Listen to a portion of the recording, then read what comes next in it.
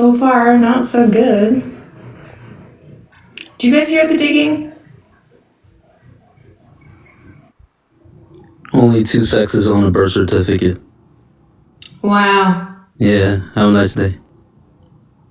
You too. I have never made that argument. I mean, yeah, typically they write one or two sexes on a birth certificate. Uh-huh. Uh-huh. Okay. I don't know how that was an argument, but okay. All right, let's see if we can get this up to 10,000 likes. Please, tappy tap tap, everybody.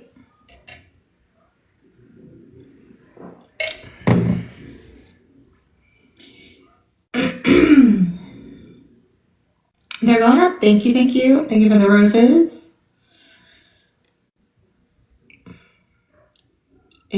You're wrong. You are. YOU''RE. You're wrong.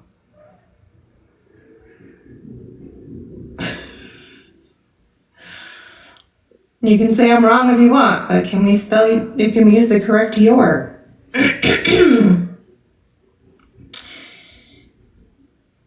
Anyway, let's see if we have anybody.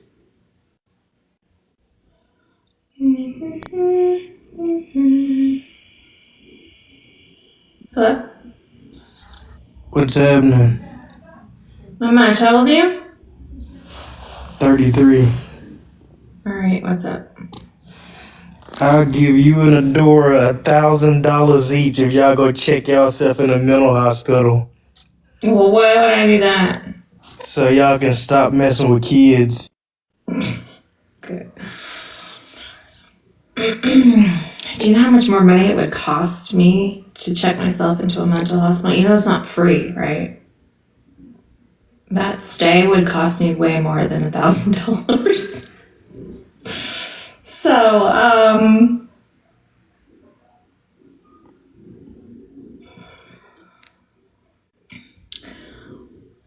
no, thank you. Hello? Hello? Hi, how old are you? 24. What's up? So, I kind of want, number one, I'm assuming, you're not trans, are you? I am cisgender. Okay, so I just kind of want like a bit more understanding of just all the types of, I hear cisgender, I hear transgender. So number one, explain to me cisgender. That your sex assigned at birth and your gender identity align? Okay, so if I identify if I'm at birth identify as a male, and I believe that I'm a male, I'm a cisgender. It's not about you believing that you're a male, because transgender people, if they're male, they don't not believe that they're male, right? It's about your sex, which is male, aligning with your gender, which would be like a boy or a man. Understood. So when you guys say let kids be trans, so this is my thing. What when you say let kids be trans, what age gap are we talking about? There's not a specific age. Children can start recognizing their gender identity around the age of 3. It develops over time. But my thing is they don't how do you justify that kids that age even understand the ins and outs of transgenderism and all of that Not stuff? ism. It's not transgenderism. Like some people just develop incongruent from their sex, their identities. So you can be assigned male at birth and develop into a girl. It's a natural development. It's not about making choices. Well, wait. So what do you? Okay, so I don't understand. So if let's just say I'm in the hospital and the doctors are okay, it's a boy, right? So you're saying I could develop into a female? Like I don't understand. Typically, like the doctor, right? When they say it's a boy, they're assigning that gender based on the sex, right? based off of the what do they call it, the genitalia, correct? Yeah, and they assign the sex based on that. So if they're assigning a male baby a boy gender, the child probably had a penis, right? And then was Okay. assigned male and then Right. assumed to be a boy. Right? So just I mean, because that well, baby was assumed to be a boy, and most of the time that baby will develop into a boy, sometimes that baby will actually develop into a girl. okay, so you're saying the fact that because a doctor or a delivery, whoever's, if the baby's born with a penis or a vagina, whatever the case is, and the doctor, because right, that's just how it is nowadays, right? If you have a penis, you're a male, a vagina, you're a female, right? But Well, when that's how doctors have been assigning sex for babies for a long time, yeah. okay, so you guys are going based off of what I understand what you're saying. Like you guys are just saying like, well, who are the doctors to assign birth or sex like that? Is that what like? I just don't understand. Like, No, so sex and gender are different things. or what I mean is like when you give when someone gives birth and the doctor says it's a male, right? That's because they see a penis. Right. So, but what you guys are saying is that the doctors are just assigning you said a gender or is it a sex? A sex, correct? That's assigning a sex, yes, saying the baby is male. But how could you argue that if a doctor sees a penis and says it's a male, how can you guys argue that it's not a male? It's not, we're not arguing that it's not a male. Right? Like I literally, like, my daughter, okay, was assigned male at birth. Right? So she was Okay. assumed to be a boy. She was assumed to be a boy. My husband and I gave her a boy name. We used he, him pronouns with her for a very long time. But how is it assumed a boy if there's like for example a penis? How could you say it's assumed a boy? Because we assumed she was a boy based on her being male. Because male and boy are different things. But can we agree that if you have a penis, you aren't a female? Yeah, we're not saying that you are a female. I'm saying, okay, again, you have to separate sex and gender. You're not doing that. Okay, so sex just is Male, female. male, female, and then gender is what you're giving When at we're birth. talking about this, we're talking about very basics here. So male, female, boy, and girl. Right? So typically, male babies are assumed to be boys. And female babies are assumed to be girls. Right? And you're saying assume based off of what? Just Because they're separate things. right? Yes, I'm just trying to grasp this. Because male babies, right, usually develop into oh my god. Male babies usually develop into boys. Okay, So male and boy typically align, okay, right? But correct. sometimes male babies can be girls. So sometimes male babies can be girls. Yes. I just don't understand that statement. And but like About the child having a recognition that they are not the gender that everyone is telling them that they are. I feel, I mean, and again, like I like to hear your guys' points of views, but I just think it's all a little. It's not about it being my point of view. It's literally about gender identity development in the brain. Because I hear that you have a baby there, so it'd be very good for you to actually educate yourself on this, just in case your child does happen to be transgender. It is unlikely, but it's possible. Right. So like I look at my daughter, and this is a full out girl. Like what would make her think that she's not a girl or female or whatever? She's female, Correct. right? So what would make her Your think that baby she's is not? female. So your Correct. baby could still develop into a boy. But what in her like? Why would she? Because you said it's all what the brain get like thinks, right? But how would that make it like right now my daughter, right? What would make her think that she's a boy? She could develop that way. Right now, she's not thinking about her gender because she's a baby. Okay. But what I'm saying is, so one day she'll wake up and just be like, oh no, I think I'm a boy. Like what, No. you know? No. No, so gender develops in stages. So around age 2, children become conscious of their physical differences between boys and girls. Before their 3rd birthday, most children can label themselves as either a boy or a girl. But by age 4, most children have a stable sense of their gender identity.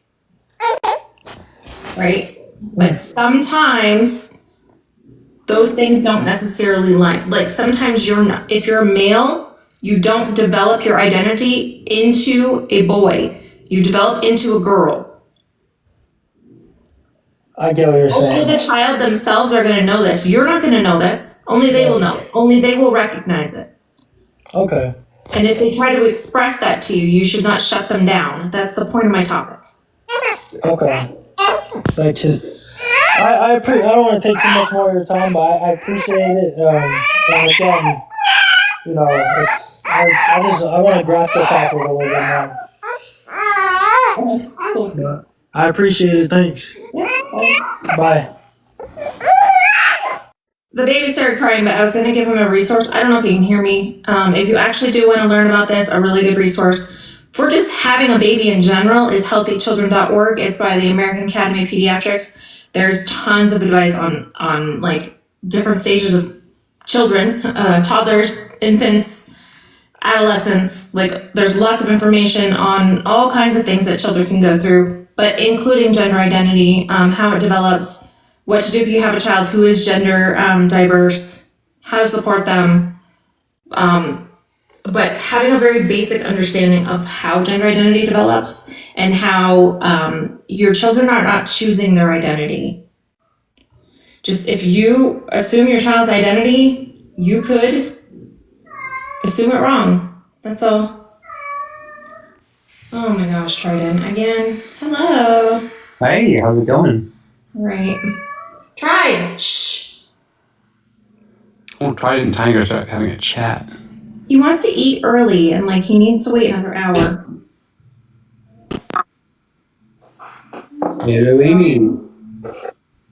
Ooh, Amy has a poor connection. I'm Oh. looking at my phone right quick. This is a phone that dies easily. Yeah, I don't know. How are you? You have a poor connection, so you're hard to understand. I'm sorry. Can you hear me now? It seems to be okay. How old are you? 39. All right, cool. What's up? Shh. Nothing much. Me and you have something in common. Both of us have transgender kids. Cool. And, I'm very passionate about the advocacy. Because a lot of people seem to think that you could just be a dick to transgender people for no reason, and I'm not about that. I feel like, somebody needs to, like you, somebody needs to go against that. Awesome. Yeah, appreciate it. Yeah, I'm not disagreeing with you. So if it's the only debates, then I'm messing up here. No, you're fine. Did you have anything specific you wanted to say or add to the conversation? Well, recently I fell out with my own brother because he was being such a jerk about my child being transgender, and I feel really, like my child is 7. Okay, she's almost an adult. Yeah. It just graduated high school, and I just wanted her uncle to be there and not to be dead naming her, and he was a real douche about it, so I blocked him. I haven't talked to my brother in almost 2 years. So after my daughter came out, so yeah, I get that. Isn't it really disappointing? I mean, just the people that are literally bullying children. I mean, they're actually bullying kids. It's crazy, and then they think they're in the right to do so. A few years back, before she came out to me as transgender, they gave her an unwanted haircut. Oh God. Right? And I had just had my next baby in the hospital, and, I was really upset about it. I can't blame them for anything, other than being douchebags, but, I'm really upset with them right now. Absolutely, yeah. I don't know. That shit's rough, but I get it. I mean, I don't talk to a lot of my family, so. Yeah, your kids are more important than anybody else in the family. You know what I mean? Yeah, and you would think that our kids would be more important to people within the family, but they're not. So, Yeah, like I really appreciate what you do, though, and I had to come up and say that because like people show such bigotry, and you're here on the front lines fighting it, and I appreciate that. awesome. Thank you, Amy. Appreciate you coming up. You have a good one. You too. W. Amy. It's not just me, people. Yeah. Hello? Hello? Hi, how old are you? 19, What year were you born? 2004. Yep, that's right. Okay. What's up? My opinion on trans kids, I don't really think kids at a young age are really think about shit like that unless the parents are indoctrinating them on it. Uh-huh. I mean, it's just my opinion. You can get mad all you want about it. I'm not mad. This is a stupid It's just opinion. silly. I mean, it's not stupid. It's the truth. Okay. Y'all are indoctrinated on your kid. No kid is thinking about that. Hold on. We're gonna make it really easy. We're not just gonna roll with that. No. We are going to roll with it. I mean, Oh no. I'm sorry. stop muting me, bro, because you know it's the truth. Oh, cool. I'll stop muting you. It's no problem. I will respect your wishes and stop muting you. Not a problem. Great. I'd rather have a conversation with people, but okay. Yeah, I know. They just want to just double down on these ridiculous opinions Can and you then talk without that bullshit? not have a conversation. Let's see. Hello, Hi, how old are you? 25.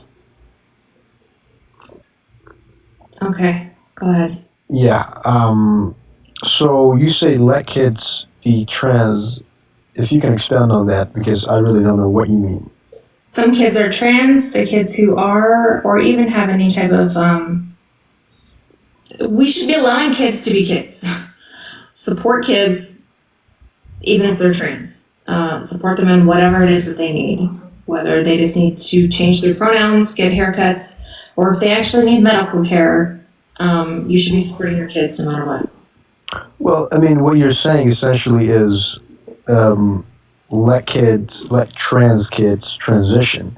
In this aspect, well, when you say let them change their hair and let pronouns, that's social transitioning, isn't it? Yeah, so I don't like to use the word transition, right? Because you're not actually like transitioning into anything. Let kids affirm their gender.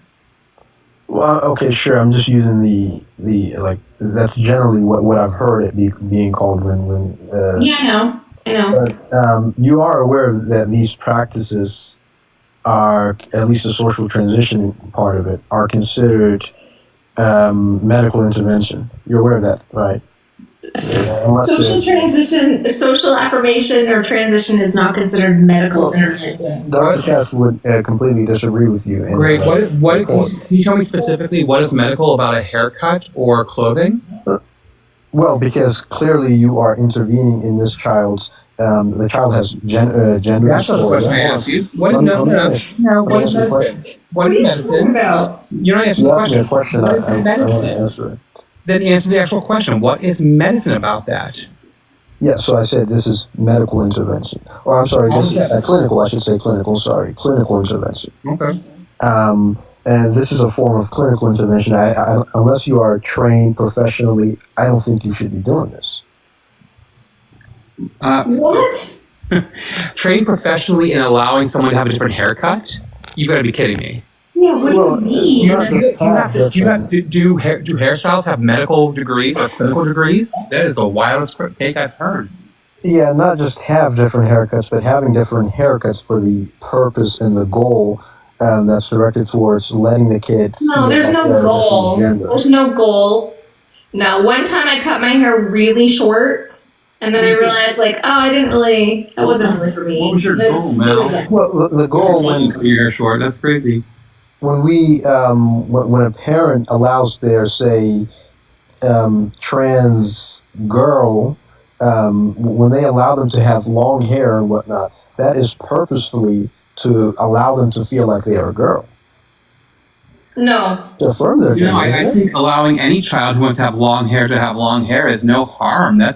I don't That understand doesn't that. necessarily mean that it's allowing them to feel like they're a girl. If that child's a girl and they want long hair, whether they're trans or cis, sure, don't care. If the child is a boy and wants long hair, don't care.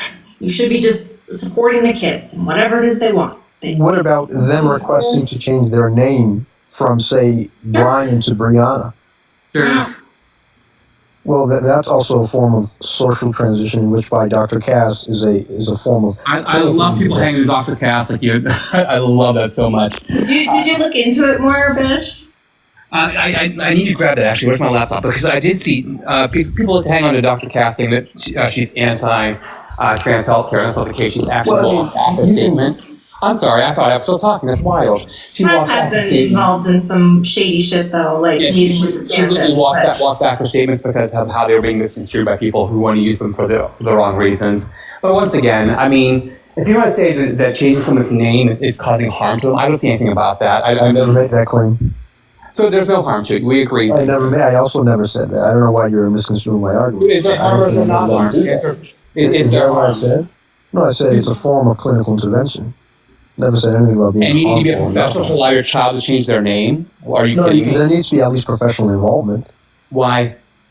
because it is, unless you are a Professional trained involved to physician, changing a child's name? unless you are a trained clinician, you shouldn't be involved in clinical Okay, intervention. really quick though, the trained clinicians are not involved in the process of a child choosing a name. And that, well, I mean, not just choosing a name, but the overall social transitioning aspect of it. Dr. Cass herself argued that this Oh my is God! clinical You call transition. Dr. Cass as your besties for Christ's sake? You've read one article, all of a sudden you think you're like a hero ones. Are you kidding me?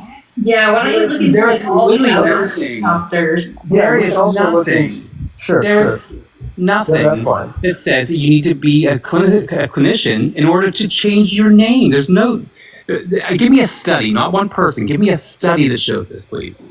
Wait, no, this is the Cass review. This is a meta-analysis. Did I ask you for the cast reviews? So where in the cast reviews does it say you need to be a professional to change your No, name? the Cass I review haven't seen says that in the cash review. the Cass review says that social transitioning is a form of clinical intervention. Where does it Disagree? say in the cast review that you need to be a Wait, do you clinician to disagree change with your this?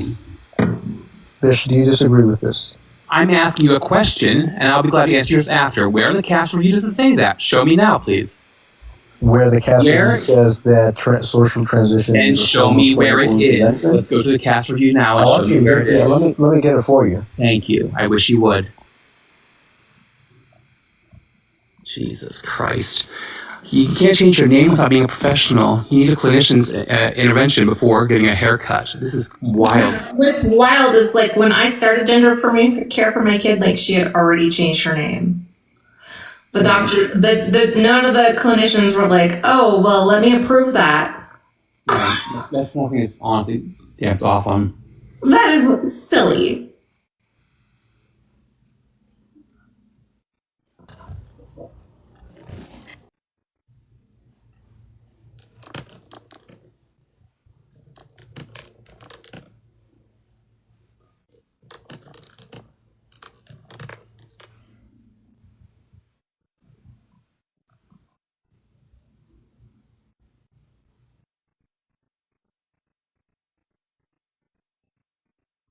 Page review, there's a whole section on social transitioning, and page number for you.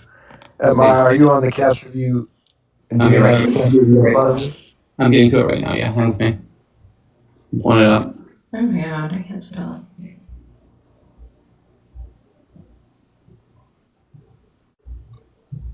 Damn it. Come on, file. And of course, this is in the moment my laptop wants to freeze. Oh, God. Come on, review.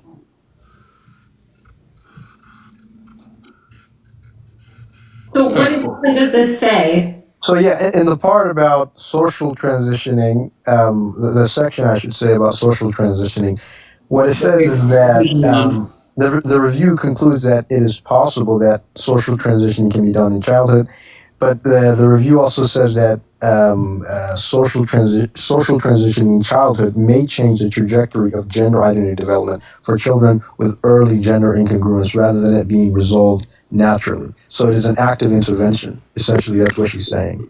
Essentially, so you're making an assumption. Okay, but cute. No, What page is it those on? are her words. What page is it on? Active intervention, those are her words. What page is it on? Okay. So even if that's there, right, that is like incorrect. That's just somebody's words, right? So is there a study? Yeah, it's on page 31. So is there a study? Is there a study that's actually Yes, showing? this meta-analysis. This is a study, yeah. For you. Yeah, it's a study. Are you aware that systemic reviews are also considered to be studies? So again, this is just written by one person, right, Dr. Cass? No. This is written in conjunction with many, I don't know exactly how many, but a lot of professionals. So it's not just one person writing their own opinion. Are you even aware how the... I should walk back on a lot of the things that she said in the review. What exactly did she walk back on? Hey, real quick, active. I'm on page 31. We're on 31. Help me make sure I'm right on the right page with you. Let me switch this. What section is it? 3 point what? Are you on page 31? I am. Yeah. What is it's by point? Which point is on it, please? Yeah. So.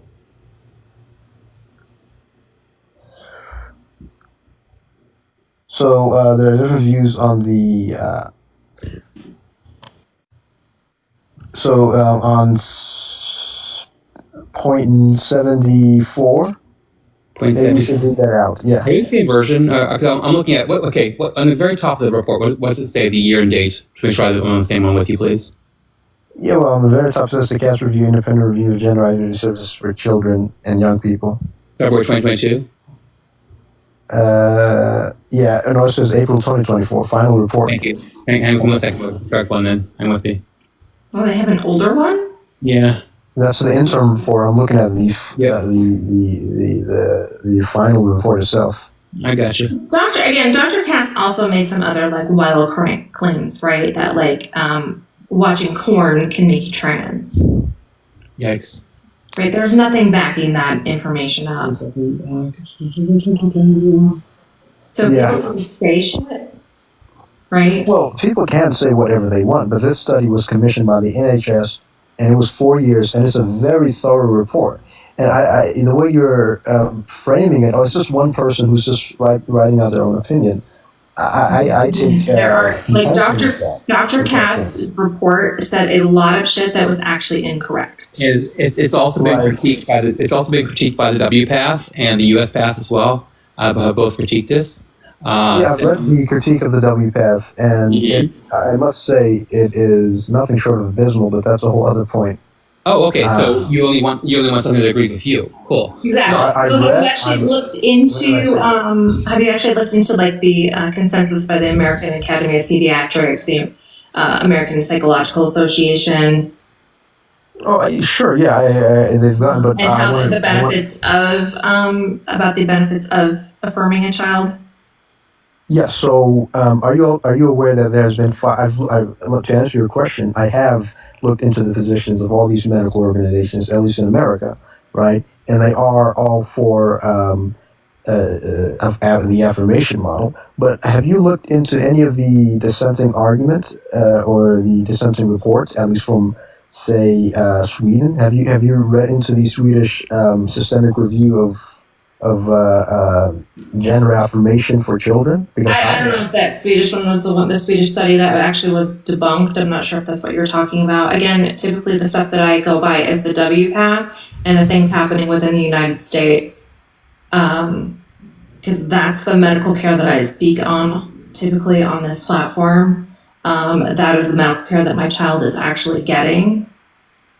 So here's part of that, by the way. A senior psychiatrist at a gender identity clinic in England told a national newspaper in the UK that the failure to include those with personal or professional experience had concerned many within the field.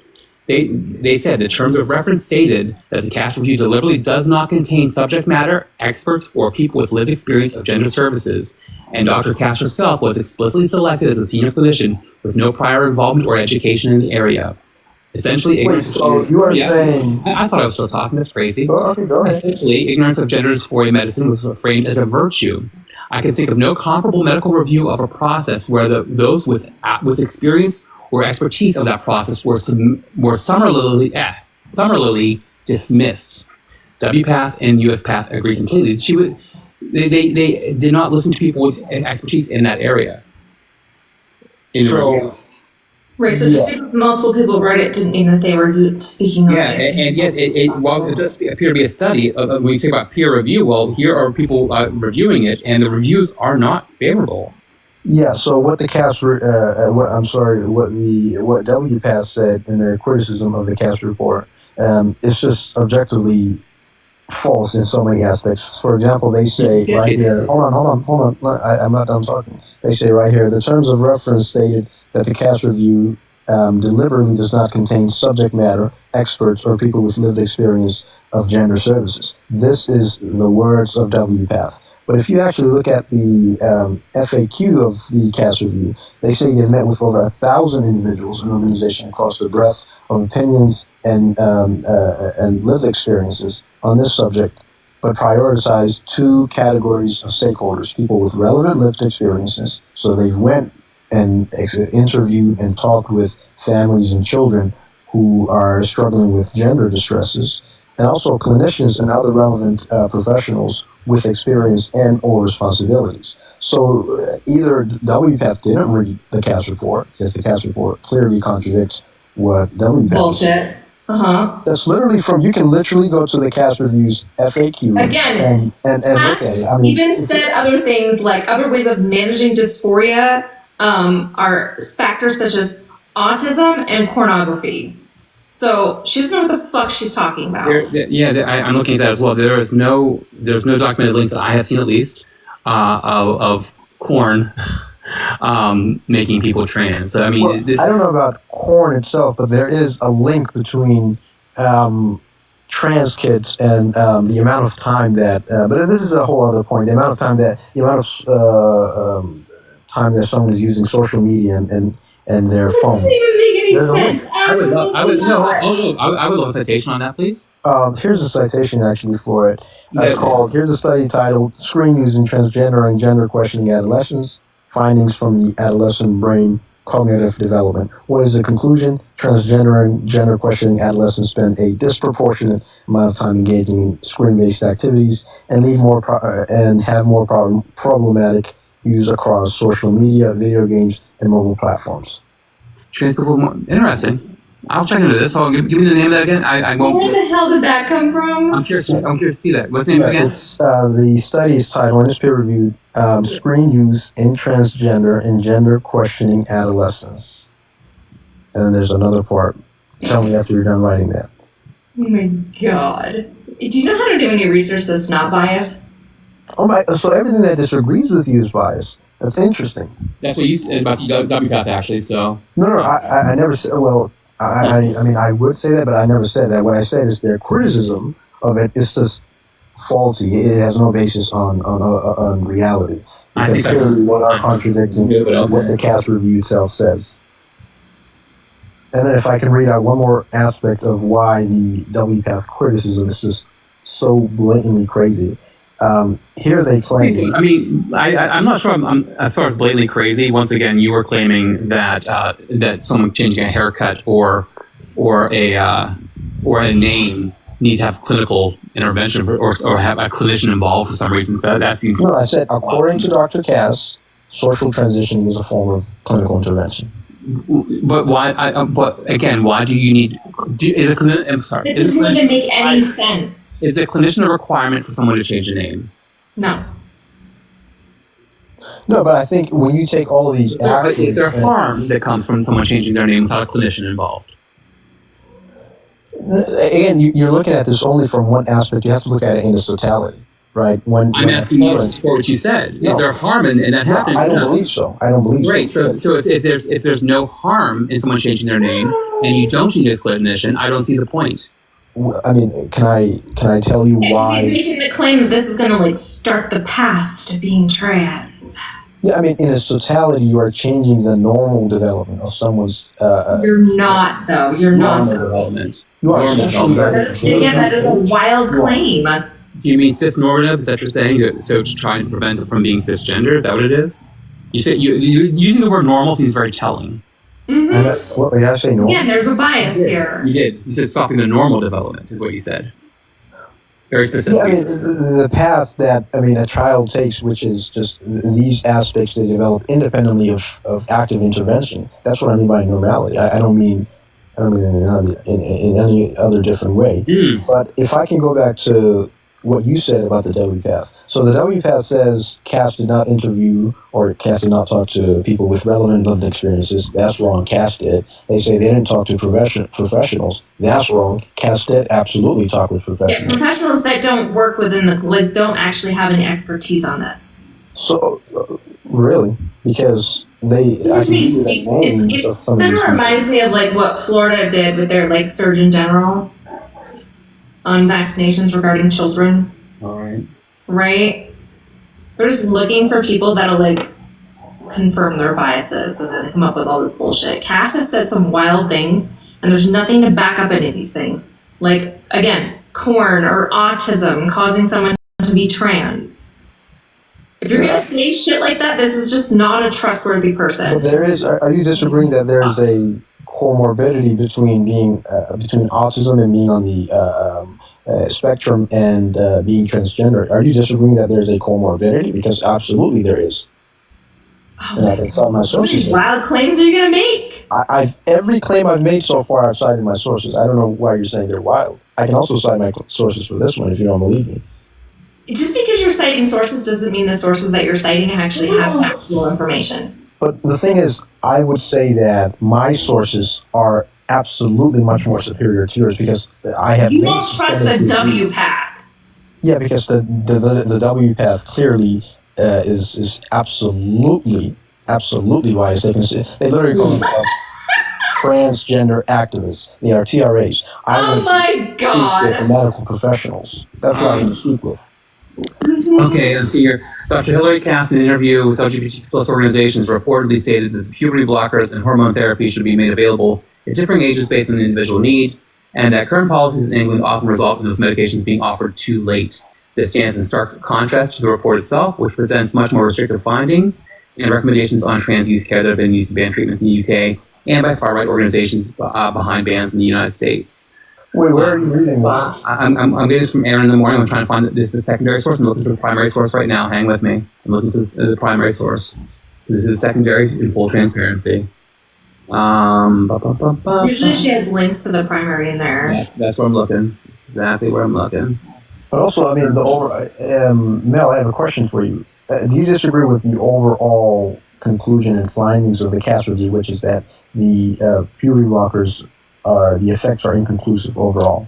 That's Dr. Cass. Literally what I just said that she walked back. That's literally what I said she walked back. Dr. Cass was talking about how like they used to. Okay, so in the UK they had a requirement if you were having any type of medical treatment for gender dysphoria under the age of 18, that you had to go on puberty blockers. So that was a requirement for at least 1 year. So they were putting children who were beyond puberty, beyond Tanner stage 2, the time that puberty blockers are supposed to be introduced, on puberty blockers, and they were ineffective. You don't put 15-year-olds on puberty blockers. Sure, I get that point. But So that's the part she walked back on, right? The point is that the UK doesn't need to be requiring puberty blockers as part of gender affirming care. We don't do that in the United States. You only give puberty blockers to the children who need it and that are in the right stage of puberty. She's not saying that, she never said that like puberty blockers were dangerous and they shouldn't be used or anything like that. Here we go. Actually, the Kite Trust is an organization in the UK for gender and sexuality supporting young people. They met with Dr. Cass and her team on April 17th. Of what year? What's that? Of what year? April 17th of what year? This year. Okay. Yeah. April 17th, I'm pulling up here. It's one of the questions asked, does Dr. Cass believe puberty blockers are unsafe drugs?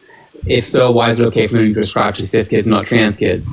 The Cass review report does not conclude that puberty-suppressing hormones are an unsafe treatment.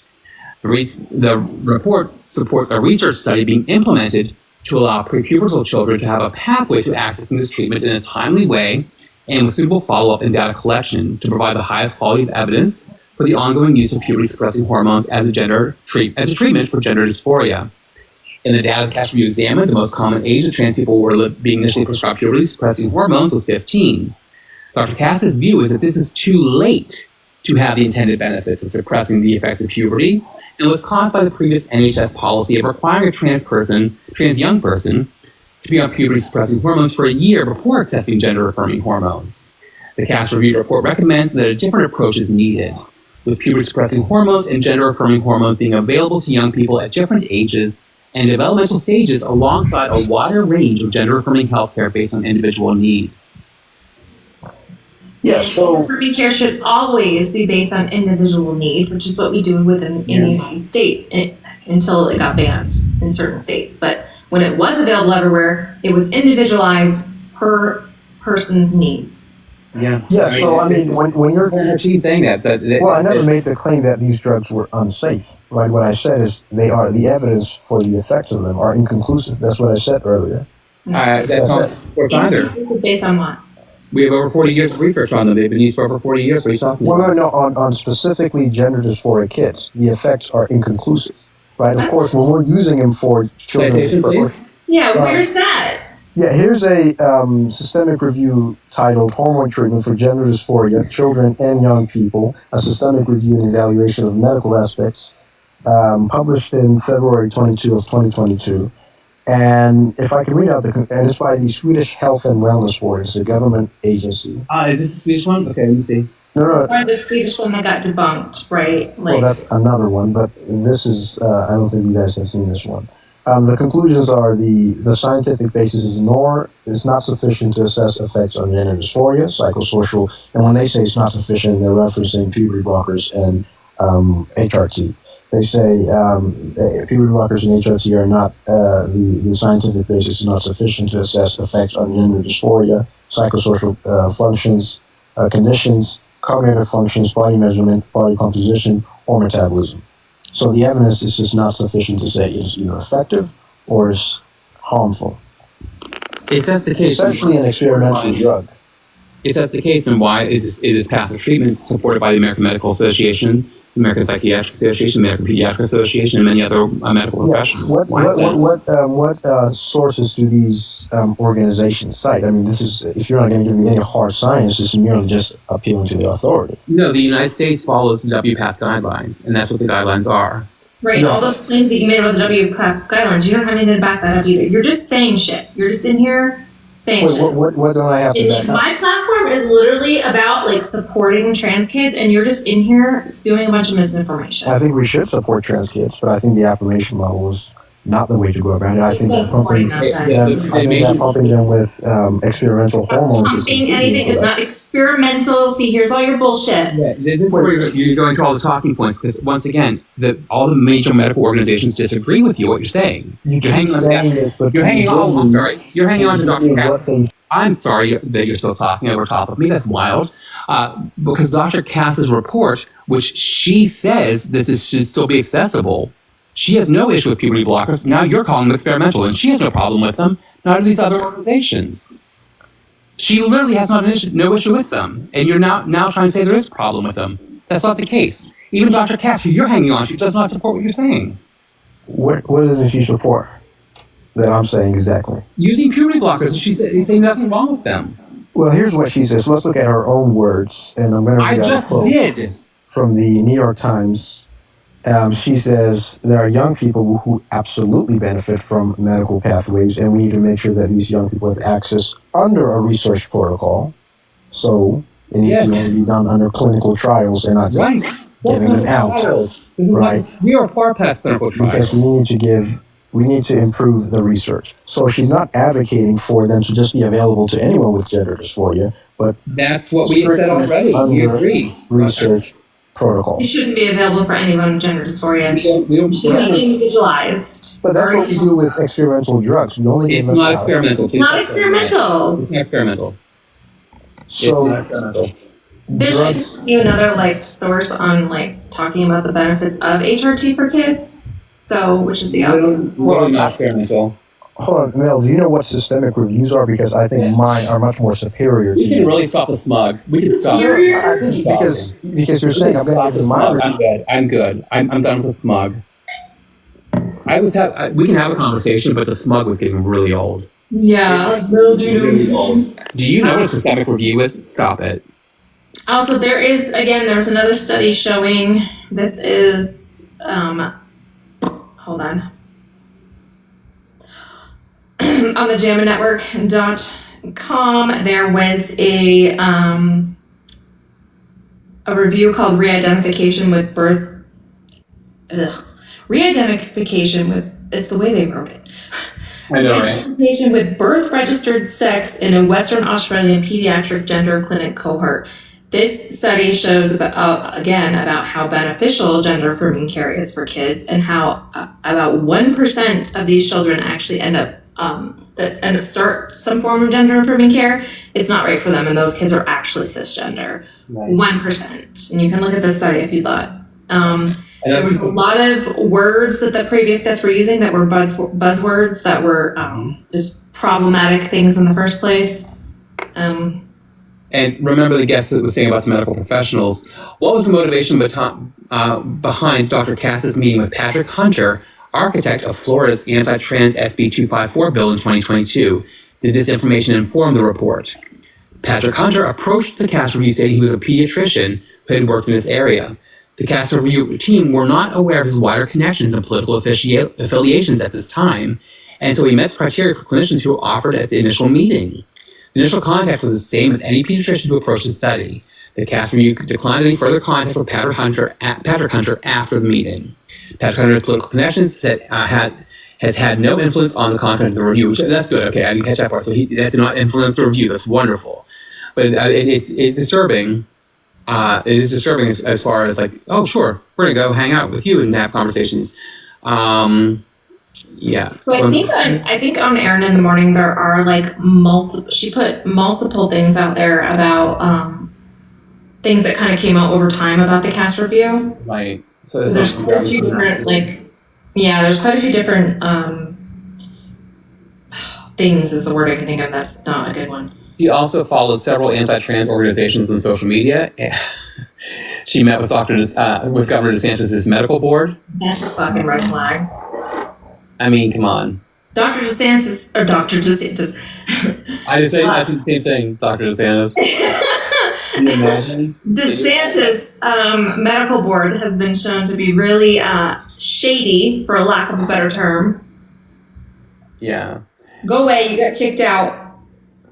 I disregard a substantial amount of evidence. Okay, the report disregarded a substantial amount of evidence for transgender care as not high quality enough, and then described the evidence surrounding transgender care as weak by other reviews, major medical organizations, and the largest psychological organization in the world find the evidence compelling enough to support gender affirming care. Continue. Hello, how are you? What do we call you? Say that once more. Sorry. I'm sorry. What do we call you? Is it My name's Cole. Cole? Thanks, Cole. And how old are you, please? I'm 28. Cool. What's up, Cole? So I just honestly came onto this live because I was scrolling through TikTok and, it popped up. I guess I've been seeing more of these lives recently, and I'm kind of intrigued by your point a little bit. But by the same token, it's kind of hard for me to agree with you completely. You cite a lot of different sources, but by the same token, do you really feel as if a child 4, 5, 6 years old would be able to make a conscious decision to want to castrate themselves? No, that's not what gender affirming care is. Well, we're not doing that. That's not what happens. No 4 or 5 is castrating themselves, and that's not what happens. Please stop the language like that. We'll have a genuine conversation if we can, please. Sad people. Yes, you are. Cool. And next, I said genuine conversation. I'm not up for stupidity today. Not feeling it. Yeah, 4 or 5 year olds are castrating themselves. That's what happens. That's exactly what happens. But in reality, that's not. There's this very specific model of gender affirming care in America.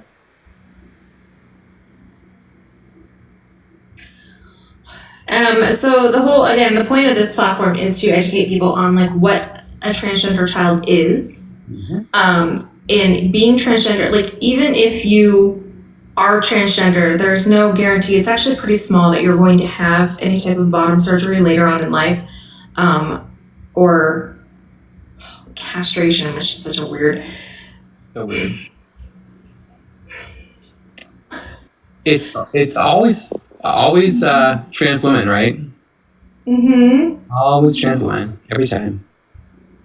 Yeah, because cutting off your penis is weird. Yikes. Hello? Hello. How old are you? I am 54. Okay. How are you folks today? Delightful. How about you, Grant? Really good. I'm getting quite angry at some of these yahoos coming onto your live here and talking. It's really none of their business. And I think the best thing trans kids needs is caring and understanding parents or someone that whoever's raising them to be accepted. We are told all our lives we can be anything we want to be. And when people like that last one said that kids don't know, I'm gay. I don't know what it's like to be trans, but I know I'm gay, and I know when I was 4 and 5 years old, I knew I was. I didn't understand the sexual aspect of it, but I definitely knew what I like to look at. Right. And, oh boy, I just let kids be kids and let them grow into who they want to grow into and who they feel they truly are, and they should be supported and loved, not criticized and studied. Period. Awesome. So I just listening those last couple of people on your live, they were just really pissing me off, and I just had to say my little bit. And there is a lot of support out there, and the one, the people that say, "Oh, I just don't understand it," well, you know what? They don't have to. Right. Unless you're living it, mind your own business. Mm-hmm. So Right. anyway, live and let live and spread love. Thank you so much for Thanks, everything. You guys are awesome. Thank you. Appreciate it. All right, bye-bye. Okay. And that's the thing, I agree with Grant's last statement a little bit, right? Like, if you don't understand, you don't have to. If you don't understand, you don't have to. That's true. Yeah. If you don't understand, don't make up your mind There we go. firmly on something, Yeah. especially against it when you don't understand it. If you want to understand it, then you can educate yourself on it. There are people here to help you, to give you resources so you can be educated. We're trying to give pretty basic information here, so it doesn't get too complex, not too far into biology and psychology, because things can get really complex. Trying to keep it pretty simple. But there's a lot of information out there, accurate information. And if you refuse to learn, that's a whole other thing.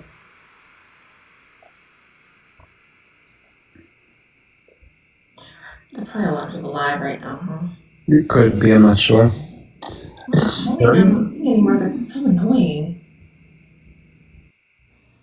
We may have lost some of the guests who were in the box while we were on the longer one earlier. I went some only two, and I kind of forgot because my chat was going crazy, and I don't think I had enough mods. Yeah, and then I kind of forgot about that too, so that didn't help. It made all the troll comments go away. Oh, yeah, you do. Hey, I'm under the age of 18, but can I still say my opinion? No, but thank you for being honest. You can try to say something in the comment. We'll look for your comments, Lucky. We can't because of TikTok guidelines. Gotta be 18 to be on live, but thank you for being honest again. The only chat didn't turn off earlier either, so it's still on something. Do I want to continue? Not really. No. Because you're just going to keep with your biased sources. Oh, it wasn't your heat. You see that, Bish? What? Oh my god, I have never been so chilly in my life. Bless your heart. Bless your heart. Yeah, thank you, Nori. I just saw that. I thought I had it off, but I must have turned it back on. Or if I try to turn it off too quickly, it won't let me. I don't understand. Oh, I'm sorry, we got someone. Hey, Heather, how are your age, please? Hello. Hello, can you hear me? We can. Hi, I am 30. I'm old, I'm getting old. I'm 50, calm down. So my question for you guys is, So, just to give you a little background, I am a part of the LGBT community. I am bisexual. I do support trans people. However, I always had an issue with people, supporting kids to be trans because I think kids should be kids. And I think, I don't know exactly, I'm not going to come in here like other people and pretend that I know what I'm talking about. Okay. And that's why I love to debate people that are, educated on things. And so with puberty blockers, that affects their puberty, right? Like that makes them not able to grow breasts if they're girls, and they're it stunts their growth if they're. No, it's a temporary pause. Heather, I'm getting a good feeling with you. Can I ask to pause that question? I will write it down so we come back to it because I don't want to discount your question. But the fact you're coming in here in good faith, can we kind of go backwards and kind of explain a little bit of what gender affirming care is from the levels? Yeah, 100%. Because when you say let kids be kids, I agree with you completely. And also let trans kids be trans kids, let cis kids be cis kids, gay kids be gay kids, bi kids be bi kids. Let kids be kids, whoever they are. And I agree with it. But I think one of the important things is recognizing what the basic language for trans people is. Because your experience as a bi, are you a woman, man? I don't know. I'm a woman. I thought possibly, I thought it was a good chance, but I might guess it. I'm not making assumptions about people. So as a bi woman, Heather, may I ask you, you may not have recognized possibly until older, but do you have recognition of from when you may have first realized that about yourself, if you're comfortable? Yeah. So I remember exactly. I came home and I had told my mom that some girl in my class was very pretty, and I had a crush on her, and she was like, "You're gonna go to hell," and all blah blah blah whatever. And I actually ended up having to suppress that part of myself. I did get in a romantic relationship with another girl when I was 15 years old, and I had to hide that from my family. We grew up in a really rural, small town in Arizona where being gay was not accepted at the time, and it was still super frowned upon. This is about 15 years ago, so it was right before the uprise of LGBT rights, and so it was still very frowned upon. So I had to hide that relationship with her for 3 years, and she ended up deciding not to come out because of it. She didn't want the judgment of it, and she got a boyfriend, broke my heart. I had to drop out of high school. It was very harmful. So I do agree that it can be harmful for kids to have to hide who they are. However, I just don't of course I support trans people. I do support kids that want to be different, but when I was younger, I was a tomboy. I was what was considered to be a tomboy. Yeah. And my fear is that, people like us who are accepting of the LGBT community, we have children, and then we could possibly see that as being transgender, and then we go through, educating our children on what being transgender is if they don't know themselves. And then they say, "Oh yeah, that's me," and then they go through gender affirming care that they don't possibly need. And then I'm just scared, if that happens and it stunts their growth in certain hormonal ways, is that harmful for them when they? Gotcha. Can we hold there, Heather? I'm literally taking notes. I'm dead serious. I'm taking notes. Can we pause there for 1 second and get back into, because this is really helpful for the conversation. Is that okay? I'm gonna guess that mute me too. Oh, sorry, yes. No, okay, you don't have to mute yourself. I appreciate it. This is a very different conversation we've had, so you don't have to mute. We're good. We have emotional regulation here right now. So there's no reason to be disrespectful. All these people coming in being disrespectful. I'm conservative. I'm not going to come in here with my conservative values and just go at you when I know you guys are obviously liberal. I'm not going to do that. I think that these things need to be debated and they need to be talked about. And I am open to change my opinion, and I think everybody needs to be that way. We don't all need to just be set in our opinions and it's this way or that way. Yep. And so the one thing I'm going to say just quickly is that this conversation in general, I know it goes very debating direction many times. It's not really a debate because people's existence is never a debate. People's rights to healthcare should be a debate, right? To be able to have that. So I think the one thing that's really important to understand, I think one thing we can all agree on and connect from the very beginning is you saying how you being bi and recognizing your attraction to girls at a younger age was something that was suppressed and caused you harm. And so you can connect with that feeling of what that could be for a trans kid. So I think I want you to I want to talk about, was actually have Mel talk about gender-affirming care. What is from the base levels up, what it looks like when a kid says, hey mom, this is who I am, and what that goes. And can we do it step by step and see when you start to have questions or conflict? Is that cool? Yes. Cool. Okay. Awesome. Go for it. So we'll make it really clear that gender expression and gender identity are different things, right? So it sounds like when you were a child, which a tomboy, this is typically what tomboys are, right? I still hate that word, but are girls who express themselves masculine. They do things that are typically associated with being boys, right? But the difference is that the child does understand that they are a girl. So, we're not saying that any like parent should be taking a child who's a tomboy and tell them that they're a boy. Like that would be silly because that child is not a boy, that child is a girl. Children should be able to express their gender any way they want. If they're a boy and they want to paint their nails and grow their hair long, that should be totally fine. And again, if girls want to play sports and play with action figures, I don't know what boys do, they should be allowed to do those things as well.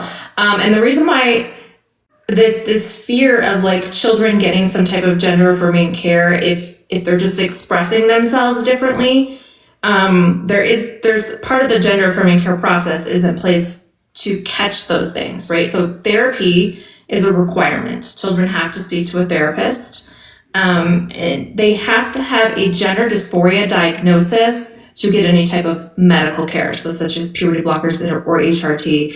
Gender dysphoria is a distress-based disorder, which means there are clinically significant symptoms that need treatment.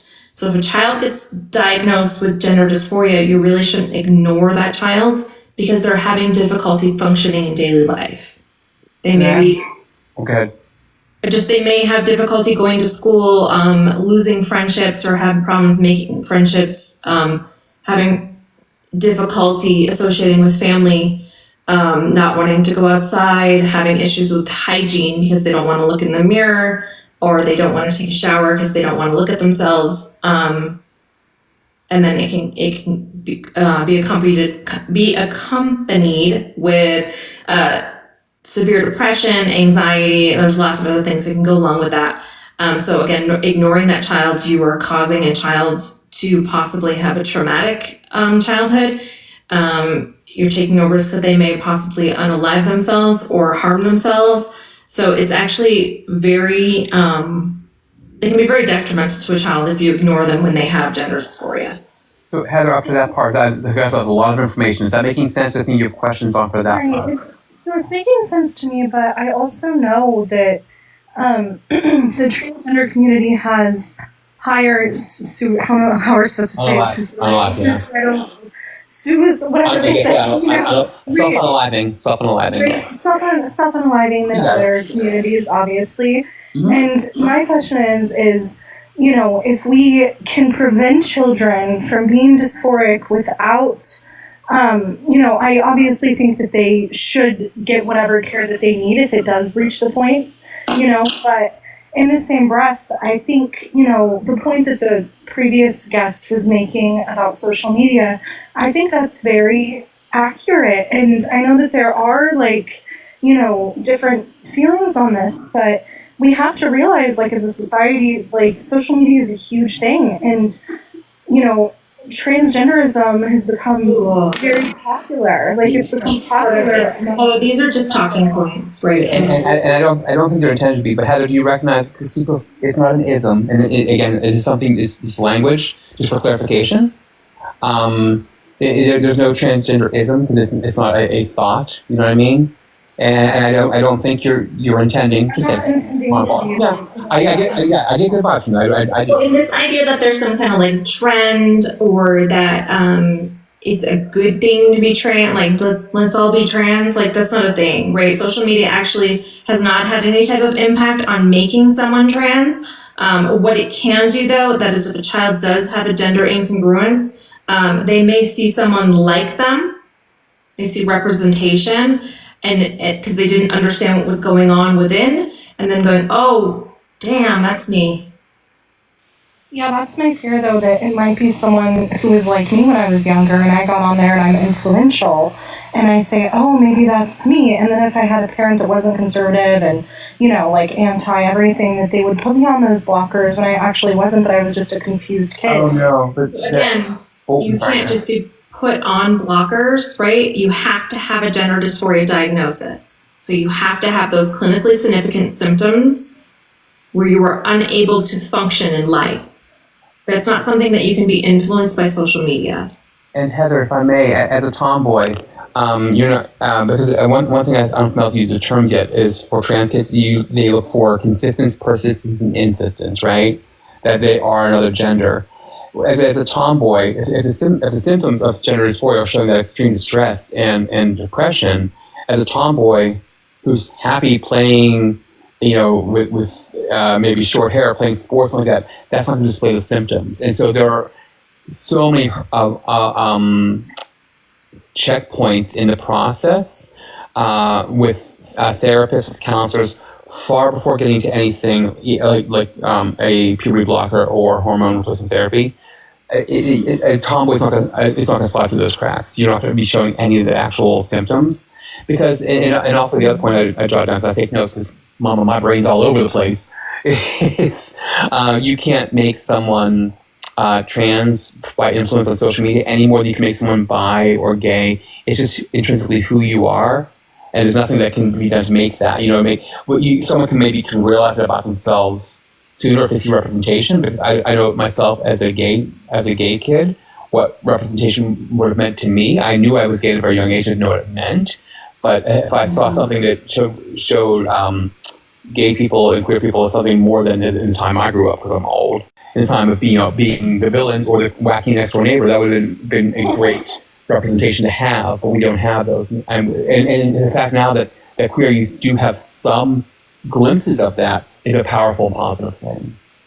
That actually makes a lot of sense. I expected to come on here and be like defensive and everything, but no, those points are actually very valid. And, being bisexual, I was a bisexual kid myself.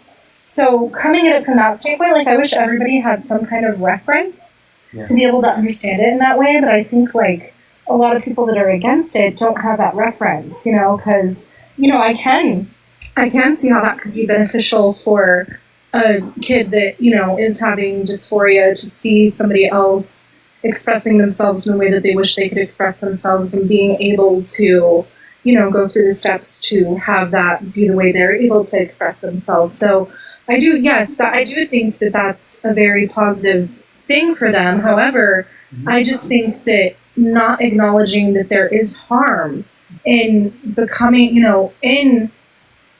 basically being transgender because of the self-unaliving rates, because of, what happens to them in the community. And, I would want my children to be whoever they are, but I also would want to protect my kids. You know what I mean? Sure. So it's just, it goes on each side though of, is it more harm than good to put them on the puberty blockers, or is it more harm to not allow them to express themselves? So again, if you get to a point if you get to a point of medical care, again, they have to have a gender dysphoria diagnosis. So when the doctor is prescribing puberty blockers, he would make sure that the benefits do outweigh the risks. That's how medical care works. Right? If the puberty blockers are not deemed to be beneficial for the child, then they don't go on them. And again, puberty blockers don't cause any type of stunting of anything. It can affect your growth plates, but that children who are on puberty blockers are not on them for long periods of time. It can also affect your bone density. Children who are on puberty blockers, it is actually it's not just like a pill, typically it's an implant that goes inside the arm. So it's something that, actually gets an incision, it gets inserted. These things need to be checked on, well monitored. So these children do go back to the endocrinologist every 3 months and get bone density scans and get checkups to make sure that they're not having any type of negative symptoms. So the idea that you had to try to prevent dysphoria, the only way that you can prevent dysphoria on some kids is to validate them early on, because some kids, all they need to not be dysphoric is support. It can just be pronoun changes, name changes, and then clothing change, things like that can prevent dysphoria. But with other kids, it's puberty that causes dysphoria, and the only way to prevent puberty is puberty blockers. So my only question is, why is it harmful to wait until they're 18 years old to make that choice as an adult? Easy. Well, one, you can't do puberty blockers at 18 because puberty already happened. But more importantly, many of those kids never get to the age of 18 because of exactly what you said about, because of the harassment, the hate, the bullying. They don't make it there. It doesn't happen. And Heather, one thing I want to ask you back to that even more is, what would it have meant to you as a bi kid? That gift. Jesus. I'm sorry. What would it have meant to you as a bi girl to have the support of your mom when you came out to her and told her how you felt? What would that Everything. It would have changed my life. I probably would be married to my girlfriend that I had then. She actually ended up marrying a man, and then she came out a couple of years into the marriage. Now she is married to a woman. She's in the Air Force. She's amazing. She's like the most beautiful, like, educated person in the world. And I believe that my parents really made me miss out on my soulmate. And yeah, it would have meant the world to me. So I think that you guys did your job here, and you kind of changed the way that I think about it. I mean, it's obviously a sensitive subject, and of course. I don't, like, as far as like preventing dysphoria without the intervention of puberty blockers, like, I think that should definitely be looked at first. And from what like it is, like, they do go to therapy, and I think the only reason why I had a bad outlook on it really is because I do have friends that are trans as adults, and they had to seek therapy as a part of their transition. And from their experience, it was so easy. They just went in, they just said, but for kids, I'm sure that they legally have to have like very, like detailed therapy and things of the sort to be able to do that. So, and there are several states where they can't even get therapy. There are states now where you can't even get therapy for kids because that's considered gender affirming care. A child can't get therapy for what's hurting them, and that's the most harmful thing of all, right? Yeah, that's insane that they can't seek therapy. Yeah. That's why we talk about this too, because of the gender affirming care bans. Because I just wanted to mention too, Heather, that this is not political. Gender affirming care was already in place before all of these, before it became like, before the general population, I guess, became aware when the gender affirming care ban started happening. It's just like any other medical care, where if it's not something that you need to access, you know nothing about, right? So if you don't have cancer, you don't have anyone in your family with like skin cancer or brain cancer or whatever it is, you're not educated on that. If you don't know anything, if somebody has diabetes type 1 or type 2 and you haven't been educated on it, you don't know anything about it unless you're seeking the care for treatment. So gender affirming care was the same exact thing. The general population didn't know about it. Children were already accessing puberty blockers and hormones for years, and just people just didn't know about it. So the medical care is not political. Whether or not you support your kid should not be political. Oh, the other point with that I wanted to make that Melson reminded me of is whenever I asked you about how it would help for your parents to support you, is whenever a trans kid comes out to their parent and is not affirmed, the parent effectively becomes one of their first bullies. Like literally becomes one of the first bullies. The first one is the people who can cause the path to self-harm. Absolutely. And, I want to say like that. So after I was essentially denied by my mom, and I didn't even like tell my dad or anybody else about it, I did start self-harming. So that's kind of crazy that's kind of a correlation there. I was really expecting to come in here and be like, yeah, like kids should not have, medical intervention. They're children. They should be children. Like that was kind of the point that I was trying to make. But I think my mind's been changed a little bit here. And that's actually kind of amazing. So yeah, I mean, if I can think of any other points, I'll pop back in, later down the road. But I mean, I think that I'm going to do my research a little and look into it and, really think about it. Because I mean, I don't have children myself now. I do hope, to have kids in the future. And if this is to ever happen to my kids, I would hope to be educated enough to be able to handle that. But thank you guys for what you do. I appreciate it. We have a couple of resources too for you if you'd like as well. One is Bish. You always give. Sure. Are you familiar? Yourself as a Bible woman, are you familiar with the Trevor Project? Do you know what they are? Yes, I know the Trevor. Okay, so they have a great resource. For those who don't know in the comments, let me do my commercial.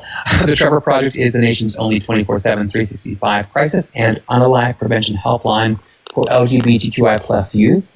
And if you go to the website, go to trevorproject.org/resources. There is a ton of information there. Specifically, one of the guides that's really helpful is how to be a better ally to trans and questioning youth. And there's also a lot of information on there about for parents and families as well as the organization PFLAG has on their resources page a lot of information about how to be supportive for trans people and how to be more understanding, and a lot of educational and statistical information that kind of helps with the conversation. And Mel, as a parent, you said there's another one you have, right? Yeah, I like healthychildren.org is by the American Academy of Pediatrics, and it has like advice and lots of information just about on child development, anything connected to children. But also it does have some stuff on there about how gender identity develops naturally in children. So you can get a little bit better of an understanding of how that just works. And there's just some more stuff about support on there as well, and just things about kids in general. I really like that resource. It's a good one for parents to have on hand. Okay, well, I just want to say thank you guys, and I also want to say, like, there's a lot of viewers here, and I know that we do all of these debates and things, and it usually ends in someone just being kicked out and, like, bad energy, but at the end of the day, like, we all just need to love each other. Like, it's about love. Like, this is about love, and I know that you have values that I don't agree with. I know that I have values you don't agree with, but at the end of the day, we can come together and agree that, yes, kids do need to be protected no matter how they present, no matter what they want. Kids need to be protected, and whatever that means, whatever your values are, like, if you have a kid that is, coming to you and saying that they are possibly trans, like, you don't have to get them the blockers, but you need to try to affirm them as much as you can, like, even if you're conservative, doesn't matter. We don't want our kids to end up unalived, and that's the main purpose of all of this. And I really do think that you are doing a great thing here. I had other beliefs before I came on this live and talked to you, and I've been in debates against you before, and I've been like, oh no, she's so toxic because of this and that, and I just want to apologize for that, because I have different views on that now. I do think you have different views that are against mine in different ways that, hey, maybe that can be changed as well, so Heather,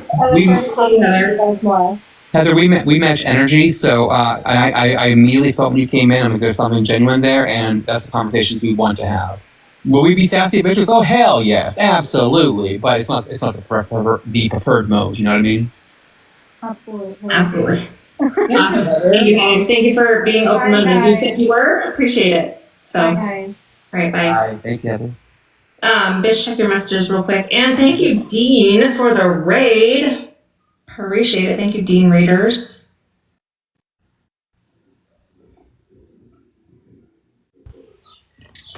Hello? Hi, how old are you? I'm 20. What year were you born? 2004. All right, go ahead. So I feel like the best way to start this conversation is like by defining like what is being trans. It means your gender identity naturally developed, incongruent from your sex assigned at birth. So like, I forgot what what it was called, but like the psychology thing where they called it like a mental disorder. Like, is it still defined as that, like in psychology? No, being transgender is not a mental disorder. Did you see what I sent you, Bish? Yeah. Oh wait, I saw a couple things. I'm going back. No, just the end. Just the very end was during the previous conversation. Oh yes. And you did. So WU. Okay, so just to understand, so you're saying it's like it's growing incongruently, like compared to your biological sex, but like what are you saying that's growing incongruently? Like your preference, like your personal identity, or like Your gender, Yeah. like how you identify. Your identity, Uh-huh. your gender identity develops incongruent from your sex. Yes. Okay, so like, So typically, gender identities develop congruent with your sex, right? So you can be male, and be a boy or a man or female. yeah, because identity and your biology is two different things. Correct. Yes. Okay, so when you say kids, like, what age do you think that, like, because obviously, like, I self-identifying as trans is like one step of it, and like when you start getting like maybe hormones and like other procedures that people take to like further their identity, like what age do you think like it should be allowed? Well, okay, yeah, sure. There's a clear path for that. But a future, real quick. No kid says that they're trans. Like, hey, mom, Yeah. I'm trans. They're like, hey, I'm a boy, I'm a girl. You know, so it's, and I don't think you were trying to misrepresent anything. Oh yeah, for sure. No, I get you though. Yeah, yeah. They're like, hey, I'm so. But it's a matter of. Oh, sorry, my gay ADD is kicking in. So whenever you said about, when you said about your question was for puberty blockers specifically, is that what you're talking about? I'm sorry. Well, I'm just saying, because I don't want to like misrepresent you guys and say, oh, just because you guys think kids could be trans, that means you think they should have access to 100% everything right away. Maybe that is your stance, you know, but that's what I want to clarify. Like, what are the boundaries? What are the parameters for like the ages, etc.? We want to follow the guidelines, and not all kids have gender dysphoria. Not all trans kids have gender dysphoria, and not all kids with gender dysphoria have to even have puberty blockers or hormone replacement therapy. So, Mel, you want to take the kind of the breakdown? Sure, I'll do it again. I'll try to keep it a little more basic on this one though, I think. So, yeah. Oh, here. So, Mel, what's it look like whenever your kid says, "Hey, I'm a girl"? What's that look like? So if they're really young, right? So you do start with social affirmation. So typically what kids might want to change their the way they express themselves. So they change their clothing, their hair, maybe pronouns, maybe a name change. Sometimes they can go through multiple names before they decided a name. Those things are all totally normal. There's nothing medical is required at that point. If a child starts to have some type of symptoms of gender dysphoria, or if a parent feels they need help, they can bring a child to a psychiatrist or psychologist. Seek therapy, counseling. And then from there, if a child needs anything further, they may get recommended to go on puberty blockers, go to an endocrinologist, and then eventually, possibly HRT around age 14, 15. Puberty blockers can be introduced at the time that the child starts going through puberty, which that can vary per child. So there really can't be an age on any of this. Is there, Mel, specific? I think you may have said before. I don't remember it. 'Cause I know the numbers are low. There aren't many trans kids to begin with. But is there a specific percentage of, or a rough estimate of, trans kids to even move on to each step? Or no? I don't know. Only 2.5% of gender incongruent kids or non-conforming kids actually end up on puberty blockers. And I think it's 98% of those end up on HRT. Thank you, Icy. So are you saying that like you think it's okay though, like because HRT that's like the hormone treatment? Okay, so like you're saying you wouldn't be opposed to that for like teens? Nope. If medically recommended. Like medically recommended for like for I what have cause? it For their mental health, or like why is it medically recommended? Well, it is actually for like the physical changes that HRT makes does help their mental health. Yeah. Okay. So, one, I'm assuming like obviously this is probably not like typical. Like it's more rare for like a kid with no influence and to be like, I feel like a girl, like if they were born a boy. So, like, are you guys saying when a kid's born and like you're raising them, you should raise them like No. with pronouns and like stuff like that, or like? You can still assume that your child is cisgender until they tell you otherwise, or if they tell you otherwise. Okay, because like I know that some people, think like, you know what, I'm going to use pronouns like neutral pronouns with my kids. I think if somebody wants to do that, that's totally fine. You don't think that can be harmful or like no? You just let the child discover their identity. Like all the ways you should be letting your child discover their identity anyway. If you assume the child to be cisgender, then you have to be prepared that they may be transgender, and that you may need to change names, pronouns, like. In future, no one could have made you anyone else besides who you are, right? There's nothing that someone could have done to influence you to be the person that you are. It's the same for trans kids. I'm assuming you're. I don't know. Oh yeah, cool. I'm Mexican. I'm a cis male. Cool. Also cis male. Yeah. So we're both cis, and no one could have influenced us to be trans. You can't be. And for example, are you? If you're comfortable saying, you don't have to. Are you gay, bi? Whatever? I'm straight. I'm a straight cis male. I thought so. Just from the conversation, that's fine. I'm a gay male. No one could have convinced you to be anything but straight, and no one could have convinced me or influenced me to be anything but gay. We are who we are. I agree with you, like, to an extent. Like, what I mean by that is if there's someone in your, like, let's just use a hypothetical, like, you're one of those people very against LGBTQ, and your son's gay, and, like, you think it can just be something that can just go away. Like, that's a little reductive. You know, you can't just say, well, just stop being that way. You know, it's a lot more complicated than that. They can repress it, sure. I mean, I know that I repressed it for years because I was afraid because there was no representation for me of me being normal, just being for exactly who I knew I was, for being gay, not for being trans. I'm cis, but I'm saying that people can have an influence to make someone repress who they are, but it will never change who they truly are at the core. Yeah, okay, so, like, I guess, because this is, like, it's a conversation where you kind of got to walk on eggshells. Like, my question to you guys is, do you guys not think that's a little bit, like, irrational or harmful? What? Just, just this stance and, like, kind of, in a way, like just pushing this ideology of transgenderism? Well, I'm going to do two things real quick. One, there's no ideology. It's not an ideology. And two, also, transgenderism, there is no ism. It's not a thought. It's just who someone is. So there's no ideology behind it. Right. So no matter how you treat your child from the start, they're still going to be who they are. Right. So I assumed that my child was going to be a boy because she was assigned male at birth. Right. She was treated like a boy, whatever that means. She was bought boy clothing. We used he, him pronouns. She had a boy's name. Right? She had friends. She was friends with boys. Okay, she actually did like a lot of typical boy things. Mm-hmm. Right? She's still a girl. She didn't tell me until she was 13, but she's still a girl. So it doesn't matter how you are treated or how you are raised. You're gonna be who you're gonna be. I mean, honestly, the majority future of trans and actually LGBT. Can I just respond to her real quick? Oh, sure, go ahead. No problem.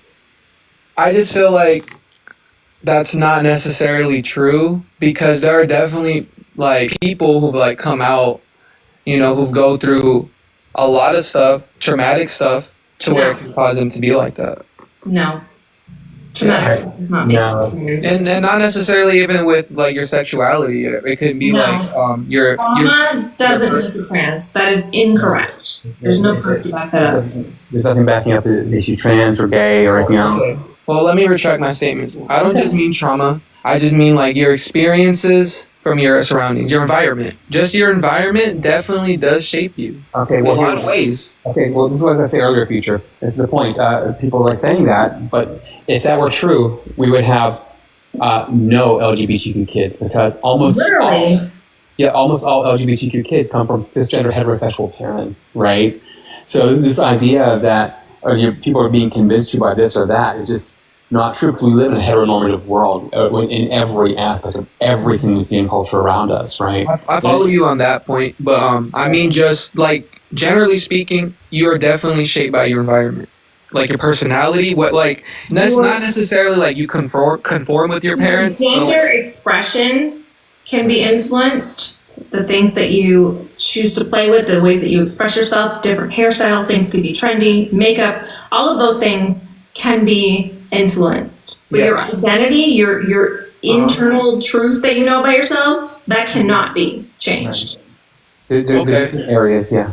Okay, I could follow you on that because that was a good. I never thought about it like that. That point he made about like how the norm is heterosexuality. So at some point, like, how would it arise if Right. it's Again, if like it's my- like so if it's so stigmatized? Right. Like my daughter was treated as a boy, assumed to be a boy for a very long period of time. It didn't make her a boy. That's not how it works.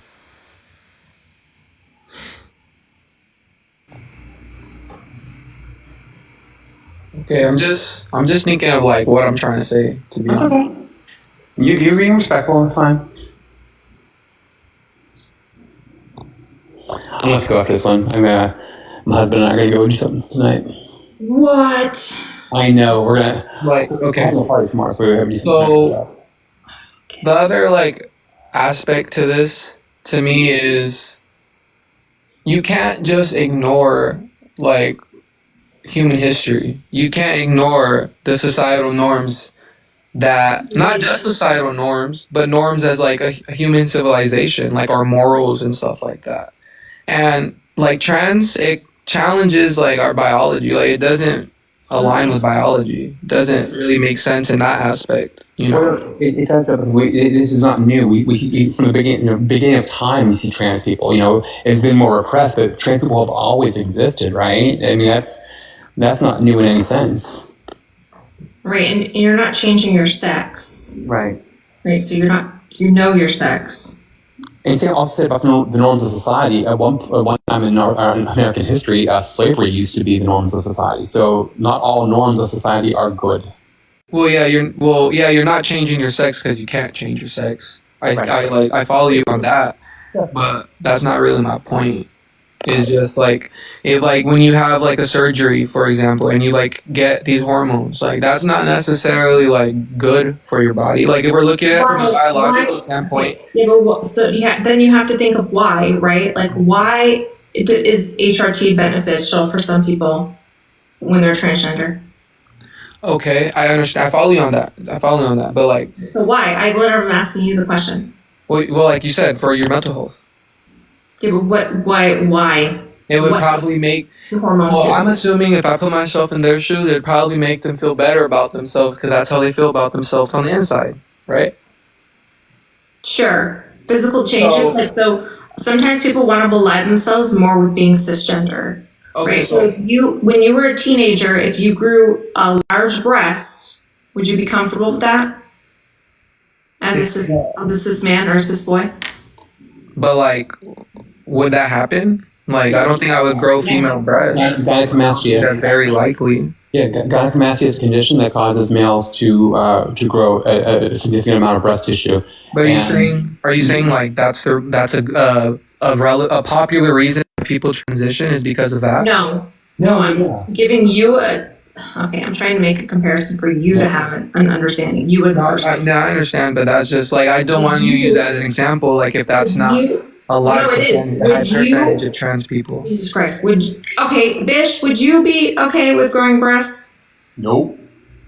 Right. So do you think you would have wanted to do something about that? No, if I was growing up and I had gynecomastia, if I had enormous breast tissue, if it was gynecomastia, if I had significant breast tissue as a man, I would have wanted to physically change that, to remove that stress from my life. Because I wouldn't want to be perceived in that manner because that's not who I am. Okay, so I'm just gonna finish the point which I was making. So like, but can you acknowledge? So like when we get to that, I think so it's like, very important and relevant. well, you kind of cut me off.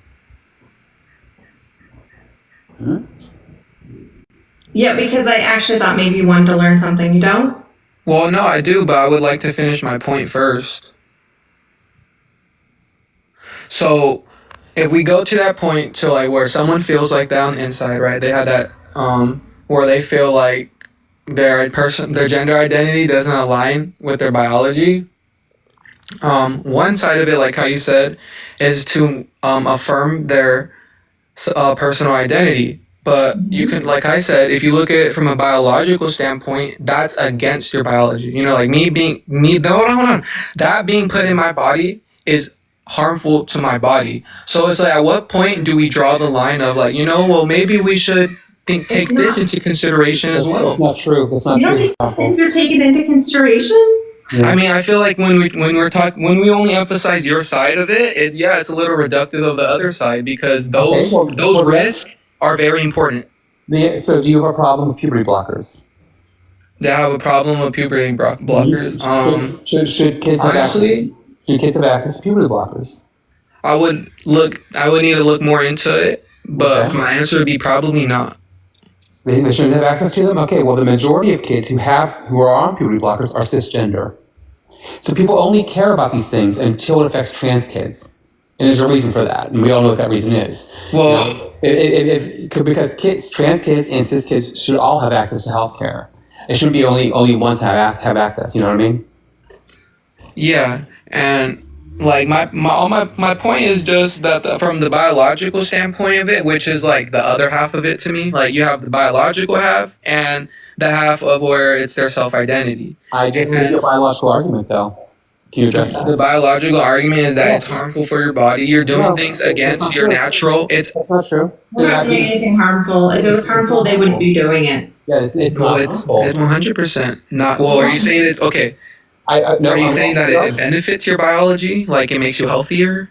Like It does benefits it make you stronger? Your brain is actually very important. Your self-perception, your mental health. Yeah, but so is your physical. Literally, your brain is you, though. If you don't have the body, it's irrelevant. Your brain is you.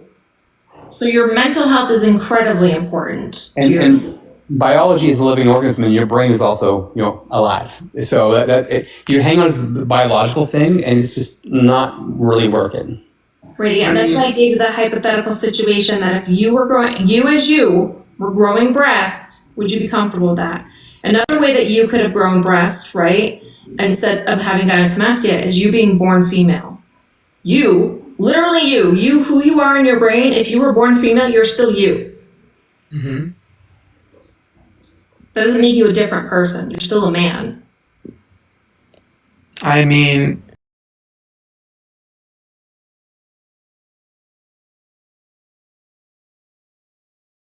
whether or not I'm on this app, Exactly. right?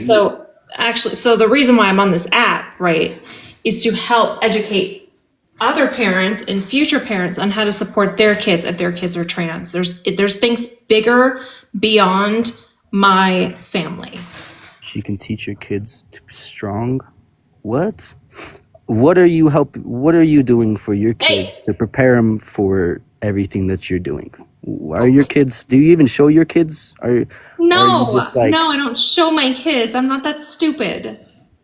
Then why? Then what do you? What's the point of this? You got trans kids. I already told you what the point is. You won't even show your trans Other kids. parents Like, and hey, other I got people- trans kids, but I can't show them. Like, Yeah, like- why would I do that? That would be stupid. That would not be very intelligent of me. yes, that would not My be very children intelligent. on this app. Exactly. So what are you doing? So What are I'm you not on doing this that. app? I already told you. It's like you don't listen. I did listen. You told me you're just here to support them. You're showing. Wow. You're here. Literally not what I said. No. Okay, repeat what you said, ma'am, please. I said it's about Thank you. other people's children, right? Educating people as a whole, because this topic's more about just being trans or cis, because I switched from the kid topic. But the kid topic is the more common topic that I do, right? And it Yeah. is to help educate parents and future parents Okay. on how to support transgender children, what a transgender child is. Yeah. Yeah, because again, it's beyond my personal life and my family. So it's beyond you. You're just here to help. Right? Is that what you're saying? You're saying you're just here to help, Yes. but that's not what you're accomplishing. You're not helping at all. You're just gonna say that without any Yeah. type of proof. Do you know it's how pretty many obvious people in when the you're last trying- year and a when you're, half? like, when you're just sitting here calling everybody transphobic, you're not helping. I haven't called anybody transphobic. Look at the top of your fucking screen, girl. You're You don't think I can transphobic. read? You don't think I know what it says? Can you prove somebody's transphobic? Yeah. Okay. Shit Okay. they say that it's against trans people. And then by definition, they're transphobic. But what is the point of this? She just came in here to like personally attack me and say that I'm No, not I doing came good in enough. here to tell you I'm that fucking mad. you're not doing just shit for your kids. You're doing it for yourself. What benefit do I have? What personal benefit do I have from Get being on? yourself out into the world, I guess. I don't know. You want some fucking you want some social credit. I don't know what you want, but So it's really interesting that you accuse me of that, but you don't even know what I would want out of it. I mean, I just told you what you want out of it. Social credit. What is social credit? Everybody sees you, I guess. Yeah, exactly. You want attention. You just want attention, girl. That's what it looks like. Attention from who? Attention from what do you mean from who? It's You're the on one telling TikTok. me why I'm here, From even the though I already told world. you why I'm here. I already You told want you why I'm attention here. for the world. You think I'm wrong, so You're like, you hey, tell me who I want attention from. You're using your transgender kids for attention, is what I'm saying. And what kind of positive attention do I get? None, apparently. I mean, I'm on here, shit. It's really interesting. Why would I do that then? Why would that be my reasoning? Then, it's like you proved your own point. You don't even know what you're saying. So then why would that be the reason that I'm on here then? Is to get attention? For your kids. I just told you that's the reason that you're on here. What do No, you but want? what personal benefit do I have of that? I guess to put yourself out there. I just told you to get It attention. doesn't make any sense. Exactly. What you're saying Doesn't makes make- no sense. I already told you why, right? I just told you like 9 times. It's to help other children, other parents support their children to have children have less traumatic childhoods. Has To be anybody supported came on sooner. here and been like, hey, I got a transgender kid. How do I get help? Or they came on here to be like, this is a little weird, ma'am. Why are you... What are you going on This is about? crazy, you know? You're What just am I going saying on about? things. I'm saying that you're You're doing just this shit saying for shit. attention, lady. No, I'm not just saying shit. And now we got Okay. Rainbow Warrior in here, bro. Anyways, how old are Damn you, it. friend? How old are you? 21, man. Where do you get off calling, you know what I'm saying, like a grown woman a girl? Like, bro, are you okay? Yeah, Are you that is a weird retarded? one. What? Excuse me? I'm sorry. Are you stupid? My fault. I'm a member of Mensa, so probably not. Okay, I so graduated this from is a college with full-grown 2 woman, degrees. right? I You graduated want me to with call her a from woman? college with 2 degrees at 19, and then my master's degree shortly thereafter. So what's the problem? Well, no, I mean, it just seems like you're emotionally unwell. You don't have anything better to do with your time? You think so? No. No, I do, with the nervous You laughter. think I'm and things of that emotionally nature, unwell, sir? Yeah. Yeah, a little bit. Well, you could think that all you want, man, but I'm not. Are What you I think okay? is that it's kind of weird that she comes on here to just Well, friend, put I think it's herself out in kind the of weird world that for you you why I attention, but come ain't on doing it. here. Like, I think it's kind of weird that you watch. Like, you know what I'm saying? Like, if you don't have anything productive to add to the conversation, why do you keep coming watching? Well, what do you think I just added to the conversation, bud? Nothing. Like, literally nothing. So what's your problem? You just came I in have here no to say problem.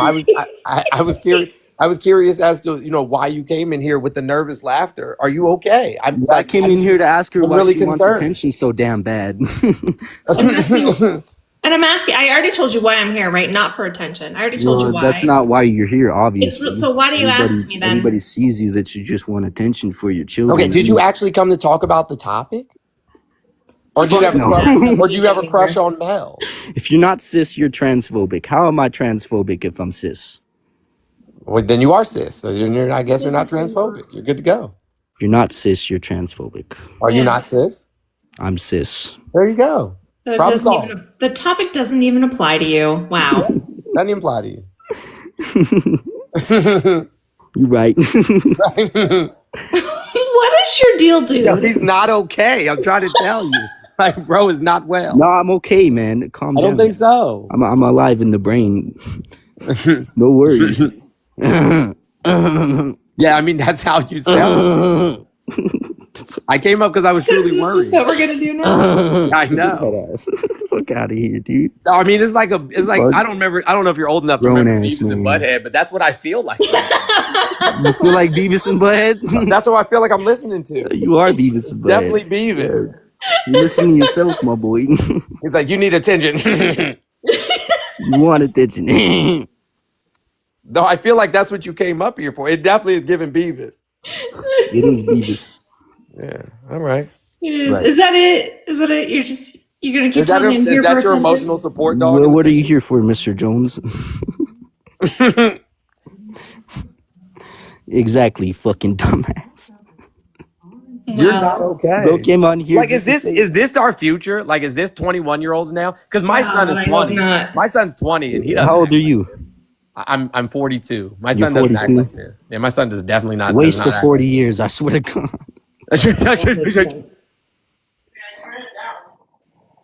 Oh, he ran away.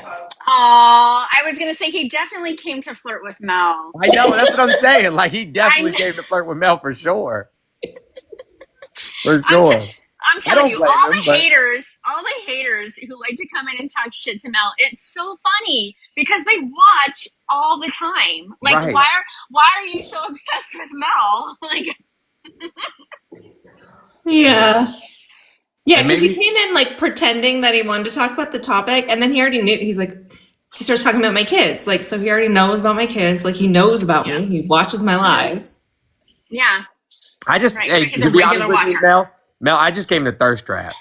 Let me get the big screen, Mel. I've seen Okay, all right. picture in other Let me get the lives. big screen. I just came to Thirst I Trap. mean, damn. I didn't come to do anything else. I just came. I came to Thirst Trap and then leave. That's all. I like it. That's all. The only reason I should. All right, you can take me down there. Did you guys notice I put my glasses on? Yeah, that's it. She said, hold on, let me get a good look. Yes, I'm definitely over 40. Like, my oldest child is 23. That's funny. My man's nervous laughter was making me feel uncomfortable. That's really why I requested. I'm like, he's making me uncomfortable. Oh my gosh. Yeah. Yeah, I couldn't get anywhere. Like, it was one of those people that kept asking me questions but then didn't want me to actually answer. Yeah. I know. Think about that. Well, there's somebody wants to talk to you guys, Ava, but I had to go live with Parker, so All right, have fun.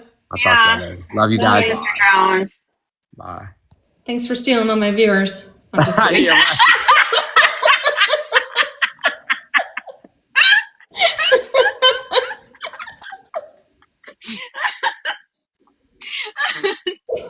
Oh shit. You guys gonna go watch Mr. Jones? That's fucking hilarious. What's up? First of all, I'd like to say that I feel like you're doing a great job supporting your kid in their transition because I know it's very difficult. But I feel like you was lied to by the pharmacy company, by the therapist, by anybody who willingly gave your child hormones. So all of them just lie, and they all lie to Sherry's family too, like living in completely So different states. can I ask you, did they tell you the side effects of hormones? Of course they do. I'm assuming they're on estrogen. Of course. No, my son's on testosterone. Did they And of tell course you they that tell you us the get- side effects. Yes. And we get a giant pamphlet with his I literally have medication. the form still sitting right here. Have you read them? So you know that you Yes, can get I've read alopecia, them. you know that you can go blind, that you'll be infertile, you know that you can get like a bone density issue, you know that you can have chronic pain in your bones when you're older. Like, you know, all that You know stuff that they're and still let your monitored, child right, go on Ava? hormones. You know that they're monitored, You- right, Ava? You know that's with any They're not medication, monitored right? good enough, man. Trust me. I'm on Yeah, they hormones are. and I only ever got blood work one time in 2 Every years. 3 months Okay, isn't well, good kids enough, don't. Ava? It's actually not whenever you can get actually bad memory loss from hormones to the point where you don't know where you are. I had to switch my dose because I literally had such bad memory loss from estradiol that I would wake up and not know where I was. Okay. And do you know that? Can I tell you something? So you know how when you take estrogen, I'm sure you know because you're a child, but you know how when you take it, you take like a testosterone blocker? Uh-huh. You know, one of the most commonly used testosterone blockers, Lupron, is the same thing they give to P3DOs to chemically You castrate don't think I've them. ever heard this before, Ava, Ava? Come you on now. Ava, you know that medications are used for more than one thing. Some medications can But be used for depression, seizures, weight loss. They I, can be man, used but for I'm just so many saying. different things. It's Do you not the think it's same safe when the dose. two main hormone blockers, one is used to treat men with prostate cancer, and the other one is used to treat Okay, P3DOs? Ava. So Shush why for is a that minute, safe to give to a please. child? It's funny how you think you're telling us something we've never heard. Right, yeah. So estrogen can increase the risk of blood clots or problems with blood vessels that are very rare in young people, but can result in chronic problems with veins in the legs, heart attack, pulmonary embolism, which may cause permanent lung damage, death, stroke, or even permanent brain damage. The risk of blood clots is much worse if your child smokes cigarettes. The danger is so high that your child should stop smoking completely if estrogen is started. Other risks may include risk of diabetes, heart disease, raised blood pressure, increases risks of gallstones. You should talk to your child's clinicians about severe or lasting pain in the abdomen occurs, nausea, vomiting. If long-lasting vomiting occurs, talk to your doctor. Migraines. And you know what? You know what else is funny? You don't think I'm informed with these things? If you look at the side effects, real quick? Ava. If you look at the side effects for ibuprofen, it's almost exactly the same thing: diarrhea, chest pain, headache, heartburn, shortness of breath, bleeding gums, abdominal pain, dark urine, depression, nervousness, blisters, coma. Like, this is with every medication. Okay. Real quick, did you read the full list of side effects? Because where did it list you'll go blind, infertile, have memory loss? Where did it list that you'll have like bone density issues, chronic pain? Hold yourself. Right, this is just the patient form because I actually turned the consent form back in, but the consent form itself had a lot more information. And it talks about how it can affect your sperm production. Talks about how you can end up with less fully developed sperm, right? And then you could actually risk your fertility fully.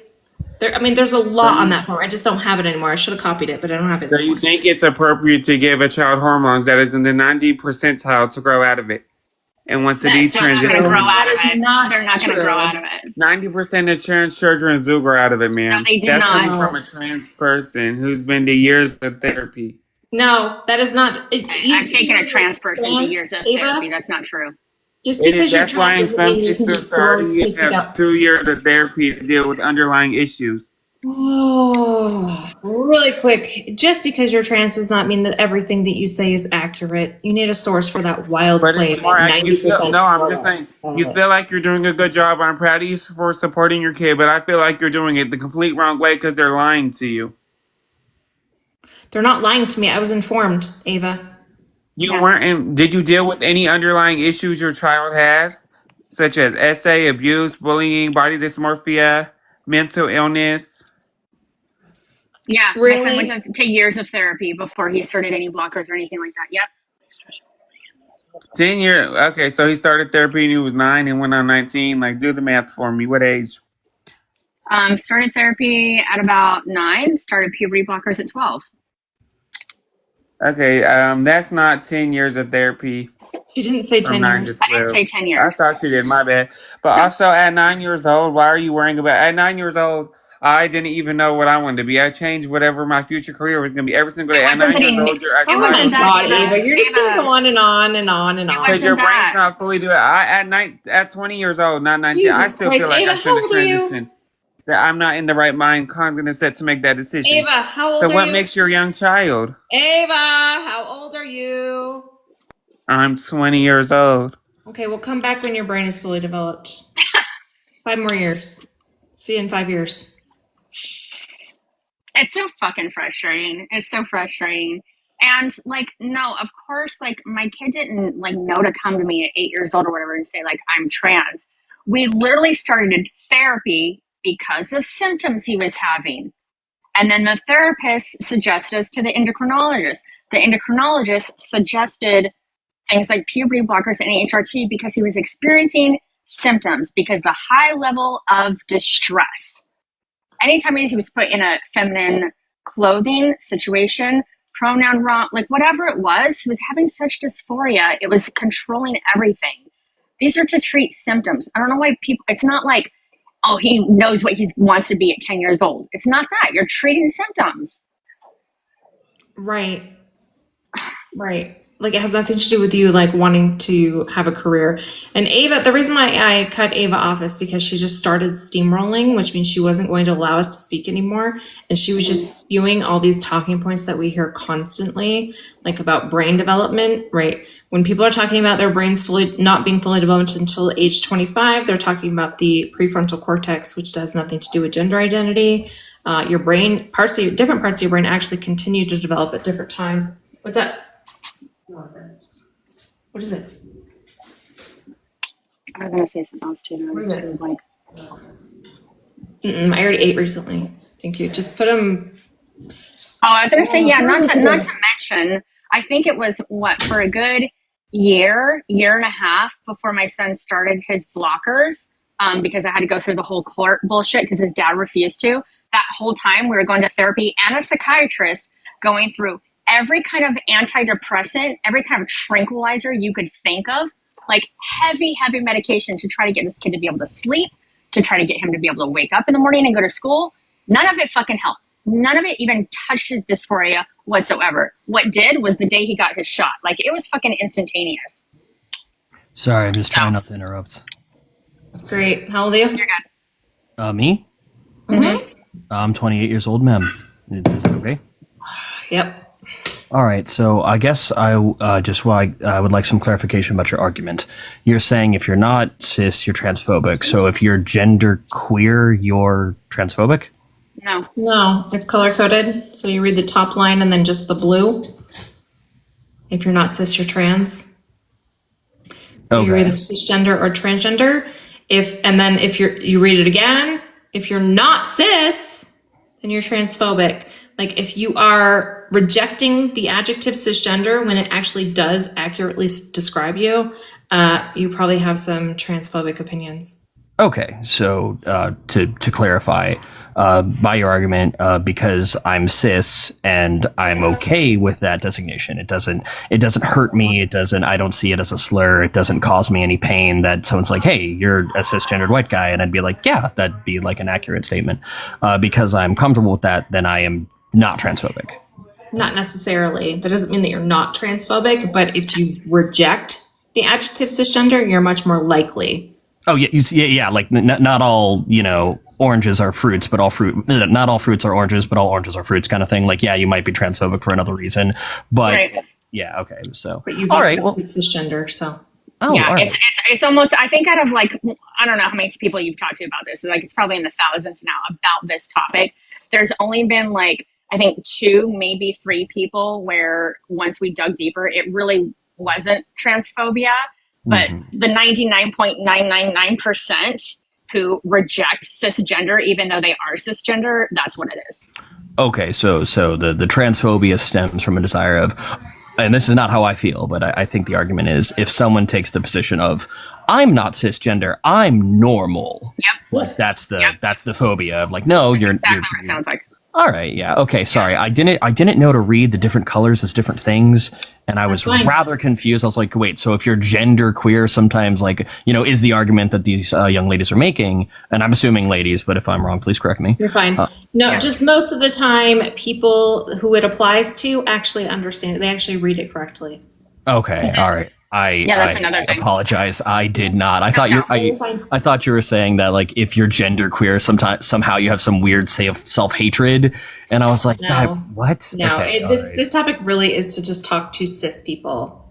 Hi, I'm cis. But the transphobic ones, it's not, and that's typically how it goes. The ones that are, they will immediately, they know what it means. It's the people who do come in who are gender diverse, who are like, wait a minute, gender sir, what, ma'am? Diverse. Oh, I heard gender diapers, and I was like, that sounds like an interesting term. That's totally, I don't know what that is. But yeah. People who need to be babied about different genders, maybe? That's what I thought from Context Clues. I like that, actually. Oh, you can have it for free. Oh, shit. All right. Okay. So, all right. Thank you very much for taking the time to explain this to me. I really completely misunderstood. But yeah, I'm a cishet white. I'm a cisgendered white male, straight, And if kind of calling to, because I get very offended by this in general. Well, offended's probably not the right word.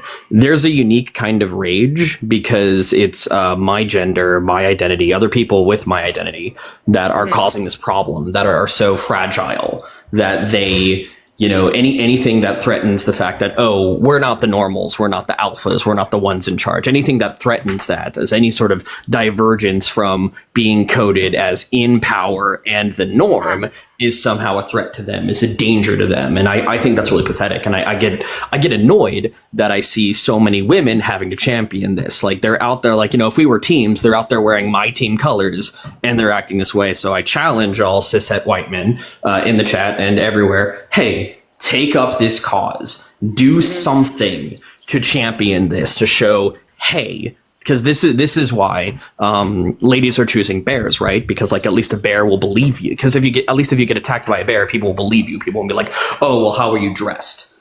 So if you're a cishet white man, please don't be offended by the change in the paradigm. Don't be threatened by a shift in a worldview.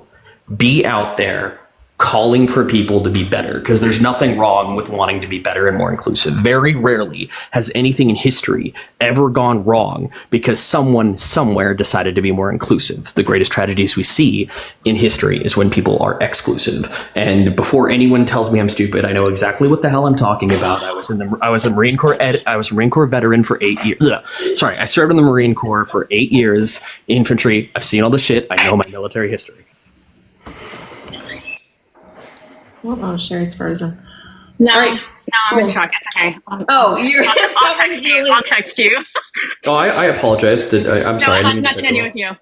Oh, splendid. I love that. I love when it's not my fault. All right, but I got some more people in the box. Yeah, absolutely. Thank you for your clarification. Thank you guys for clarifying. I thought, like, is this a post about like self-hatred, that if people are expending gender dysphoria, that they're somehow phobic against themselves? Because you see not that. that deep. Not that deep. And I humbly apologize for not reading that correctly. Have a wonderful day, and thank you, ma'am. Thank you, ladies. Thanks. All right, bye. Thanks. Thank you. Okay, what? Okay, you freeze like that randomly, so I didn't know. I know. I know. Shock. You good? You good? Okay. All right. I don't know what's going on over there, but let's see here. Will you text her and tell her what you just did? Okay. Hey, hello. I just had a quick question. Like, if you was born before the cisgender was identified, and like your birth certificate says male, what do you identify as then? So our birth certificates do tell our sex and not our gender.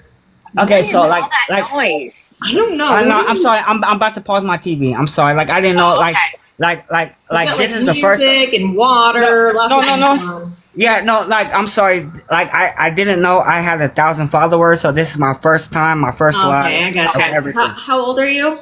I'm 38. Okay. So like me honestly, like I'm sorry for my voice. Like this is what I sound like for all my life. I don't talk to a lot of people.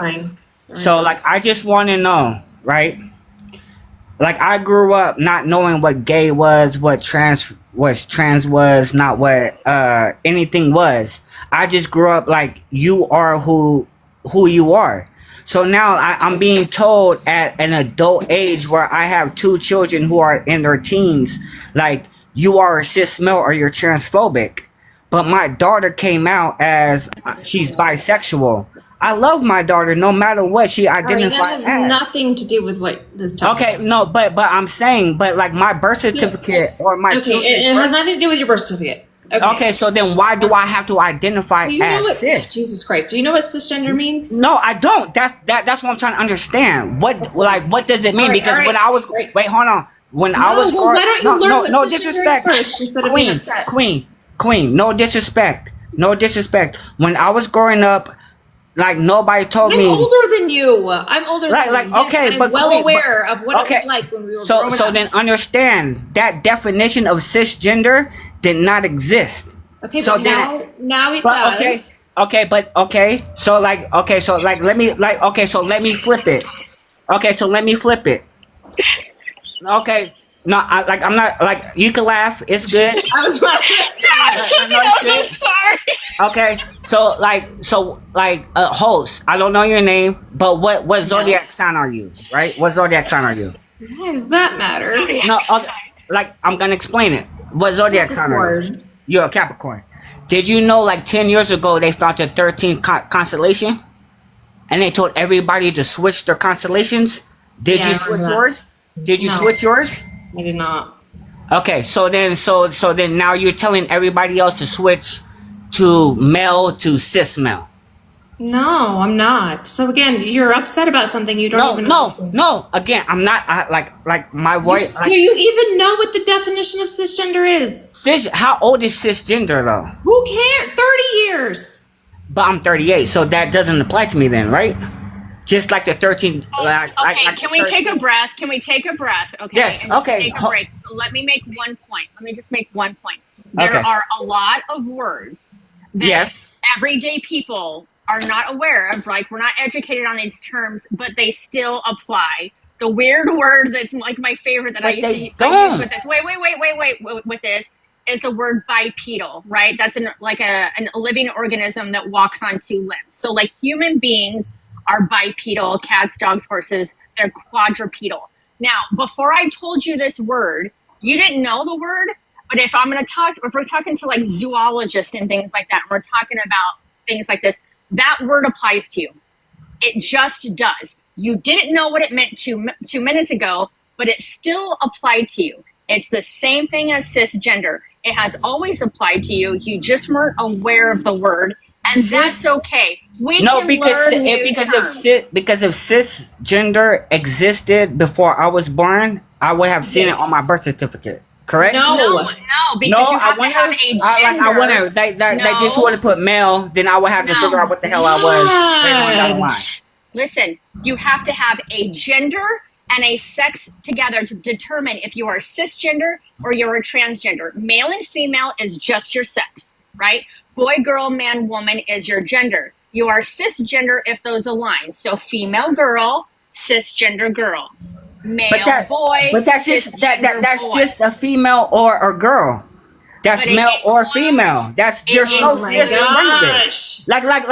And again, like both of y'all, like I respect because I do watch you guys. Unwilling to listen. No, and no, learn. I'm not. No, like you are. I'm You're not- just making up excuses. I'm too old. No, I'm not making too like. old to get this. Wait, I don't know. host. Like, let me tell you, I have ADD. So like when when things are presented to me, I need facts, right? Okay, these are facts. Sex and gender are different things. Or fact, like you want it facts, or I need to understand it. Okay, so fact. Or it Fact won't make one. sense to me. And like Okay, again, like fact one. This is No, not wait, hold on, ADHD let me thing. finish. This is a steamrolling. What you're doing? No, is I'm not steamrolling. consistently talking.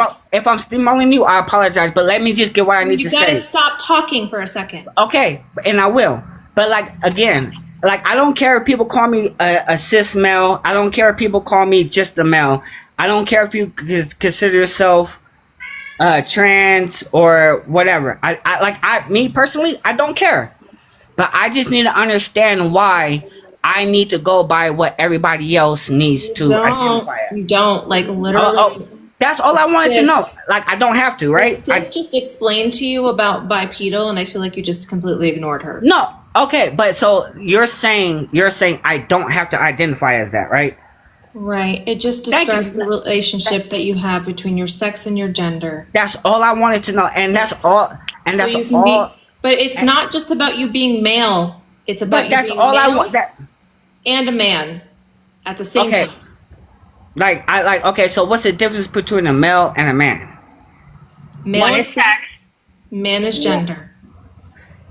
What's the difference between that? Sex is your biology, your chromosomes. Okay, but what's the difference between that? Your Okay. gender. Listen, Okay, your my gender. is My your okay. Wait, hold on. Not the host, but the one the cis. Uh-huh. Okay. So I'll again, give it to you easy. Okay. Let's just say that your sex is, let's just say it's the body reproductive parts. Your gender. Okay. is Wait. your, Hold on. Wait. Like, I'm just trying to understand. I'm not trying to fight with you. I'm not trying to argue with you. So my sex, so my penis, correct? It's more That's a than just small your penis. component. No, That's a small Something to do component. with it. but that's Yeah, what she said. That's what she said. This is the 5-year-old explanation. This is the 5-year-old Yeah, explanation. no, Okay. please, right. So I want to learn. So that's why I'm so intrigued. So please, like even if I get upset and like I yell, like I'm not trying to yell, but if I get loud, I'm not trying to disrespect none of y'all women or whatever y'all identify as. Great, but it's hard to explain this when It's you're your talking. bathing suit body parts. Bathing suit body parts. Okay, right? so That's what I your cover sex. up. So what I Right. cover up. Okay. Your gender is part of your identity and who you are in your head and who you live as a person, like living as a boy or living as a girl or living as a man and a woman. Okay. So it's the outward part and it's the part in your brain. Okay, so like again, so sex is what I cover up, right? Mm-hmm. And then so then gender is what I think I am, correct? No disrespect. It's who you are in here and who you show to the world. Okay. Because we're human beings, we don't show our genitalia. We express ourselves through our gender identity. And again, to the host and to the cis woman, I meant no disrespect. Okay, I'm just passionate and like what I'm thinking. Like I never understood what cisgender meant because like when as you can see my picture, I'm black. So when you say cis, I'm thinking that you're calling me a sister. So I get offended. Okay, well, it's spelled differently. No, like I know, and I've been called it and again, me personally, I accept everybody. I don't care what you identify as or who you are, as long as if you respect who I am, then I respect who you are. Okay, so were you assigned male at birth? Yes, like I'm literally looking at my birth certificate. It says male. It says cool. male. Are you a man? Like a man and what? Like okay. Your Again, gender. a man. Is your gender a man? Do you present to the world as a man? When you go around, use he, him pronouns? No, I just use male. Like I don't use When people talk about you, do they call you he or she? They use him. Okay, cool. So that's him. But like at the same you time, are cisgender. So like, okay, I think I'm confused on what cis the words. I can see it, but again, like I have a lot of. It just means not transgender, right? So you Yes. Okay. Then. Okay. So if it's not transgender, I would just be a male, correct? No, because transgender people can also be male. What? A trans woman was born male, but they are women. I have a few of them that I work with, and I have no problems with them. So a transgender woman was born a male, correct? Right? Correct. Yeah. So they're male. But she identifies as a woman, correct? Yes. So that's what makes her transgender. But at the same time, me being born, hold on a second. So her gender and her sex do not align, which is the opposite of cisgender. That is true. But at the same time, being male and a woman makes you transgender? Being male and a man makes you cisgender. You are male and a man, therefore you are cisgender. Like I understand that, but the topic is that if you're not cis, you're transphobic, right? And Are you cis? No, I'm just a male. I just explained to you how you were cis. You agree? No, I'm just a male because I don't have to identify as what you think I am. So you don't have a gender. No, I'm just a male. I'm not cis. You said you were a man. I am a man. That's all. Yes, so I'm that's male. your gender. So you do have a gender. Your gender but is there's man, no your sex is male, therefore you are a cisgender. I'm not I'm not trying to be disrespectful, but if I don't want to put that cis in front of my gender, I'm just a male, but I can still respect trans women.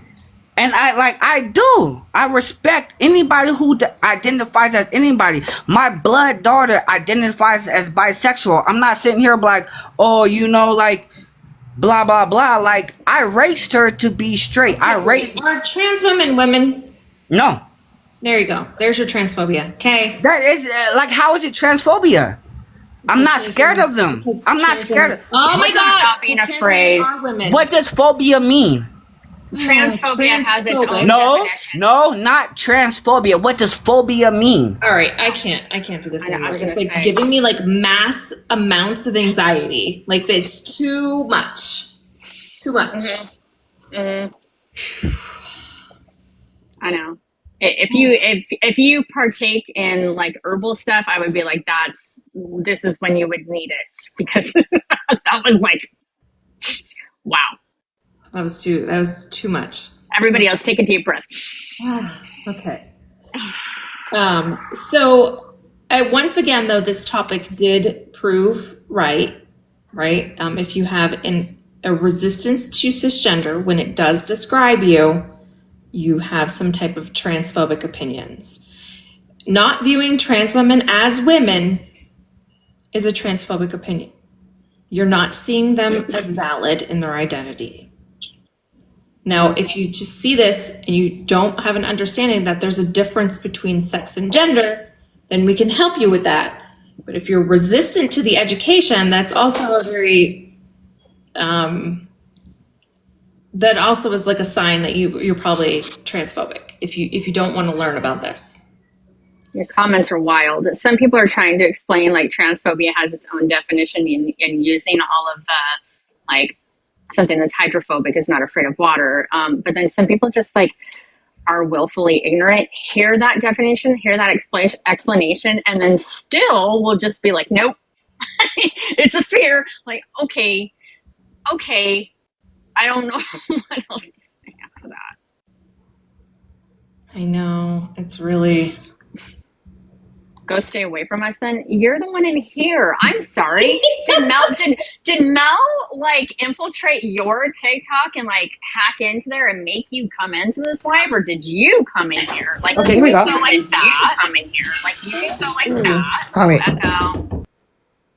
Yeah, you have a really bad echo. I don't know if it's the glitch or if it's just the echo. If you can go back to your phone's home screen and come back and see if it fixes it. If not, you might need to restart your phone like completely. Dang, I'm on my new phone. I've been on the phone with you this whole time and my battery's still at 97%. It's gonna last a long time. Yeah, you won't have to be like, oh. My phone's dying. My phone's dying. Yeah. You also have a really poor connection, so I don't know. Let's see. Can you hear me now? Let's see. Yeah. No, Hello? you have a really bad echo. Hi. You have a really bad. Oh God. All right. So your echo is very bad. Sometimes it's a TikTok glitch. It might be. If it is, you need to completely, like, even restarting the app for me doesn't work. I have to restart my phone. Yeah. Why? Yeah. I don't know. Yeah. But the echo is horrible and you can't hear it as the guest. But Okay, hello. Hi, how old are you? 18 years old. What year were you born? 2005. Okay, what do you want? What's up? Okay, so I don't understand what you mean. Like, if you're not cis, you're transphobic. Can you elaborate on that, please? Yeah, it's color coded. So you're either cisgender. Oh, my fingers are going away here. You're either cisgender or transgender. Right? You're cis or trans. You're one or the other. One of those two adjectives will describe you. If cisgender is the adjective that describes you and you reject that after having an understanding of what cisgender means, you probably have some transphobic opinions. That does not make sense to me. So I'm done with that. Thank you. Okay. Okay. If you watch the live, it gets proven time and time again.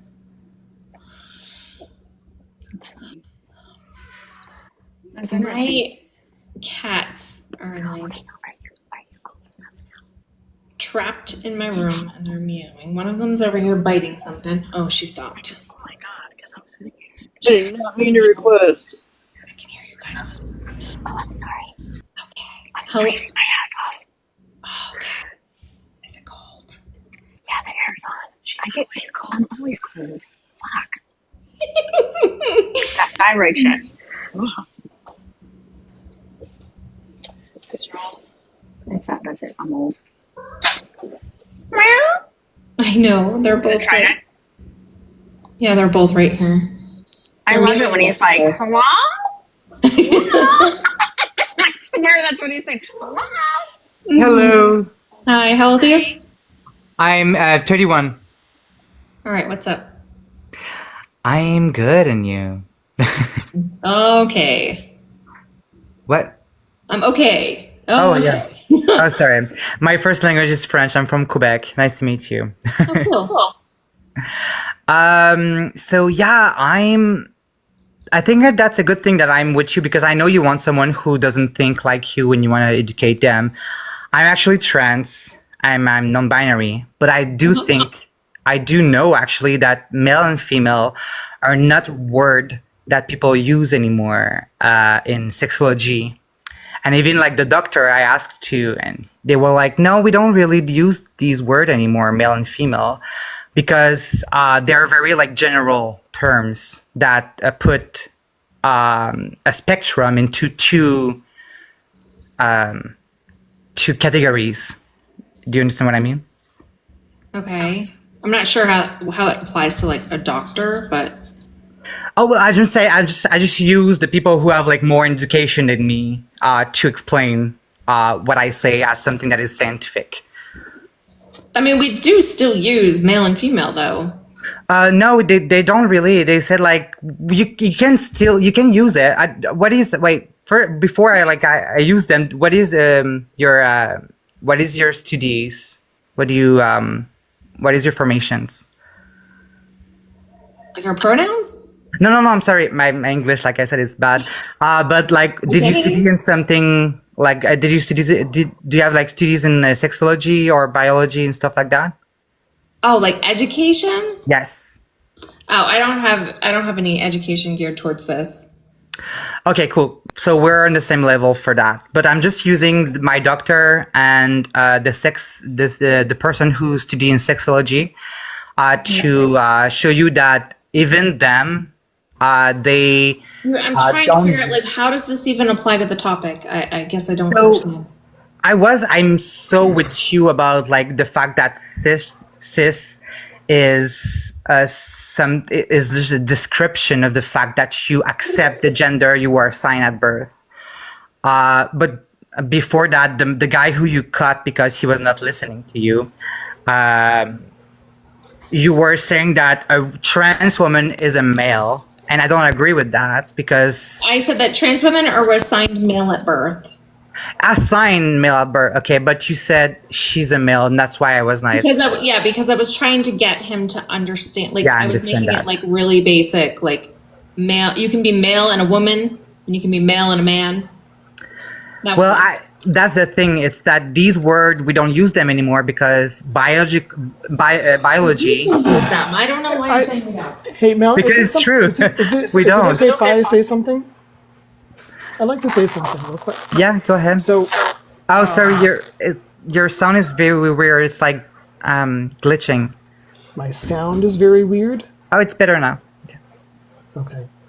So, I know you referenced a doctor and a sexologist. Just so we're really clear, a sexologist is someone who studies or practices human sexuality, whereas when someone in the medical field, like a doctor, is referencing sex categories, that's not sexology, that is biology. So while sexologists may not use the word male or female any longer, it is still used in other forms of sciences. And more importantly, what biologists have said is that male and female are not rigid terms, they're very spectrum-driven terms. So they're still used, but now it's more of a spectrum. So for example, when we're talking about someone who is a male or a female, We're referring to a spectrum of typical traits. That doesn't mean that they're exact or the same. Sometimes there's crossover. Yeah, but that's the thing. So you have like female at first because we all like start there at first in the womb, and then after your body will tell you where you go, and you can stuck in the middle. It's like a 100% spectrum. So you can be like 15%, 1%, 2%, 50%, 55%. And the thing is that where is the limit where female end because there is like many categories. Of course, there's like gonads and genitals and chromosomes and hormones and stuff like that. But the thing is that we put male and female, like we say that estrogen is female. Why is it female? Everybody have it. Why is it female? It's no just one's saying estrogen is female. Okay. That is incorrect, and that would be just a common lingo that people use and falsely attribute to females. But female is a category of 9 different characteristics that have all sorts of variation between them. Just like male is also a category of 9 characteristics with variation between them. And but what the is same the is end? the same is also true with intersex, which is again has 9 characteristics which all have variation between them. So where it ends is basically if a person meets criteria for all 9 typical traits, they are of that typical category. So that's where the end is they meet all 9. If they meet 4 in one category and 5 in the other, they fit in the middle somewhere. That's why it's a spectrum. Okay, so if a person who is born with a vulva, well, I mean, what is a vulva first? Like, it's a spectrum. So, like, where does it start to be a vulva? It's a vulva because there are certain characteristics that don't emanate into developing into a penis or scrotum. Okay, so did you know that the urethra is not? It's like sorry, my English. It's on its own. So you could have like a very developed vulva, but your urethra is in the clitoris. I have a friend who have their urethra in the clitoris, and the clitoris is more bigger, but the vulva is not smaller. You know, you would think that any of this has to do with my topic. Yeah, you're just talking about variation of female anatomy, and that's expected when we understand any sort of sex characteristics as a spectrum. Okay, sorry, I'm sorry. It's So not in the I medical know. science, I work as a therapist, and I used to do a lot of like sexual health curriculums and courses. So we would talk a lot about how people have variation. So for example, some females or women have very big clitorises, but that doesn't mean they're male. No. It's just a variation, or in other words, it fits within the typical patterns of those features. But that's the thing. Okay. So to come back to the cis and trans thing, it's that we say that someone is cis because only of their or trans only because of what they have between their legs, which is like which is like 25% of. No. Yes. No. People, the doctor don't look at I that. am a cisgendered man. It has nothing to do with my penis. So it has everything to do with all of the typical characteristics, which is 9 of them, plus my identity added to it, makes me a man, or more importantly, a cisgendered man. Yeah, of course. That's you have your own way to see your own gender, and that's okay. But I'm just saying that That's just how the language is structured. Those are the social pragmatics of it. But I'm just saying that when you're born, they only look between your legs. Sure. That yeah. observation And then your is- sex And is that's where assigned. cis come from. No, that's not what that means. It comes from you being assigned, right? Yes, a sign of what they look between your legs, and that's it. They don't look to your That's not chromosome. what They don't look to your. cisgendered means. That's not what cisgendered means. Okay, cisgendered means that I happen to have all of those 9 characteristics that typically put me in the category of male, and it just so happens that over time, I developed from boy to man. Thus, my gender identity matches those 9 typical characteristics that have continued on through my entire life. Okay, so it is not a moment in time. So I'm trans, non-binary, and so what I explain to people when I explain them, because that's what also like all the organization, also my ex-boyfriend worked into an organization that explain and help trans and queer kids and people what it is to be trans and queer and gay and lesbian, blah blah. And like their definition of what cis is someone who accept the gender they were assigned at birth, and trans is someone who doesn't or not totally. Okay, but I still have the accept- definition of cisgender that I'm using right Yeah, now. but that's a dictionary, and they also say like a woman is someone with a vulva. It doesn't mean that the dictionary is right. No, the dictionary has lots of definitions of a woman. There's Yeah, not just one. I'm not cis. I know it because depends on the dictionary, of I course. am not cisgendered But because this I. just seems like a weird argument. I don't know why you want to Yeah. like argue about But it's this. just I it's am the not first time I meet people who cisgendered. I am not defend cisgendered. trans I am people on not. Twitter. I am not cisgendered because I accept the assignment of my sex at birth. That's not what that means. That's weird because that's the first time I hear that. But okay. Then this is how you learn. You learn how other things are used differently, because it's not just about the what I was assigned on my birth certificate. My gender identity isn't dictated by a certificate. It's dictated by my experience and my growth and development over time. Yeah, you Just probably like everyone else's, including yours. cis and trans is not a gender identity. Correct. It's just an adjective to describe the relationship between sex and gender. Well, that's very futuristic. I think it's cool It's because very what? Futuristic. It's like I don't have We've been avant-garde. using- no, Avant-garde. we've been using this since 1994. So it's Well, I'm telling you that the organization, most of the organization that I know, I'm queer, so I know most of Yeah, them. there are organizations like I go to places with my kid. There are things they go to therapy. They have incorrect language a lot of the times. Well, I'm just saying, like, It's not why? up to date on things. What do you base what is correct and not correct? But like, it's very interesting what you're saying, and I think it's very avant-garde.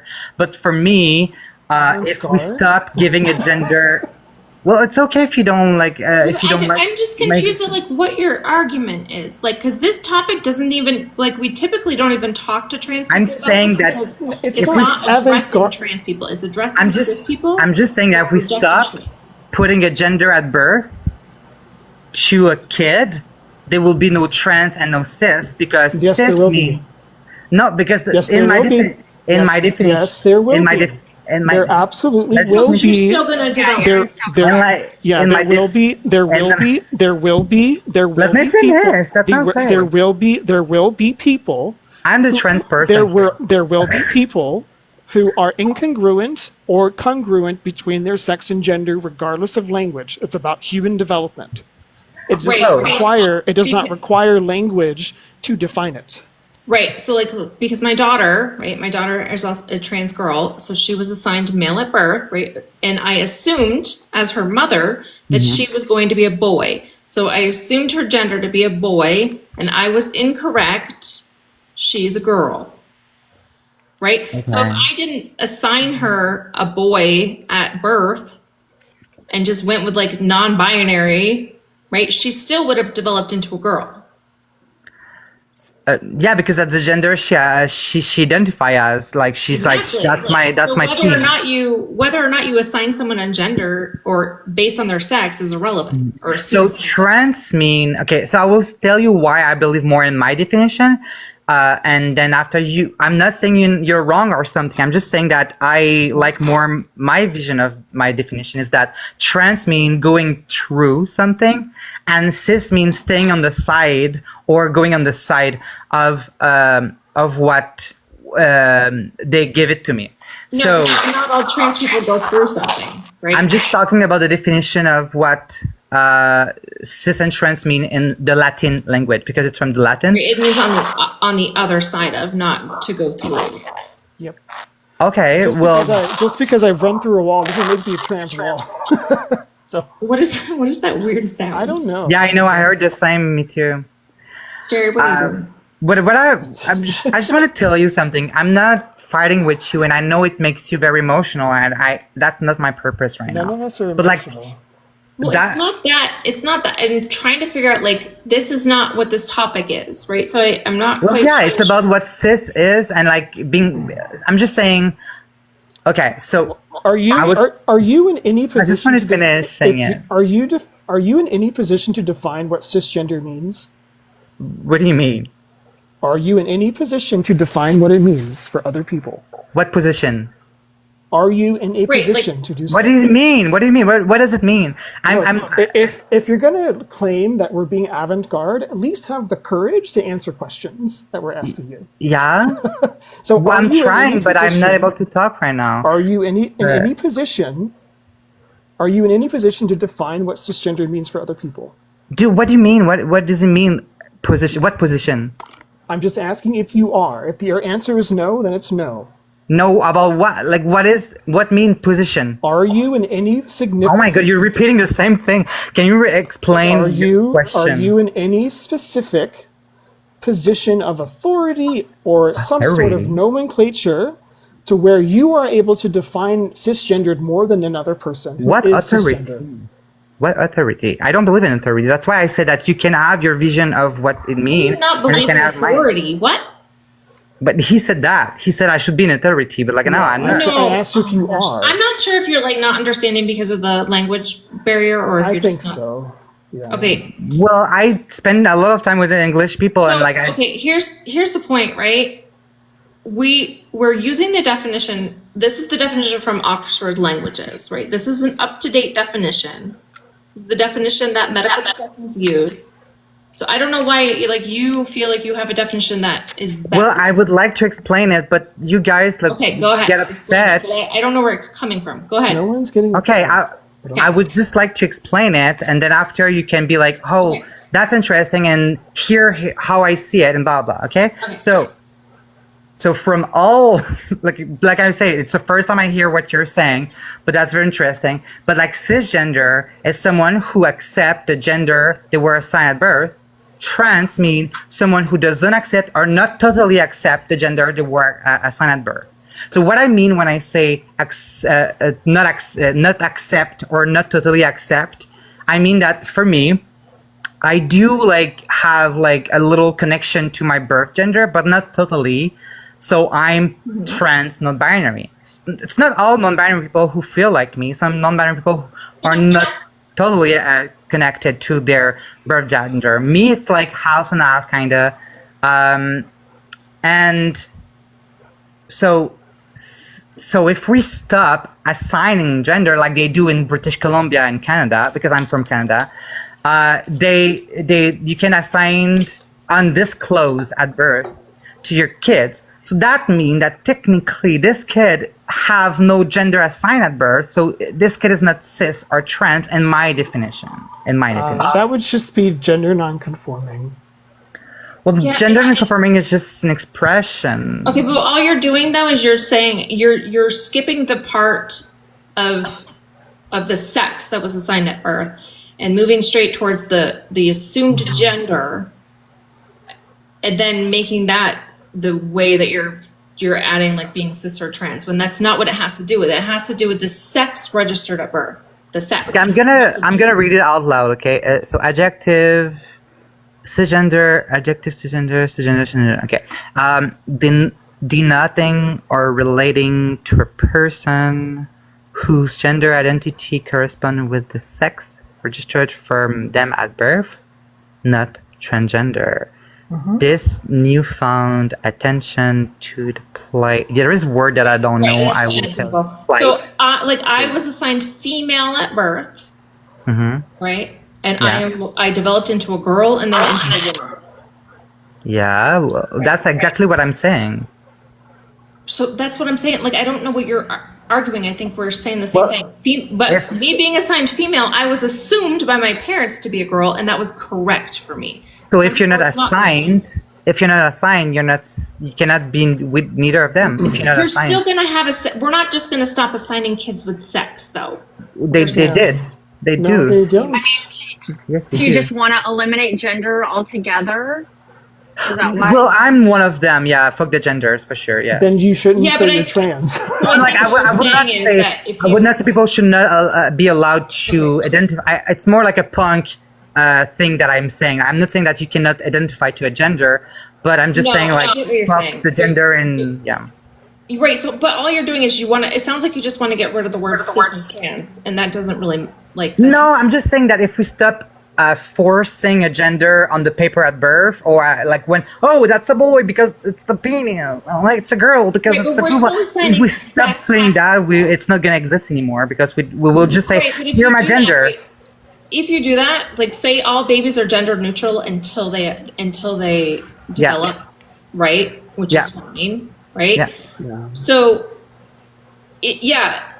but the thing is that you're still referring that to their gender assigned at birth, when we're referring it to your sex assigned at birth.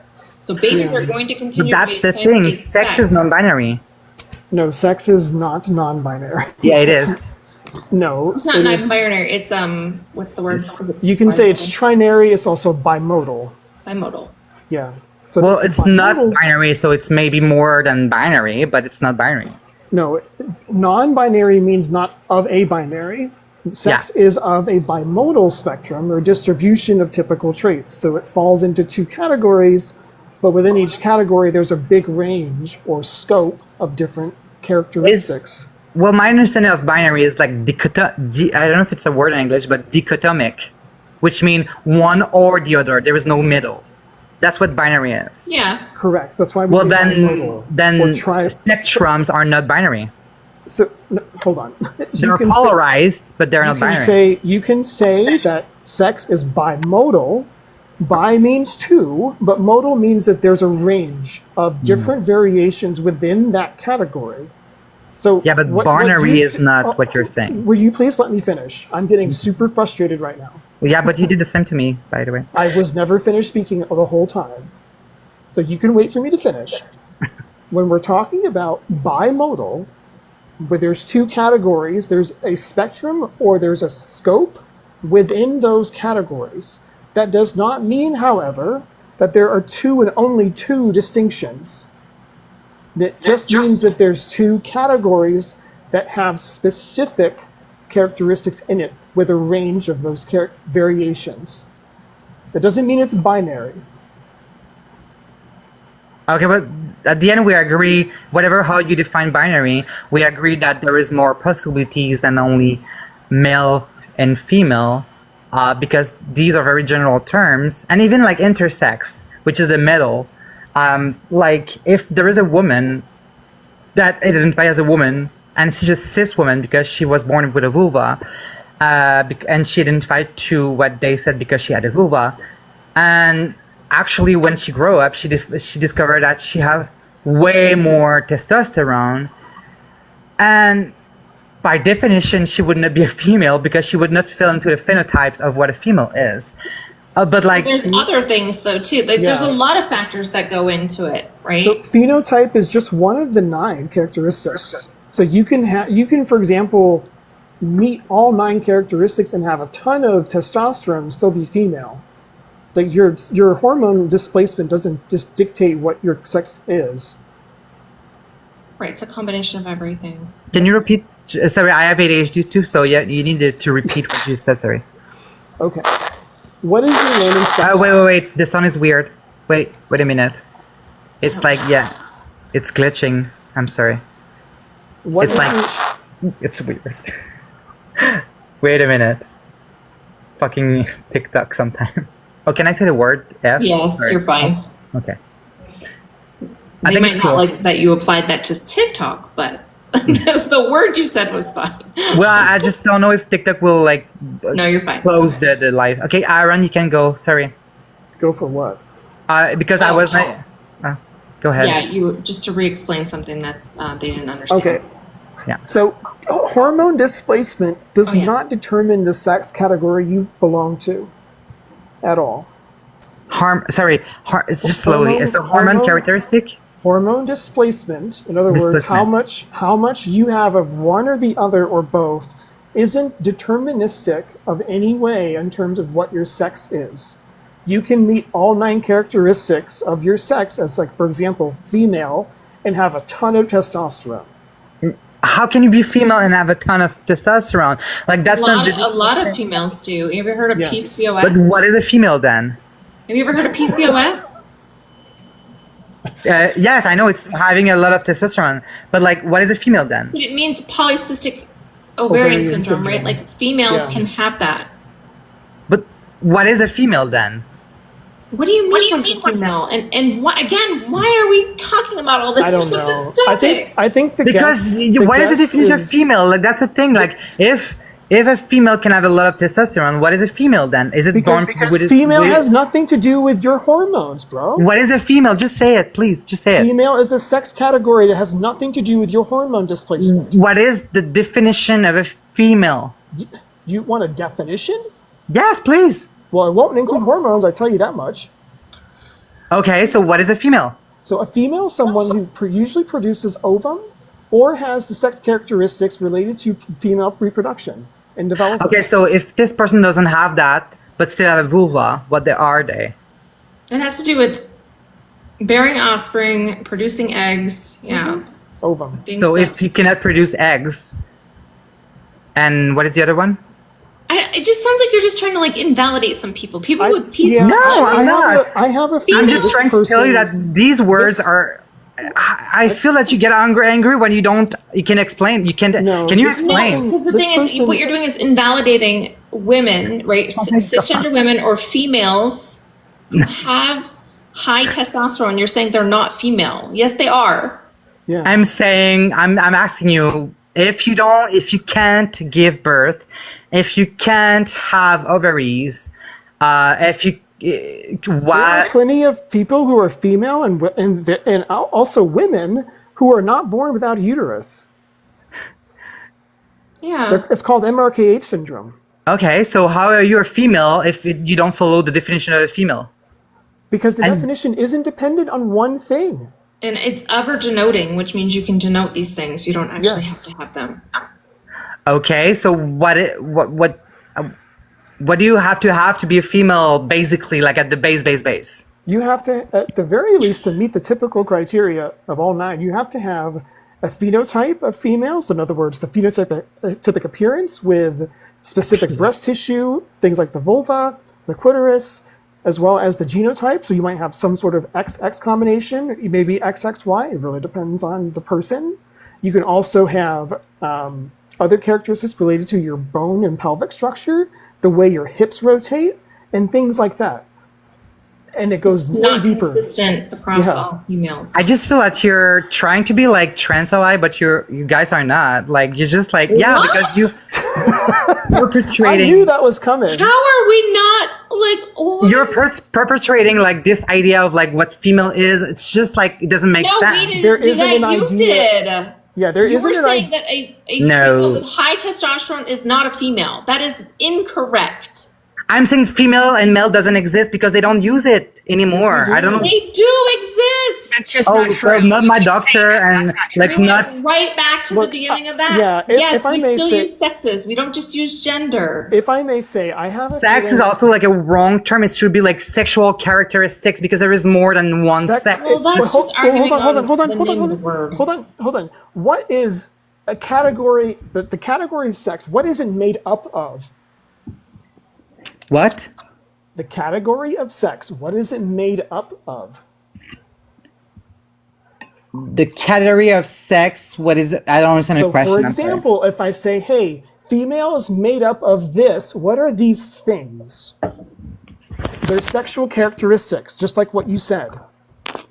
Yeah, but if you have like if you have XY and you have a tons of testosterone, but you're still born with a vulva, like what are you? Like intersex? Okay, because you're in the middle. Like what? It's so weird. I think this was.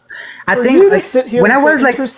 you to sit here and say intersex is weird is just No, intersex is not weird. What is weird is these terms that just like put everything in a little square, and it's just weird because when I talk with my it's friend just- who's no, studying I think what it sexology, is she's a that you- sexual. Wait a minute. Sexologists don't have a And she answer said about this. We that already talked about this like 30 when- minutes ago.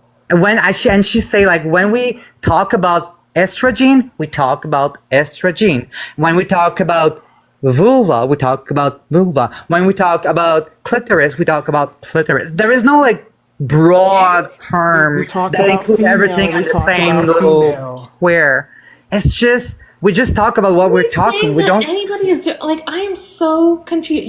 You. I know you came in here at the beginning, and I don't know how long it's been, and now you're still talking about how sex doesn't exist. Yes, it does. Like, No, sexual characteristics exist. Okay, sex is a category of sexual characteristics. How do you not understand this?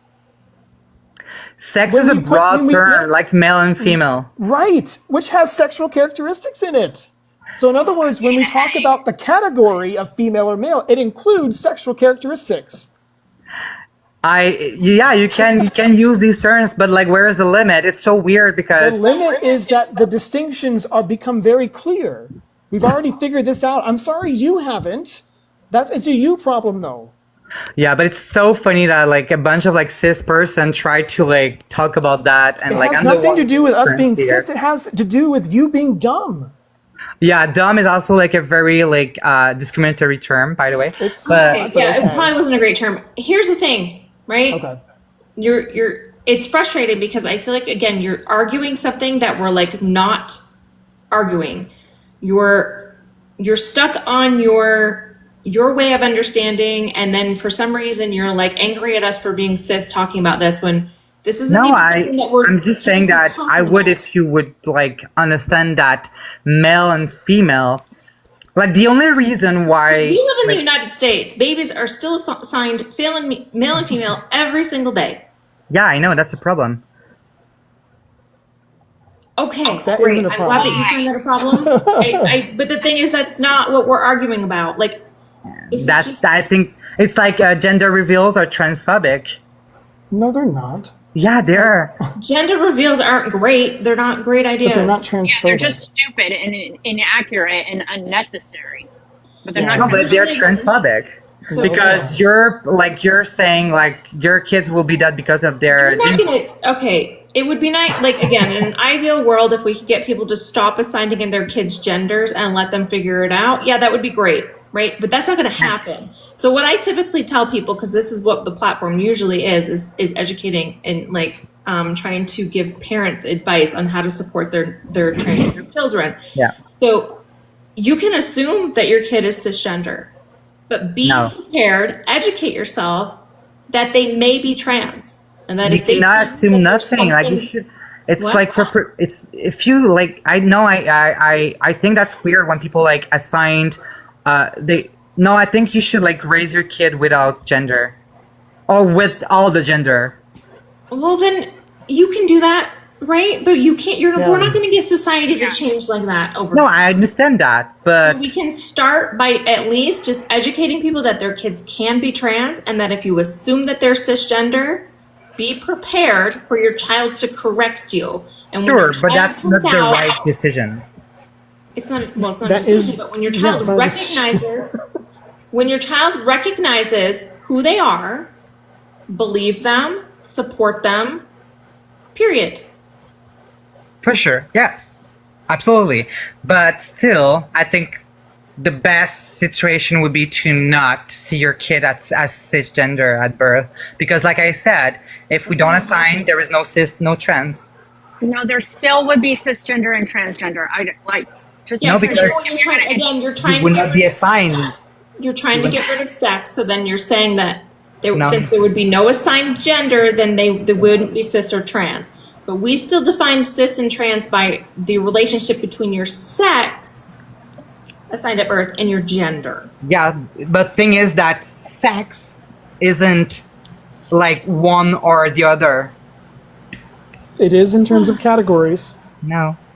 Yes. It's not. That's it. Yes. That's why all this thing about trans. That's the thing. That's the thing. That's what I explain to people. Like people, like when I meet you them, would they're be like, incorrect. "Oh, so We also so you're can't non-binary," ignore- but we that's also the can't ignore the privilege that comes along with being cisgender and the oppression that comes along with being transgender. That's another reason why these adjectives are actually really important. Yeah. that's Do the you thing. Like recognize- when I meet people and I say like, "Oh, so you're non-binary," in your head, but like, really, you're a male. I'm like, no, I'm not a male either. I'm not a male. Even if I was born with a penis. First of all, you don't know the rest of all my biology first. And also, like, nobody can be 100% male and female. So why do we use these terms? It's just so fucking weird. And like, can we just talk about what we're talking about when we talk about this You don't think it would be weird to just try to change everything? Like, that's what you're trying to Yeah, do. what's even more weird is if having sex a were rigid binary, I would be transphobic. What's even more weird is having a rigid sense of Yeah, injustice. if sex was binary, I would be transphobic, and I would not be trans because the reason people like attach male to man is because they think that it's just two words that mean the same. No, that's why male and it's because female don't exist people are because cisgender. binary is not a thing in science. I'm a male and a man, but I don't attach the two together. Yeah, because male doesn't Typically, exist. They align. Like, typically, No. people are cisgender, so that's why children are typically assumed to be cisgender. So I'm Because the vast male- majority of the population are cisgender. Yeah, I'm male and man. They don't attach themselves in any way. It just so happens that I am male, and my gender identity developed into man. Nah. It's I'm just sorry, a what? weird take too. It's a weird Nah. take because I know Mel and I. You're a man, but you're not a male. Yes, I am. If you want to believe in it, it's your religion. If you want, it's but, not religion. no. But like, fuck that. I believe in science, and the science proved that it's Science not. says I'm male. Science All says I'm right, male. I don't. Well, this is over. You know what's really my God. weird is someone having such a rigid sense of injustice that they think the language existing is unfair, and they have to make up their own rules by saying I have a religion of being male. Yeah, and telling you that you're not male, like, huh? That's why I said this is dumb. We can't just get rid of sex. I don't know why. I know. I was gonna say. I thought I do have like somewhat, I guess, to some people, radical fucking ideas, right? Like. Too straight. You remember that echo? Oh, so, do I? Yeah. Yeah, I bet you have the glitch. You might need to restart your phone. There's a new echo glitch. A new echo glitch. That sounds like a thing. Tasha gets all the glitches. I She know. was getting the camera glitch. She gets all the glitches that I get. She does. I was just gonna say, I get like the whole like not gendering kids like in like very strict gender roles or clothing or hair and things like that as kids. But to just completely eliminate that they're male or female and it's just a little more like it's just kind of unnecessary. Like Mel said, most kids are cisgender. Like it's just I don't know. Like I thought my views were radical, but that's like Yeah, that would be like a really weird like. And what's strange is I usually, if we ever hear an argument like that, it has to do with people wanting to get rid of gender, right? Mhm. Yeah. Just have somebody try to get rid of sex. Yeah, That was a weird one. That was a weird one. I don't know. And They kept referencing a sexologist who wouldn't be like sexologists help you with sexual health, not about your And sex. it's really frustrating because I get the whole point. I guess they related it to the topic where there would be no cis or trans. There would be no cis or trans if we eliminated gender, but not sex. Like, we're not going to eliminate sex. Like, it just doesn't make sense. But this is, whether or not you think things should be differently, this is the way they are. And that's what I'm working with. True. I understand the appeal of like trying to be proactive and like be consciously aware of the systems that we work in, but they were, instead of trying to be aware of the systems they were working in, they were trying to build a new system entirely and good. not even give a rat's ass about how anyone else is Right. in that new system. Because when I said I'm male, and they're just like, nah. I'm like, what? Yeah, it's just I'm from Canada, and we don't claim them. I love you. Sorry. Did you see a lot of, like, That was entertaining. Like I was annoying. I was trying. Like it would be like there'd be a little bit to catch up on, and they'd be like, "Oh, okay, we're on the same page." Nope, completely. Yeah, exactly. Because I was really trying, like, okay, I got what you're saying, but then, Yeah. yeah. Because we And can't just like as a fellow Canadian, if your doctor is telling you those sort of things, you might need a new doctor. And I get, like, I think there are places in Canada and other countries now that they are putting X on birth certificates, but I thought that had to do with the baby being intersex, right? No, you can choose that now. You can put X on. Oh, and then they can the just only put their issue own with it sex. is that I thought about this long and hard, being someone who's two-spirit, right? Yeah. And then so I was playing around, but some countries won't allow you to come into their country if you have X on your birth certificate. It's not acknowledged. So yes, it's fine in Canada. Yes, it's fine in the States. Yes, it's fine in a couple countries. But if you're X on your passport, you will not be allowed in certain countries. So instead of putting an X, because I feel like that's just kind of another thing that makes things complicated, right? Because then I guess the point is that you could allow the baby when they got older to make, like, put male or female based on their identity. But your identity and your sex are still different. So even though that we do that now, like my daughter will probably change her stuff to female at some point. Like we still go by, like, you know, her identity being a girl and a woman. So I was going to say, it gets really complicated because on my son's driver's license, right, we do have his gender marker. It goes male, female. So it does have M for male, right? But when it comes to, like, the doctor's office or when I do his blood work and, like, the stuff pops up and it asks for, you know, male or female, I will put female because I'm assuming the blood work and stuff has to go align with that. And, like, in the doctor's office, you know what I mean? The female part is important. So it kind of depends on the it's really confusing. Yeah, and that's why having a complete picture of being, like, transgender boy or transgender girl or cisgender girl, cisgender boy would give you the full picture, which is like the only place I've experienced that where they have everything complete is the chiropractor office and Planned Parenthood. Don't know why those are the only people that, like, their paperwork is really, like, accurate. Right. So sometimes on those papers too, I will write, like, I'll check male, but then I'll write on there, like, girl. Yeah. Because I don't want them to, like, misgender her either. So I try to make it clear on the paper. But yeah, they need to just fix the wording for everything. I'm just so uncomfortable with the fact that, like, I did mean I actually I actually appreciate being able to say that I'm cisgendered. Oh, Aaron, you're not even a male.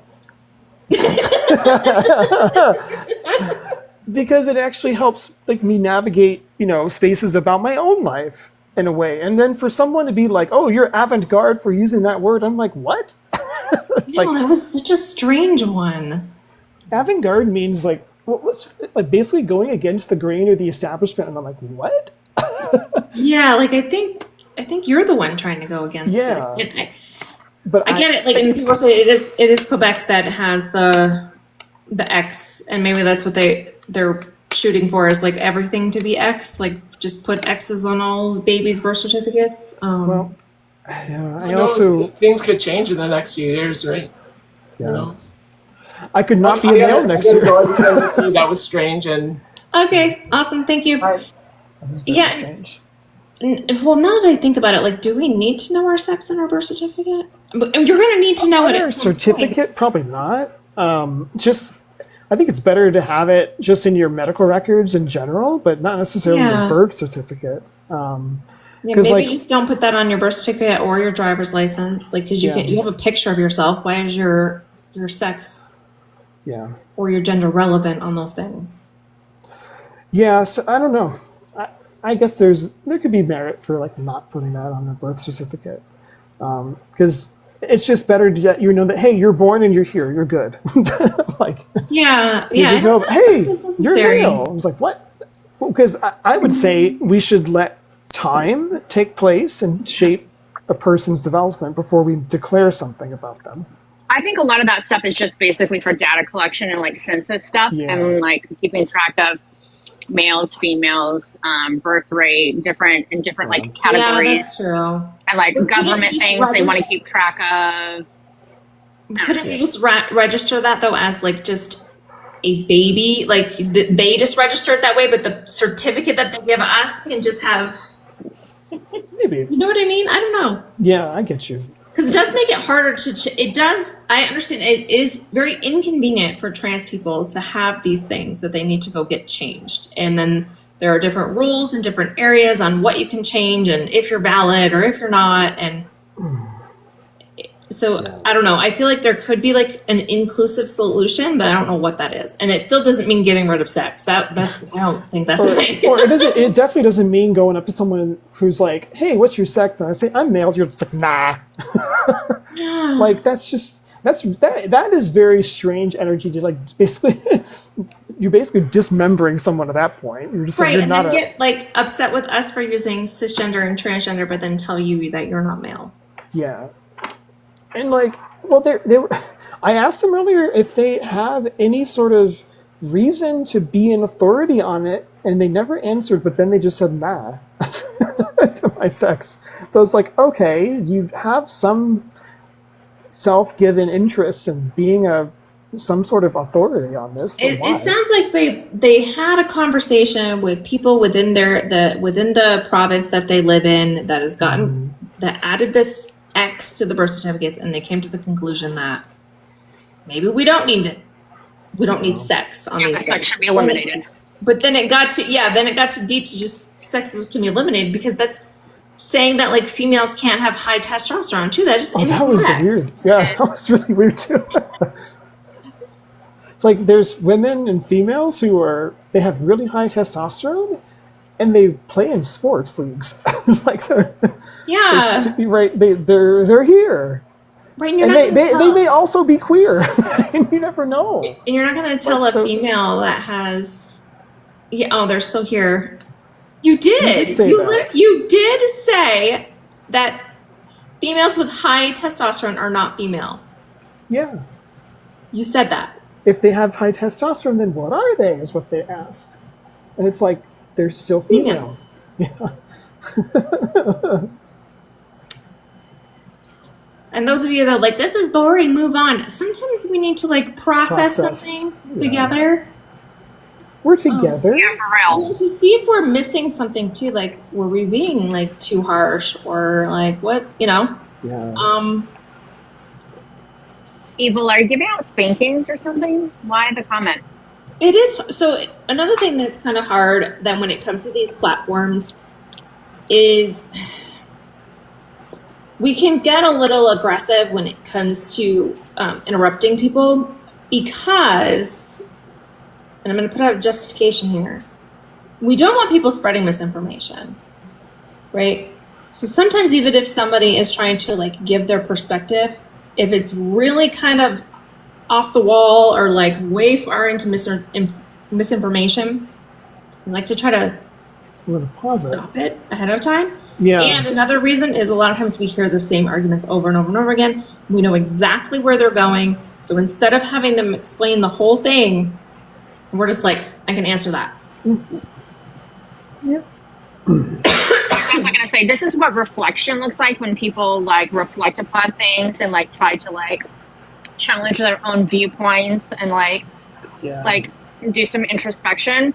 Like this is what it looks like, and I know it annoys people, but I'm sorry, this is how we like learn and grow and figure out like, okay, am I saying, and what I'm saying, does that make sense? Is it, am I being accurate in this or not, or is there a different way to look at stuff? Exactly. Because shocker, Mel and I and Aaron and like people, we are open to new information and learning things and looking at things from a different perspective. Like, I know it sounds wacky. We're reviewing this over. We are. It's basically a hurricane blew over the house, and we're like, "Where the hell's our shit?" So we're just putting this shit back together. Like, that goes over there. Well, because if they had a valid reason, like I'm trying to think if there would be a valid reason or would make sense to get rid of sex, and I feel like that would make things way more complicated. Well, you would have to then justify getting rid of endocrinology. like how are you going to do that? Right, and then you're still, you have to be able to go to an endocrinologist, like because you might have bone issues, and bones are part of your sex characteristics, which then puts you in the category of sex. So now you can make an argument to get rid of gender. And I could see a genderless society maybe at some point, but like Sherry was saying, we would have to get to, and we need to get to that point anyway, for one thing, to allow everyone to express themselves however they want. Number one, right? Stop putting gender roles. But I don't see that happening either. So I think that, you know what I just realized? The guest was struggling with the idea of any binary and was so afraid to deal with it, they just want to throw it out altogether. Which I understand, but then they should just be more critical of like wondering what tool they're using, which is they're just trying to eliminate it. That's like not very useful in some cases. And I understand the appeal too to like not be rigid, but the guest was being very rigid about not being rigid. So, No, I know. Good point. yeah. Well, it's interesting. it's frustrating, but And again, that I will repeat this to those of you if you just showed up or whatever. This platform is typically about kids. Sometimes I change it up to this topic because it's exhausting for me to talk about kids constantly, because it's very personal. But what was my whole point? Oh, that we do talk to parents about like it's okay to assume your child's gender based on their sex. That's fine, but you should be open that you may be wrong. And allow your child to correct you. That's it. They're back in the box. No. Yeah, I think we're good. We're good. Yeah.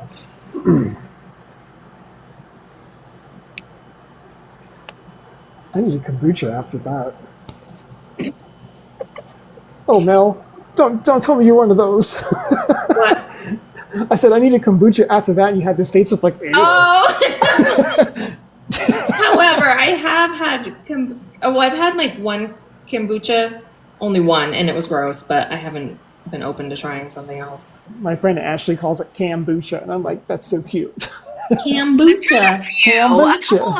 A couple of them are better than others. Like especially when you have like a flavor, like a certain flavor that you like. I think I've tried like a raspberry flavored one or something that has a better taste to it. But it's an acquired taste. It is an acquired taste. Lavender's my favorite. Okay, bye. That would probably be good too. I love lavender things. Yeah, it's good. Hello, Yasmin. Hello? Hi, how old are you? Yeah, May 29. All right, what's up? Okay, so I have a question. I'm going to start off with, I have nothing against trans people, gay, whatever. You choose what you want to do. That's your life. You starting off with that just gives you this. Just gonna. How's that? Because typically people, when they start off with that, they've got some. No, I mean, it's a debate. I don't agree with what I'm seeing on the screen. So, Okay. but I would like It's not for a debate, but those this who are is in not- the I know comments. that, like, people assume that this is a debate platform. It's really not. No, I mean, we have discussions. I don't know. Do you have an understanding of what the topic means? We can start there. I do. I have an understanding of what Okay. the topic means. However, I do not agree with what I'm.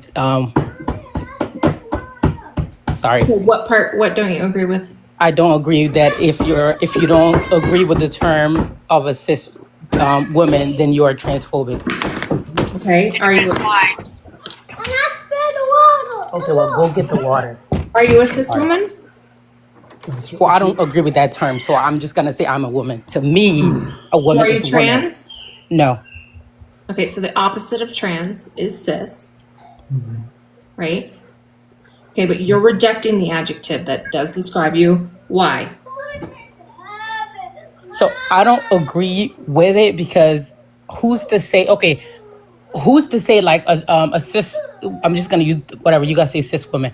A cis woman who give that term to woman? Because from my understanding, this wasn't even enforced a couple years back. Cis woman. Another woman actually gave the term. Yeah, it was actually a cis woman. Yeah. It was never informed. Okay, so when you're first born, right? How do they determine your gender? They assume your gender based on your sex. How is that assumption when it's supposed to be based off of biology? When they do the test to determine if you're a female or a male, do they? Assumptions can be based off things. So when you assume a gender, you're basing it off of a sex category. Right, because typically people are cisgender. So are we just ignoring the fact that biologically, nope, you're either a male or a female? No. So do you know what cisgender actually means? I mean, the definition is up there. You're basically saying that if So you have to have your sex and your gender. that okay, so what you're saying that if I'm a cis woman because I chose to be the gender No. that I am. I agree with the gender that I was No. given at birth. That's No, it's basically because you were assigned female at birth. And if you were assigned female at birth and you developed into a girl, into a woman, then you are cisgender. okay. So how are you? If you are assigned female, how is that determined? It doesn't. How do they determine if you are a female or a male? When they do By gender, observing- when they do like They gender, just observe your genitalia. Yeah, they make a very broad and educated assumption based on your genitals to determine your sex. So how is that assumption when it's clear? I'm a little confused. Because How because can your they- genitals are one characteristic out of 8 other ones that they don't know about.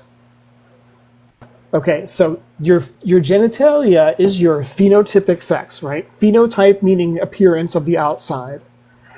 Just because you have a penis doesn't always mean that your genotype matches that, or if your pelvis bones will match that, or anything like that. Okay, so it's an educated assumption. For the most part, doctors are correct in that assumption, but other times they get it wrong. But it's not, excuse me, detrimental. So you're saying that there's a right and a wrong answer to the gender that you're assigned. So if I come out as a female, that's an assumption. If I come out with a female body part, it's an assumption that I'm a female until I decide otherwise later on, that I don't agree with what I was assigned at birth. No. That's. I'm trying to not make it what I make said. sense because to me it doesn't make sense. I feel like we're just What is throwing out your the biology part as in like okay, You like have to separate sex and gender. Can you separate sex and gender? not really. Okay, That's what- probably why you're stuck then. Yeah. What is your learning style? Like, how do you learn best? When you come out, right? When you come out, you're assigned a gender, you're assigned Hold on. a race. Jasmine, correct? what So, is okay, your I asked a question. Like, what is your no, what is your preferred learning style, Jasmine? What does that how have to do do with anything? This has to do with the conversation we're having because there's something obviously stuck here, and I want to figure out the conversation that we're having is what's the that how best. are you Yasmin, I'm still if you talking. don't agree with the I'm name- still okay. talking. I'm still Okay, talking. I understand on the that. I'm transphobic still part. talking. Yeah, I'm still talking. Because you Yasmin. we haven't actually You're like asking a question that doesn't like it doesn't matter whatever It I'm saying. does matter because It I'm doesn't. asking the question. Aaron's trying to figure out a different way to explain this to you Yeah, in a way that you're going to a little understand rude it. because if somebody disagrees, because It's not not everybody's rude. gonna agree on the same term. Oh, like So if why are you here? I'm here. You don't even have an understanding of what being cisgender I is. do have but an you're upset understanding. about I feel like to me, this is some type of like delusional. So me being You're saying- cisgendered is delusional. No, not being cisgender is delusional. Saying that if you do not agree in the term, if you're not a cis, then you're transphobic. That doesn't make any God, sense. What's the Yasmin, definition are of trans transphobic? women? What's the definition of somebody who's transphobic? Have an Someone irrational who fear, aversion to, prejudice towards. Okay, so if I don't agree, So in you didn't being ask answer my woman, I'm question, transphobic. Yasmin. Are trans women women? No. Do trans women have uterus? Stop. Does a Fucking trans woman stop. have a uterus?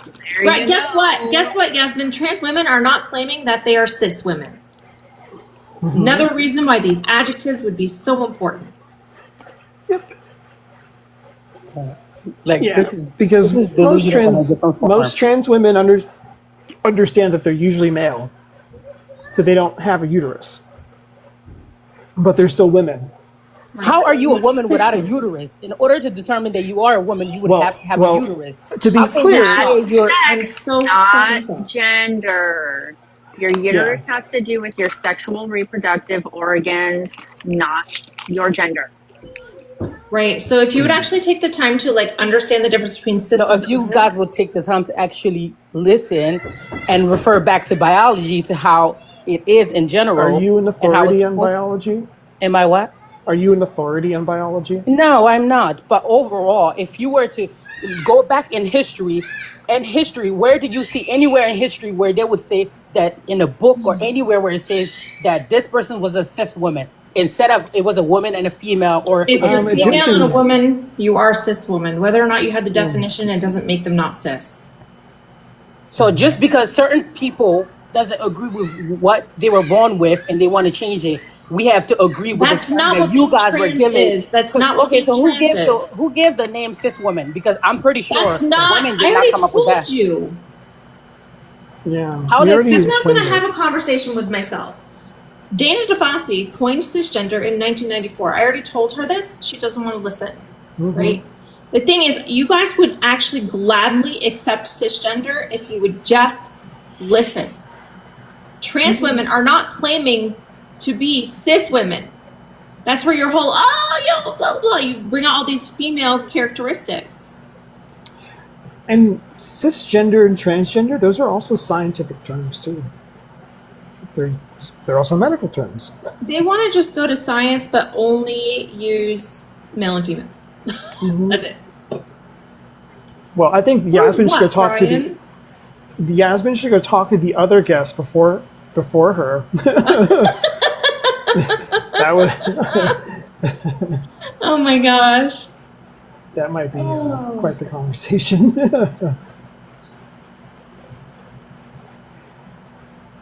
Hello. Hi, Hi, how old are you? 25. All right, what's up? Oh, I was just, so I'm a trans girl, right? I just had some things for, not, well, I guess both the previous guests, but, because, You want to just, you can just say what you want. Yeah. All right, go ahead. totally no, my thing is, so I was, whatever, assigned male at birth. I mean, all the, like, if you want to make all the 9 categories, I line up with every single one. So for all intents and purposes, I am male, but now I take estrogen. So now I have estrogen. So am I less male now? It just makes the argument against sex. It just makes no sense. Because the I whole was- point of me taking estrogen is because I am male. That was I such want a estrogen. weird one. Yeah, I would be really afraid if that person said, "No, you are not more or less male, but you are more woman because you take estrogen." I'd be like, "Damn, that's some." Yeah, that's some territory. trans medicalist. That's some. Yeah. It just. I don't understand. Yeah, I know. We tried breaking that all. We reflected on that, and we still didn't get anywhere. Yeah. Don't remind me that we failed in reflection. Well, we tried. We tried. So yeah, and now I completely blanked on what the last. They all just kind of sound the same sometimes. So the last one is a very typical argument. Yeah. That people they're more stuck on being called transphobic than actually just listening and trying to the amount of people that actually reject or get upset about being cisgender and don't even know what it means, like why it even applies to them, is just Yeah. I will say, as a cisgendered person myself, the amount of energy people that put into not wanting to use the word is kind of dehumanizing because it ignores the fact that it's useful for us. Like, I use it, and it's really helpful for me to navigate the world. But That's why they're I'm saying saying it's Aaron. I have predicted this before. I feel like there's going to be a huge evolution where it goes from people rejecting the term and like not like it to where then they will like scream it from the rooftops of like I'm cisgender, cisgender pride. Yeah.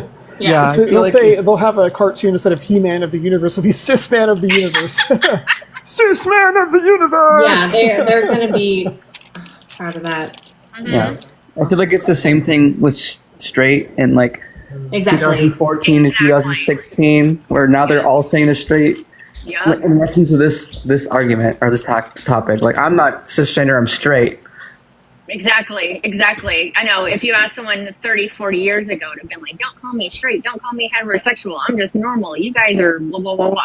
And it's the same exact thing. But now they'll probably be like, I'm straight. And throw it. So yeah, it'll get there one day. Watch. I'm curious if we went back in time to the men who were writing the Constitution, if we called them masculine when they're feminine presenting, if that would offend them. I'm really curious about that. Well, interesting. Well, guess what? I got flagged for hate speech. No. Yikes. Oh, bummer. Really? Yeah. Haters. I bet it was the previous conversation with that poor cis woman. Yeah. All right, We're Mel, so thanks for having me mean, on. hateful. Thanks for having me, Mel. Yeah, thanks for hanging out. Sherry, are you done? I mean, I can come back if you're gonna stay on longer. Are you? I can reset. Thank you, Alice. Do you want to switch topics? Sure. We'll go back I'm to gonna brush kids. my teeth real quick too. All right, we'll go back to kids. Okay. We're gonna reset. Also tell Phoenix to check their messages, their text messages. And I think it was Alice. Alice was having a snack. All right, of course, Alice, thank you for coming up. All right, I'm gonna reset. I'll be right back. Oh, this lighting is so weird on my face. It's Memorial Day. That's all. I don't know where I was going with that. Oh, Mel, why are you so goofy? I don't know, guys. Just Sam. I'm just developed this way.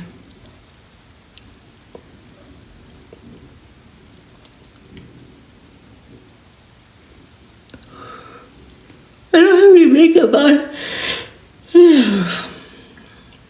I don't have any makeup on. I feel weird. I don't even have my earrings, you guys. That's kind of a weird thing for me. I'm taking a nap. Tap the screen, share the live. See if you can wake me up. Get to 10K likes and I might stop leaning on my arm.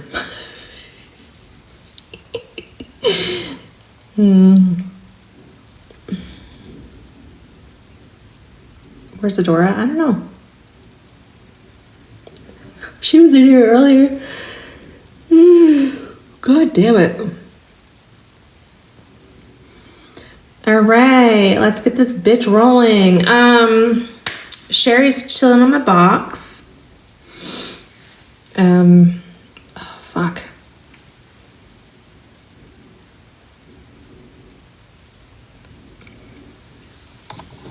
Aw, thank you, Pebbles.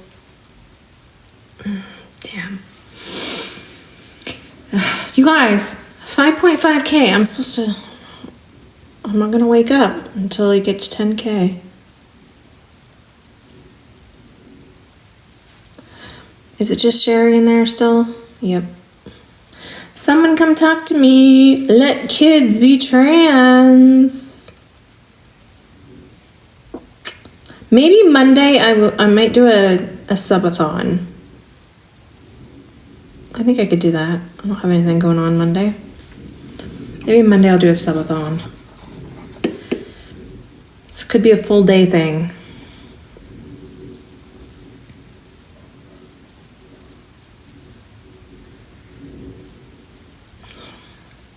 We're getting closer. We're not there yet. Keep tapping. I need a new topic. This topic did really well earlier, so.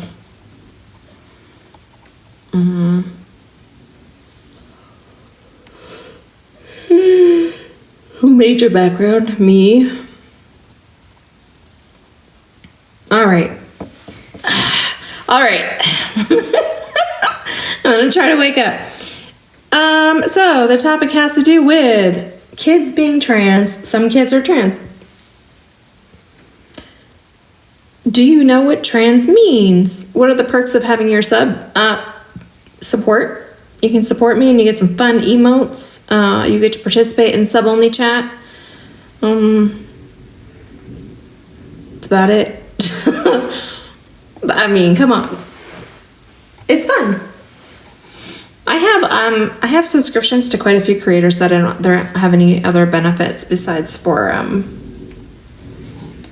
just using their emotes and just supporting. But the benefit to subscribing on Monday will be to add 4 minutes to the live.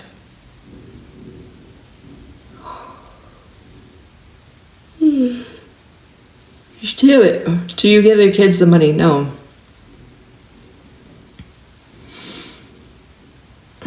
My kids get a lot anyway.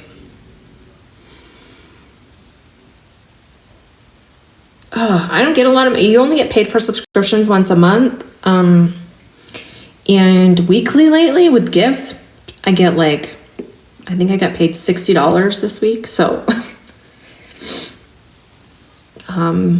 for the amount of time I put in, it's not much per hour. I'm not crying, my eyes are watering for some reason. That's fine. I appreciate the support. It's not necessary. That's it. But if you guys would ever watch any other TikTok lives, I don't know one live creator, especially a big live creator, that doesn't take tips through Cash App or Venmo, or have subscriptions or give gifts. So I don't know why some of you think I should be any different. Oh, goddamn. My eyes are seriously watering like really bad. Anyway, now that I've been rambling on about that, let's see who Tyler is. Tyler, are you a child?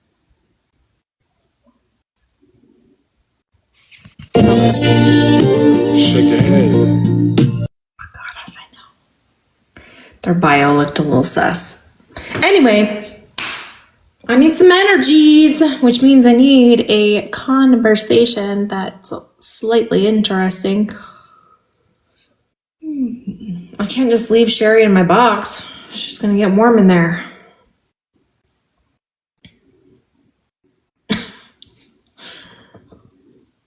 Sherry, I hope you're laughing. Alice, you were just here. You agree, I think, don't you? Oh my goodness. She's gonna get warm in there. You guys are funny.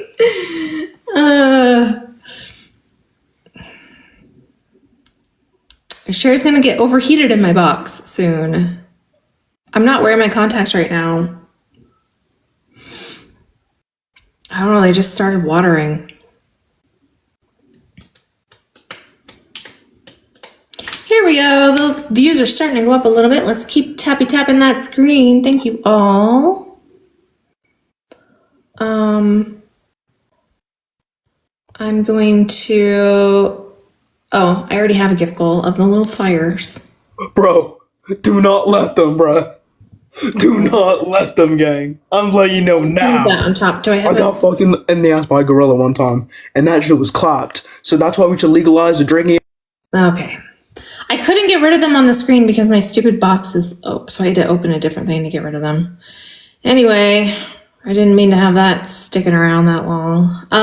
Let's see who else is here. It looks like they're all like children tonight.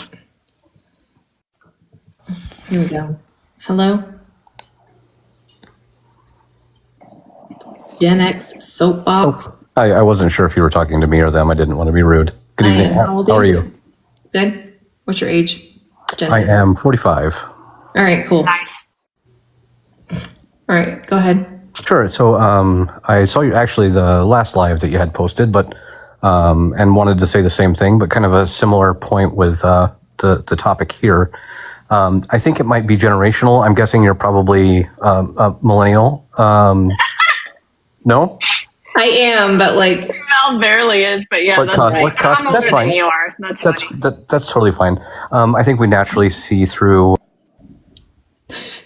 that generations kind of react and act differently than the generation that was previous. That's the main reason why I was guessing that.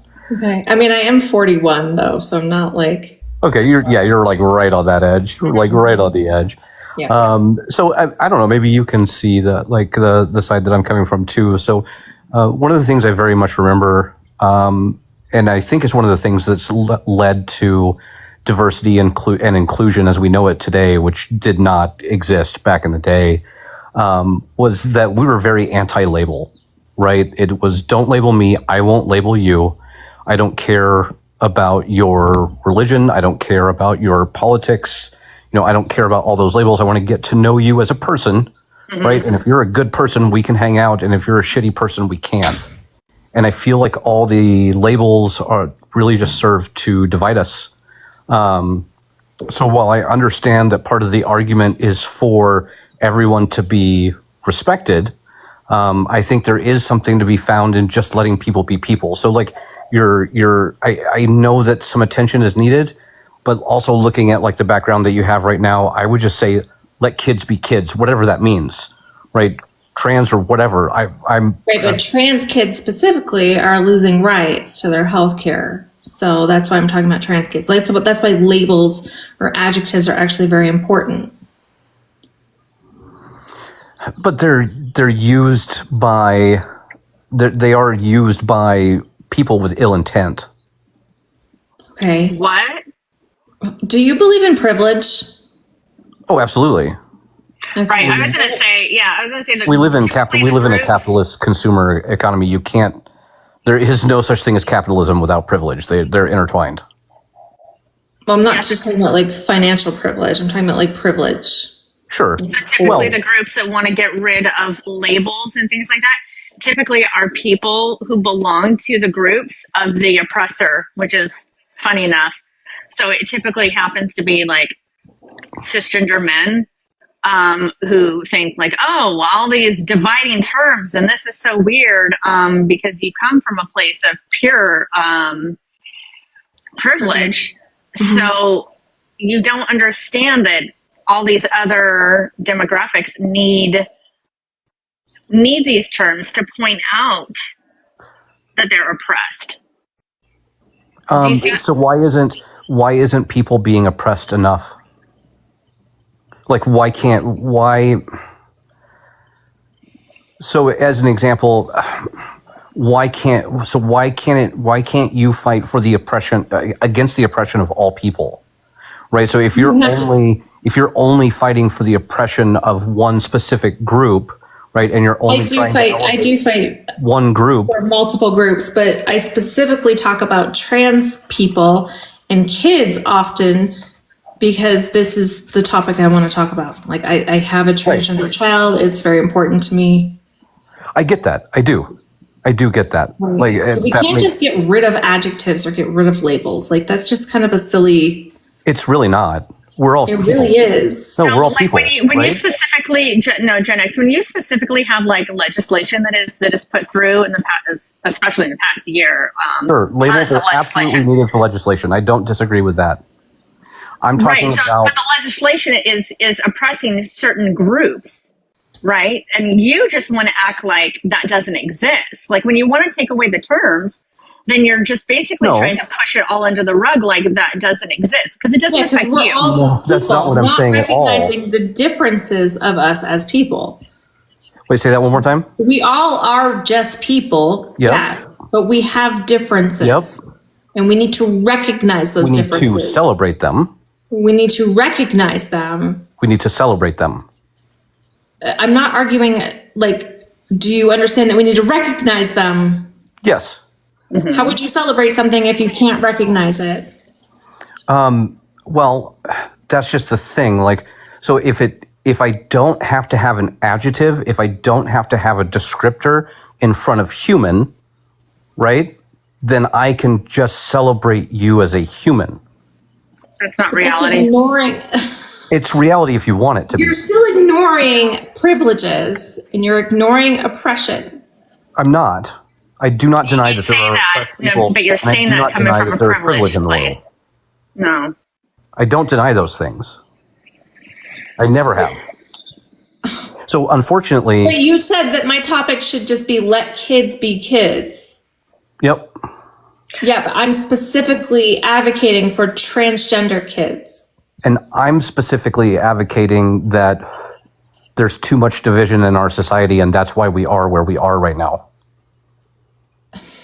Okay, that has nothing to do. Okay, when Mel's trying to talk about transgender kids, we're specifically trying to educate on the challenges and the things that transgender kids go through. If we just had the topic up here, like, let kids be kids, we would And it not wouldn't be able pull to as many discuss views, and it wouldn't be a conversation. I get that. I do.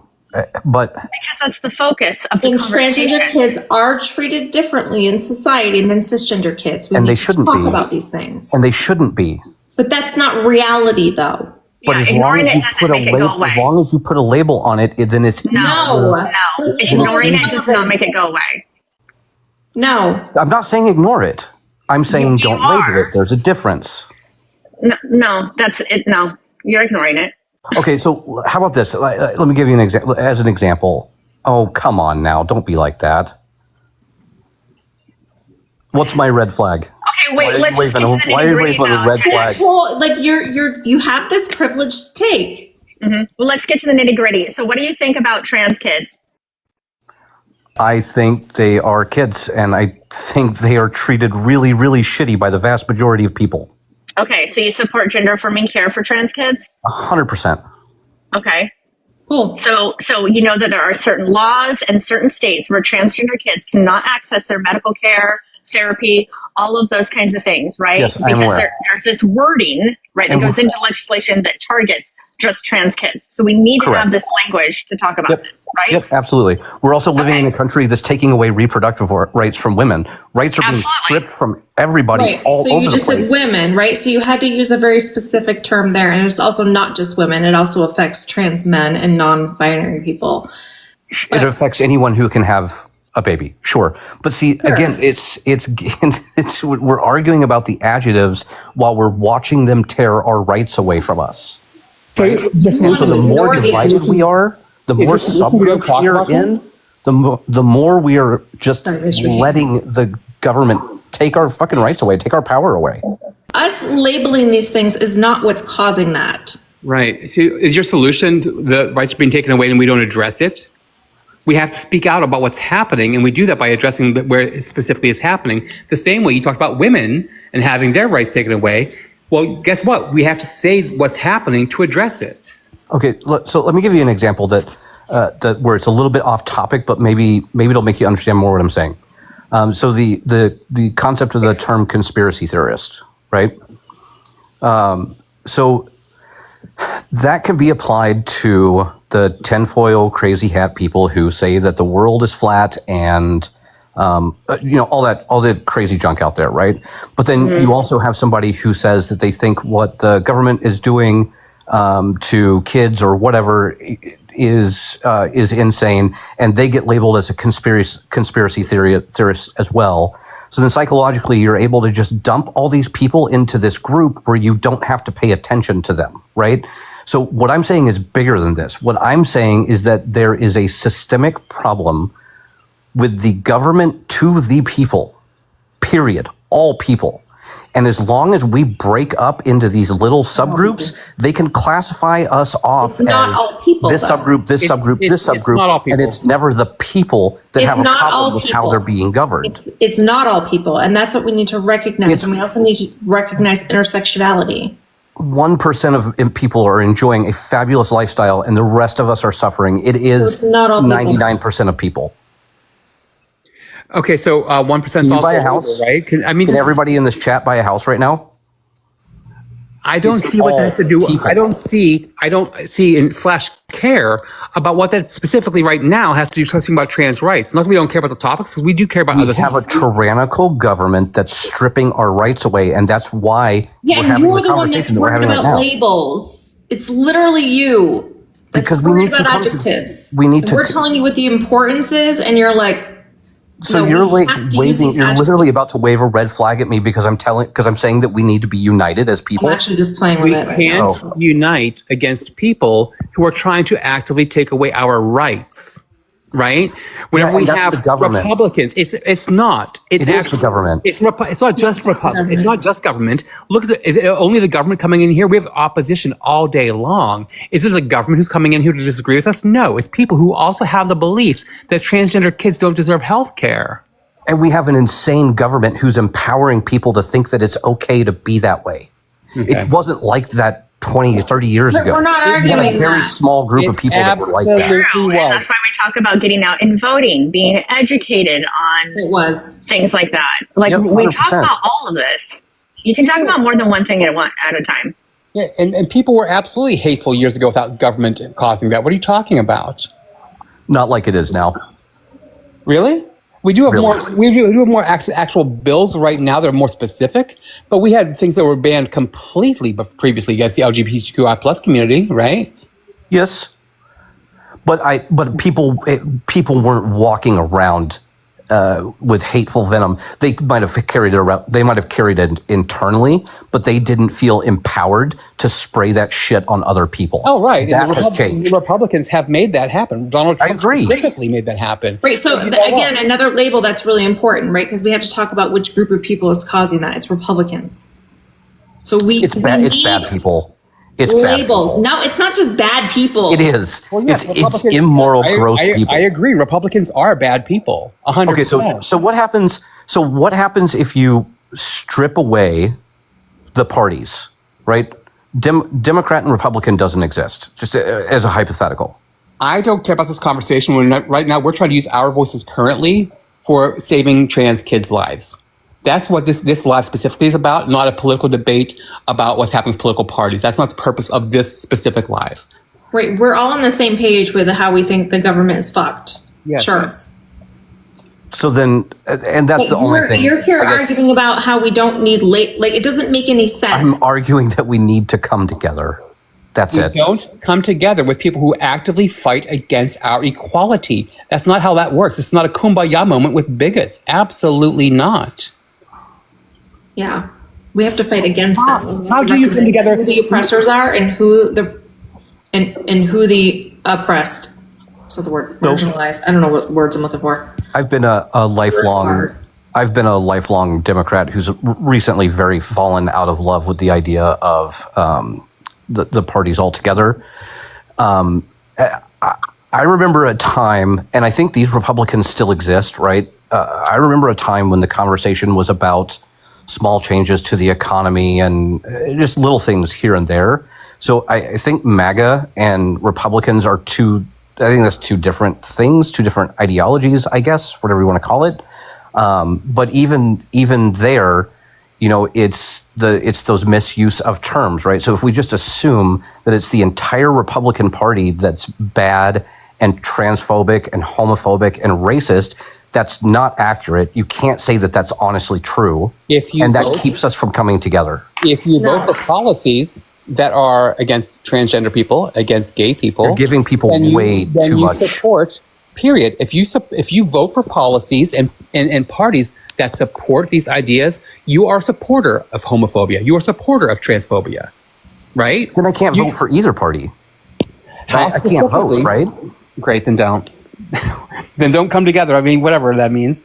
I mean, if I wish I had the privilege. I frankly wish I had the privilege. It's about privilege. I wish I could say, hey, you know what? My rights aren't up for vote right now. Wait, Gen X, are you cisgender, heterosexual white man? I guess, sure. So you're at the top. And like Sherry said right in the beginning of this, that's the ones that are like, we don't need these labels.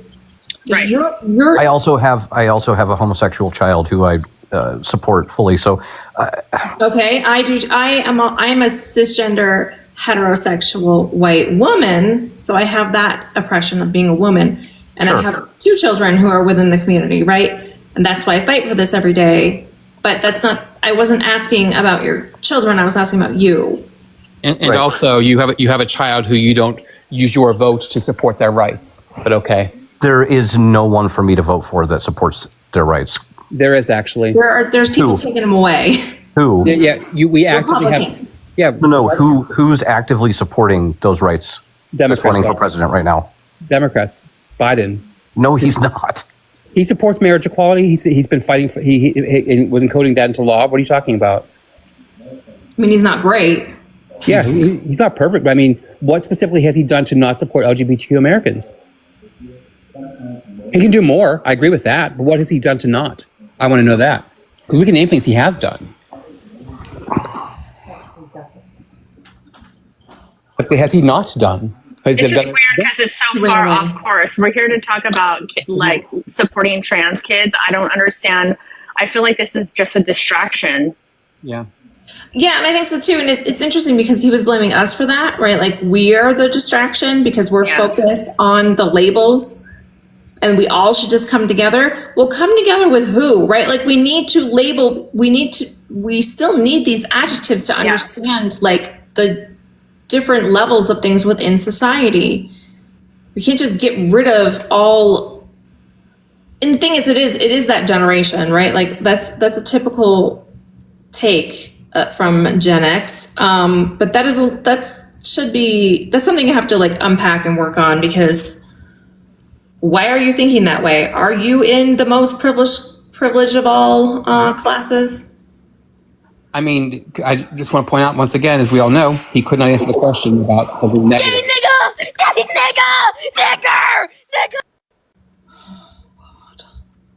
Also, this is why we teach things, because people raise their children to be hateful little pieces of shit like that child. Exactly. That was gross, kid. Oh, great. Now we have people cheering for racism. Love that. Shocking. I'm gonna do this for But hey, let's all come together with that person, right? Let's all come together with that person who's just here now a moment ago, because the government's doing it to us. Cool.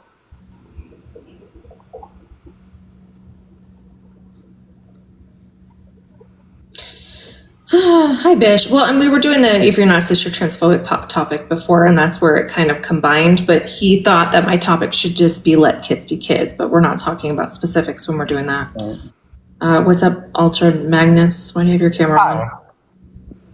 What? I said, why do you have your camera on? Oh, should I not have it on?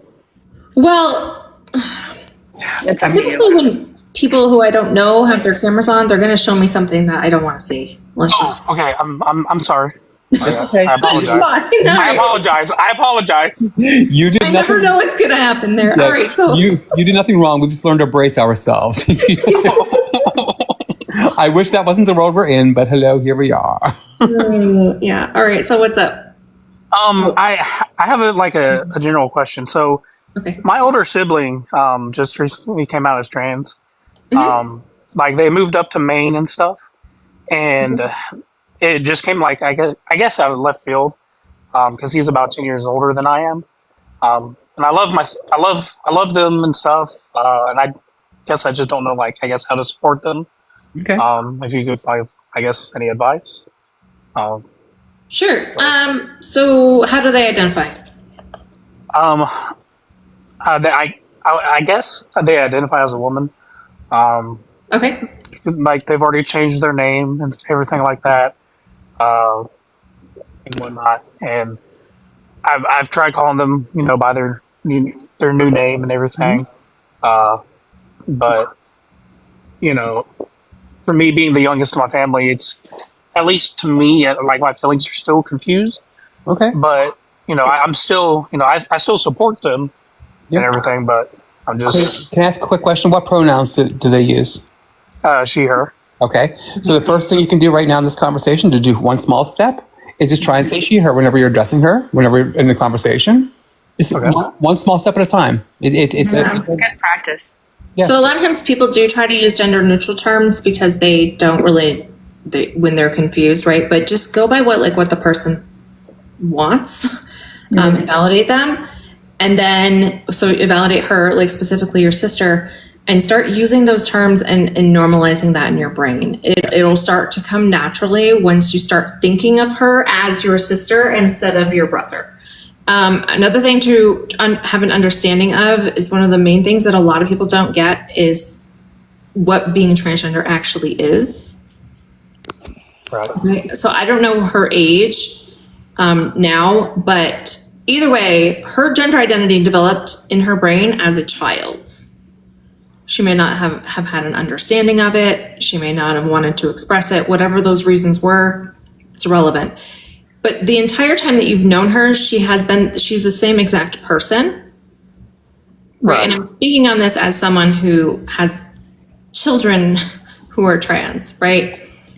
You have to have this understanding that if you loved the person before, you should be able to love them now, right? Because they're the same exact person. The only thing that's changing is that they're just expressing to you and your family and in society who they really are. Okay.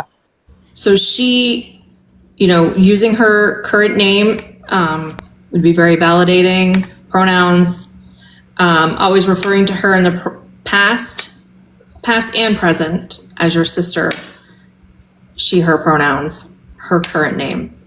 And when people for one thing, when you try to refer to them before with like previous names and pronouns, and I mean them as in like a general sense when you're supporting trans people, that if you refer to them in the past as who they are now, or sorry, with like previous pronouns and stuff, it's almost like you are trying to make a connection that they're two different people or that they changed, right? And that actually can be like kind of harmful to the trans person themselves too, to like hear them being referred to as like a brother or as, you know, he, him, or whatever in the past, because that's not who they are.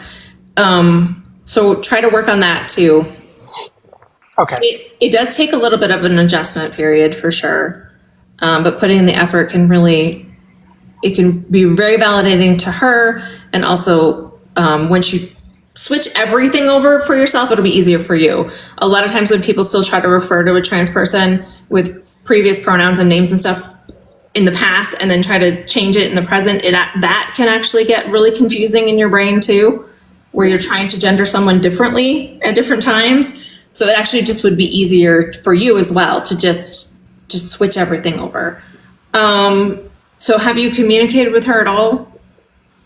I have. The last time that I called her was probably, I want to say about a week ago. And we were just talking about how she had to request her birth certificate and everything to be able to change her name and everything up there in Maine. And so, I mean, it's, you know, it's just, I guess it's just a learning curve for me, I guess. Yeah. Yeah. Because I don't want to be insensitive, and I don't want to, you know, So be rude it and is, things. and that is, and it is a learning curve, and that is valid. And I'm glad that you even talked to her about things with her, you know, taking steps to affirm herself. Her being able to share that with you is probably really helpful.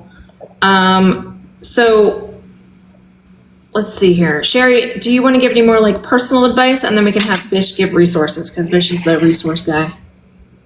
I'm trying to think if there's anything else. I mean, everything that Mel said is completely accurate. And I've noticed for my son, even though like when we started using his pronouns and stuff like that, that was like very affirming. But for some reason, I do think there is a thing about siblings where there is a certain kind of connection, and it's very, very affirming. I feel like for my son, the biggest thing is when his sister refers to him now as her brother. I think that is one of the most affirming things. So I do think that like your sister will recognize all of the effort that you're putting in, and it will be extremely appreciated.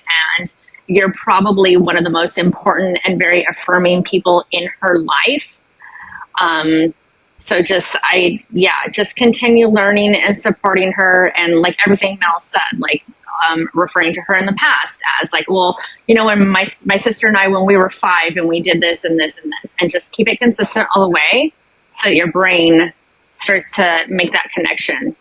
And it will be natural. Like you'll stop thinking of her as your brother. You will start thinking of her as your sister. Like it'll come naturally. It'll just take some time. Did you have anything else, Sherry? Sorry. I think that's it. Okay. I have a question for Mel and Sis for the resources. Okay. Did either of you have any tricks that helped you remember like names and pronouns, like post-it notes thing that you used to help you remember at all? Yeah. So if you haven't already, change her name in your phone. I have. Okay. And you can also add the pronouns. Oh. Okay. So I didn't know I could do that. Well, just put them like next to her name, and it'll just start helping your brain, like, you know, make the connection.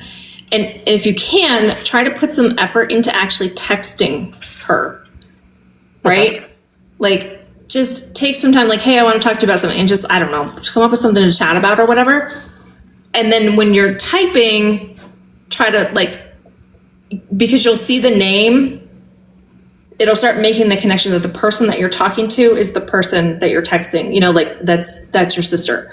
Those things actually can help. I did that right off with my daughter. I changed her name in my phone, and then I made some time I took some time to try to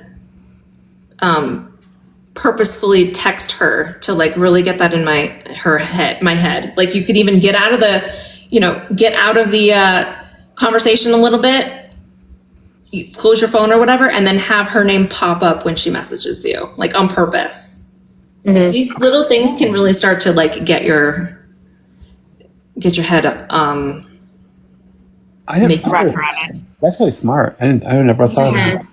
And I feel like there was something else and then ask her specifically, because she's an adult, right? Yes.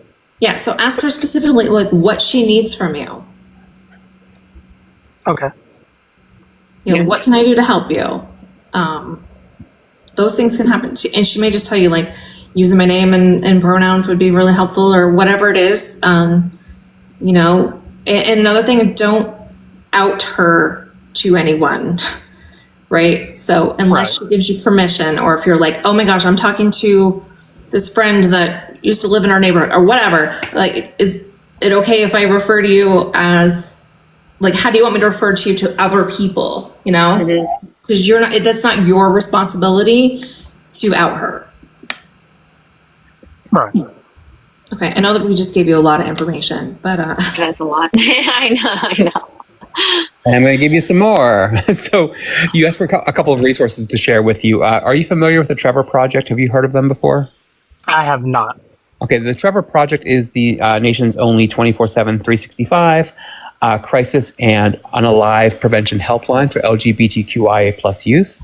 And they have on their site a wealth of resources. If you go to the trevorproject.org/resources, there's a ton of different documents in there, but the one that's going to be very helpful is how to be a better ally to trans and non-binary youth. And even though your sister may not fall in the youth category, I don't know, it's still great information to have. And also PFLAG, which is, I believe, stands for Parents and Friends of Lesbians and Gays. That one, if you go to pflag.org, on the top of the page, it says Find Resources. And when you go there, the very first thing on the top left says, my loved one is transgender. You go there, ton of resources to help you out. Nice. Okay. And this doesn't apply to this conversation because obviously your siblings grown or whatever, but like in our household, when my son changed his pronouns, we did basically like the swear jar, but it was like the pronoun jar. So anytime that we fucked up, we had to put money in there. And he did love pointing it out to us, like, hey, you got it wrong, go put some money in there. So it was like, okay. So, yeah. So that's a little trick with kids. And it was a way for me to understand as a parent too, how important and how affirming it was to him. Because for a while he did do the thing, and like, even with your sibling, like this could be true as an adult, where they will tend to be like, they'll coddle their family, right? And they'll excuse their family when their family misgenders them or screws up with their name and stuff like that. They'll be like, oh, it's okay. Like, I know it's hard for you. I know it's hard. And they will excuse your behavior. It's not necessarily because it is okay to them. It's just the emotional labor that goes into that of trying to correct you and stuff all the time can be difficult for them. So yeah. When my son first changed over his pronouns, he did have the viewpoint of like, it's not that big of a deal. Like, it's not that important. And I think his therapist at the time had said and suggested this whole jar thing. And then I realized through him constantly catching us and correcting us how important it was. So, and that's a way for somebody to speak up without having to speak up. You know what I mean? It's kind of like a game that works with children. Anyway, it's just to prove that they will coddle their family. They will excuse your behavior because it's mentally draining. Right. So if you on the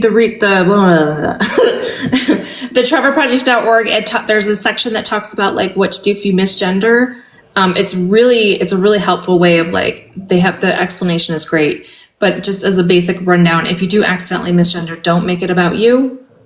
Just apologize, correct yourself, move on. Oh, sorry, sorry, your name, whatever. And then that's it. But don't be like, oh, this is really hard for me, like anything like that, because that kind of makes them feel like their identity is putting a burden on people around them. And it's really not helpful when they're already like struggling with having to come out to people and having them adjust to them anyway. It's better if you just don't put anything extra on them. Okay. I know we gave you a lot. Yeah. Even over apologizing, it ends up making it more about you. Like, oh my god, I'm so sorry. Yes. Oh, I don't know why I did that. Oh my god, I'm so sorry. I'm like, just Don't over apologize. yeah. Yep. All right. I do appreciate you guys. Yeah, thank you. Of course. Thank you. Have a good night. You too.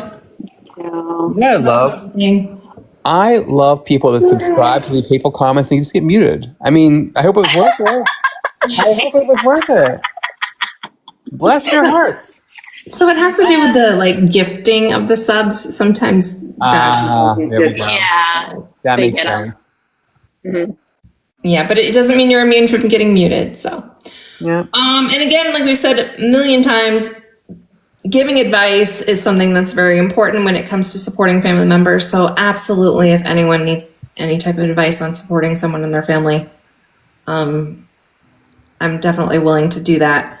And we don't want to put that burden on trans people to have to tell people how to validate themselves. So, all right, what's up?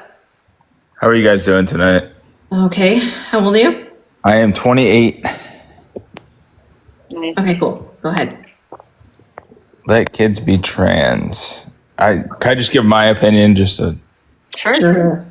I'm open-minded, very open-minded. But I think kids should be kids, and when they get to a mature age, if they want to make a decision on who they are, who they think they are, then I don't think they should be forced or manipulated or whatever to be trans as a kid. Let them just physically grow up how they were born. So you think that, wait. So you think that we force or manipulate our kids into being trans?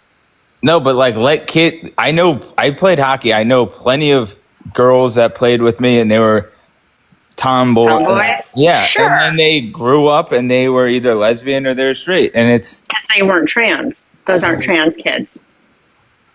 But so the thing is, Being a lesbian and being trans are different things. yeah, and when you say just let them be kids and let them decide later, it's not a matter of like, oh, this is something you can figure out when you're an adult. Kind of like, what kind of career do you want? Well, you've got plenty of time. Figure that as an adult. The issue is that people don't understand if they don't have a trans kid is if you have a trans child who especially has gender dysphoria and they are not affirmed in their gender and you make them live as a gender that they are not, that can be highly distressing through childhood, through adolescence. So that's something that we don't put on kids of like waiting until they're later. Because some of those kids when they're actually fully don't. mature. Because at that moment, they're going through distress. It is difficult for them to function in daily life. So I can't just tell my trans kid, like, just go play outside. They go outside and then they're still having this anxiety and these feelings and these thoughts. And it doesn't just go away by making them go outside and play. I know it seems weird to people because they're thinking, well, they're just kids, like have them go play. It doesn't work like that. These are thoughts like gender dysphoria can be all consuming. Like it can be something that like, this is all these kids think about. They can't get up and go to school. They can't brush their teeth. They can't shower. They can't do any of those things. How can I let my kid be a kid if they can't get up in the morning or they can't go to sleep or they can't take a shower?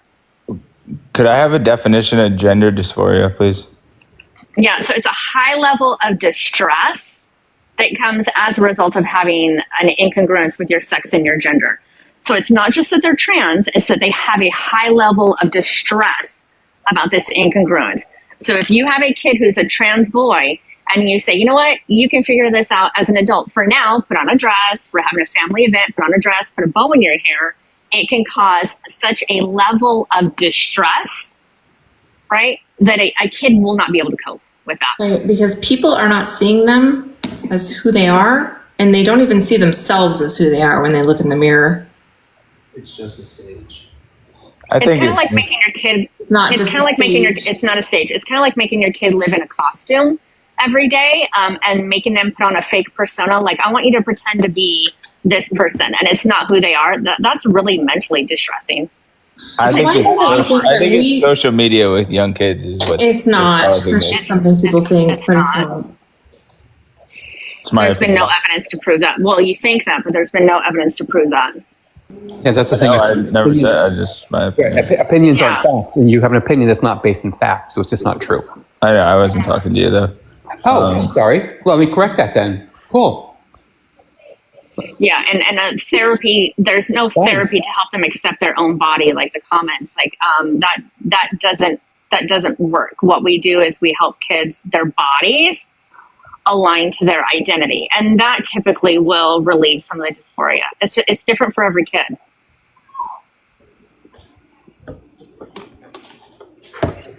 Can I talk now?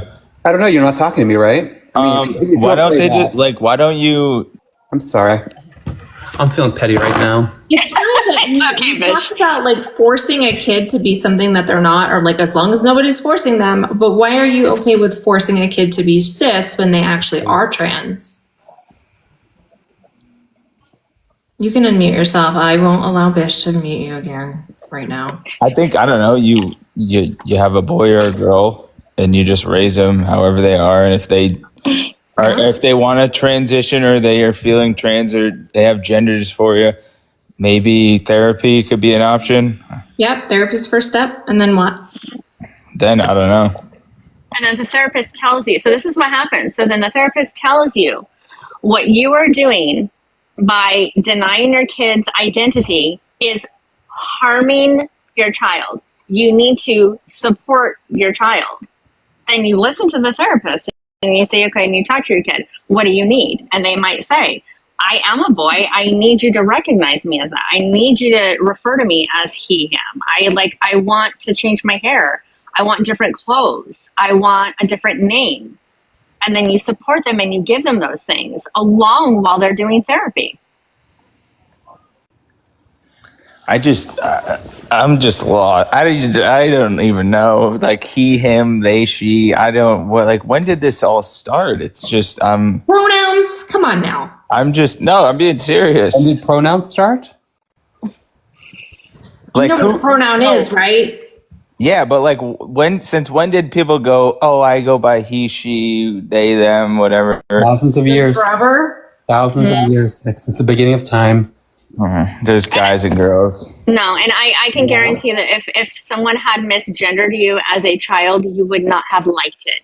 And that's what it's like for a trans child who's being misgendered nonstop. They don't like it. It doesn't feel good. It wouldn't feel good to you if I misgendered you constantly either. So these things are important. It's not just like misgendering you. It's somebody viewing you as something that you're not. So they're just calling you a woman constantly, referring to you as a woman, treating you like a woman in society, using she, her pronouns. You would eventually get really annoyed by it. I mean, it's not true, so I really wouldn't. No one would. Yes, you would. Yeah, it would bother you. Like Shane said. Oh, there it is, though. You're like, but nobody would do that. Yeah, that's your cis privilege right there. Mm-hmm. As a straight guy, I'm privileged. I mean, what the fuck is that? Well, yes. Yeah. How am I privileged? Being Oh God, we have to get on that. I can help with that. Enlighten me. Can you tell me, Glad? Can you name one piece of legislation that's been made against you being a cisgender heterosexual man? Name one piece, a bill or a law. No, I'm just like every other. The 95% of Americans that are straight. So okay, so all of you straight people who are Americans. It's not about just you being sorry, Bish. It's not about you just being heterosexual. It's also for being a man, like because there's intersections, right? You being a man is a separate thing than you being heterosexual, and then you being cisgender is another thing. There's 3 different things there. Are there any laws being made against men for being men? Probably not. Why should there be? Are there any laws against straight people for being straight? No, because how do you think we all got here? To ask your question, then why should there be laws against LGBTQ people? Why should there be laws against trans people for being trans? When did I ever say there should be laws against them? Well, there are. So that's why I asked you, should there be? I don't think so. I think everyone. Wait, so should there be laws taking gender affirming care away from trans kids? I think you should just let kids be kids and keep kids out of the whole. Keep These kids out of when the they're- a whole kid is topic. struggling, No, when a kid is You can't keep the kids out of it. and the therapist says to support them, how do you just let them be kids if you're not supporting them? Raise them, just raise them and let them be who they are gonna be, but let them mature. Like, don't just because your kid says he's a boy and it's a girl and they're 5 years old. Why? Oh, he's a boy. Let's raise him up as a boy. You're looking for insistence, persistence, and consistency. You're not talking about a child who says one thing one time. They will do like little things. Like oftentimes, like if you tell a child to draw themselves in the future, right? Or if they're playing a video, they'll draw themselves as a man or a woman, even if they could be a girl and draw themselves as a man. Like, oh shit, maybe this kid is a boy. Right? Or if they're playing video games and they have to make like characters of themselves and they consistently make themselves a gender that doesn't align with the gender that you're assuming they are. Like these little things, the way that they view themselves is not the same way that everyone around them is viewing them. You need to validate these kids. You can't prevent them from being trans. That's not a thing you can do. You can't push them into being cisgender. It doesn't work. I'm not saying push them, but like it doesn't work. The trans shouldn't even be talked about as for young kids. You don't have to talk to a kid about being trans for them to be trans. They will recognize that with never understanding the word, never hearing it, nothing. They will still be transgender. Exactly. It doesn't matter if you teach them the word or not. It doesn't matter if they have social media. Kids have been trans way before the internet. Mm-hmm. I just think the title should be "Let Kids Be Kids." That's it. You just aren't listening, right? Did you even recognize any of your privilege, like that we talked to you about? Because I don't have privilege. I'm 95% of this country. I don't have any privilege. That is I mean, privilege. that's Literally. That's literal privilege. The fact you're saying, well, I don't have it. Yes, because there aren't laws against you. That is a privilege. You don't have to worry that people are going to make laws against your health care because that is a privilege. You don't have to worry that people are going to make laws against you, against crimes that happen against you because that is a privilege. It's also a privilege that we're all born, and how were we all born? A female and a male created us. So were they privileged? Were they privileged? Irrelevant. How is that irrelevant? Were they privileged? Are they privileged because they created you? I love that you put words together and thought you said something. I know, that makes no sense. But I mean, good for you for making a sentence, I guess. Kids, you know that, No, right? no, don't even get me started on that. They literally do. Trans people have kids all the time. And tell us again how when you came in, the first thing you said is, I'm open-minded, but I think that was the most honest thing you said was that but moment. Yeah, you're not. This is the opposite of being open-minded. This is just extremist. What you guys are saying. It's not. What's extremist is people like you. Should trans kids have health care? Yeah. Okay, so you have no problem with gender affirming care. Thank you. My whole thing is just let kids like grow up and whoever they want to be. I was really hoping It's that you would not say, a let kids be kids again. want. That's the thing. It's not who they want to be. It's not some decision that they make as an adult. It's not an adult decision. They just develop this way. You can't. And you're make them are not you trans. 28? You said you're 28? He said. Do you plan on having kids? Yeah, one of these days. No yeah, rush. please get educated before you do that. Oh, my kid will not be trans. Don't you worry. Don't have kids. So if your kid is, you will be your child's first bully. They want to be you're the first bully, right? Nah, I'm not a bully. You are. You'll be your child's first Seriously, bully. makes me nauseous when people say this stuff. I know. Please don't reproduce. Don't do It's it. painful. Because guess what? Parents who have trans kids didn't plan on having trans kids. Mm-hmm. We just do. We just do. Oh, there it goes. And we've got a runner. You know, I wish you would have stayed longer. Maybe told us, hey, let kids be kids again, because that was a profound statement that went absolutely. He doesn't even want to let his kid be a kid. His child that doesn't even exist. All right, I think I officially have a headache. I think I need to go eat dinner. I've had dinner. I have a headache now. I did before dinner. All right, I think I'm going to take off so we can go get something to eat. All right, I'm not going to be in this anyway. All right, catch you later. Thanks. Bye. Bye, everyone. Bye-bye. Hello? Hello? Lud. We can't really hear you. You're very. Sound like.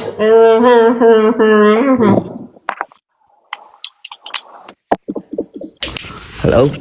Oh, there you are. How old are you, please? What did you say? What's your age, please? For TikTok. I'm 18. What year were you born? 2006. What month? February 28th. All right, go ahead. I'm not, like... Yeah, okay, whatever. So, do you think a 9-year-old should be able to chop off his penis? Oh, is that a real question? Yeah. Okay, that doesn't happen. So what's your next question? That doesn't happen. Well, That doesn't happen. in Sweden, over here. No, that doesn't happen in Sweden either. It does not happen. Yes, it does. Citation, it happens to 9-year-olds. It's not happening. A kid in my school literally did that. Okay, no. Oh, they did not. No way. Oh, God. I didn't have kids on purpose, I swear to share. You know, I need to You need to go that 21. plus thing that you said, but then I have to like figure out all the dates, and I don't have them in my head yet. I should make a little chart while we're talking. It took me a while to like, because I just know now because people say 18 like so often. I feel like I need to make a spreadsheet that has the month, day, and year with the, that should be really easy to do. Hi, new guest. How are you? Hello. Hi. What's your age, please, for TikTok guidelines? I'm 26. Thank you. Cool. All right, go ahead. Okay, so I'm not here to judge anybody, but I do also feel like I don't think it's right for kids to be able to choose, make a big decision like that. I don't feel like this should be forced on them. It's and not. I say this after I've done extensive research on this, because from my understanding, the brain chemistry of those that are trans works differently, correct? No. Yes, their brain chemistry tells them that they're woman or male. It doesn't? Have you not done your research? It doesn't work different. No, it doesn't work differently than cis people. Our brains, all of our brains tell us our gender identity. Okay. And within the trans community, their brains tell them their gender identity is of the opposite sex. That is why they believe that they are the opposite sex. I'm in psychology, so I know this firsthand. So with that being said, it's also the same. It's also studied and seen. It's kind of the same with schizophrenics because their brain chemistry is different. Not. No, it's not. I'm sorry. There's What nothing. is Jesus Christ? Where in the brain does gender identity develop? It's not the fact of gender identity developing. It's just the fact Yeah, it that their brain tells them, it's telling them that they're women please answer the question. or male. Carrie, please answer the question. Where in the brain does it develop, please? I'm not sure. I thought you were in this field.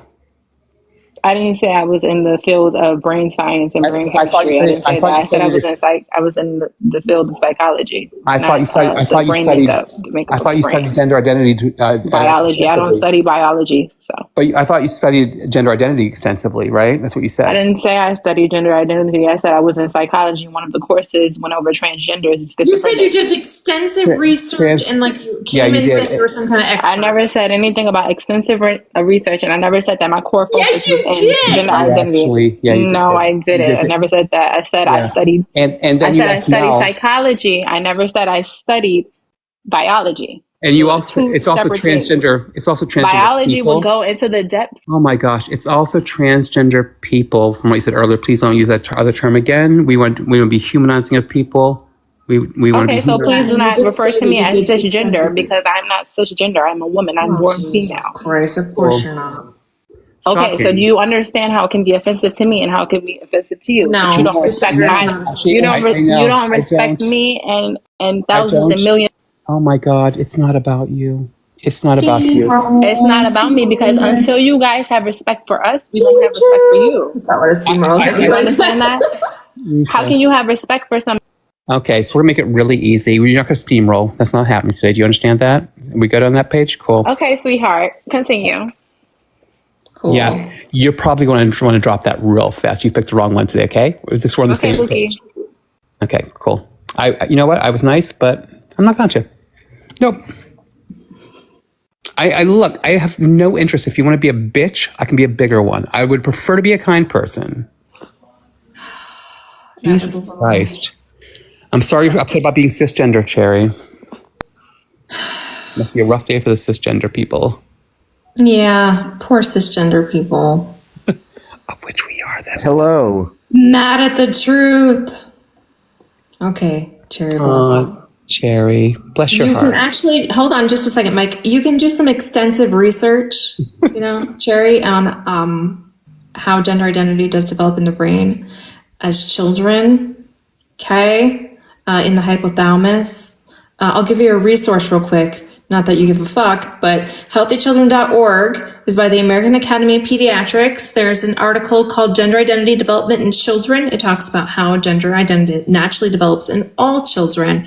Some people develop congruent to their sex and some people do not. That's it. Very simple. All right, Mike, how old are you? I am 42. I'll be 43 in August. All right, what's up? I just wanted to say that I really appreciate this live.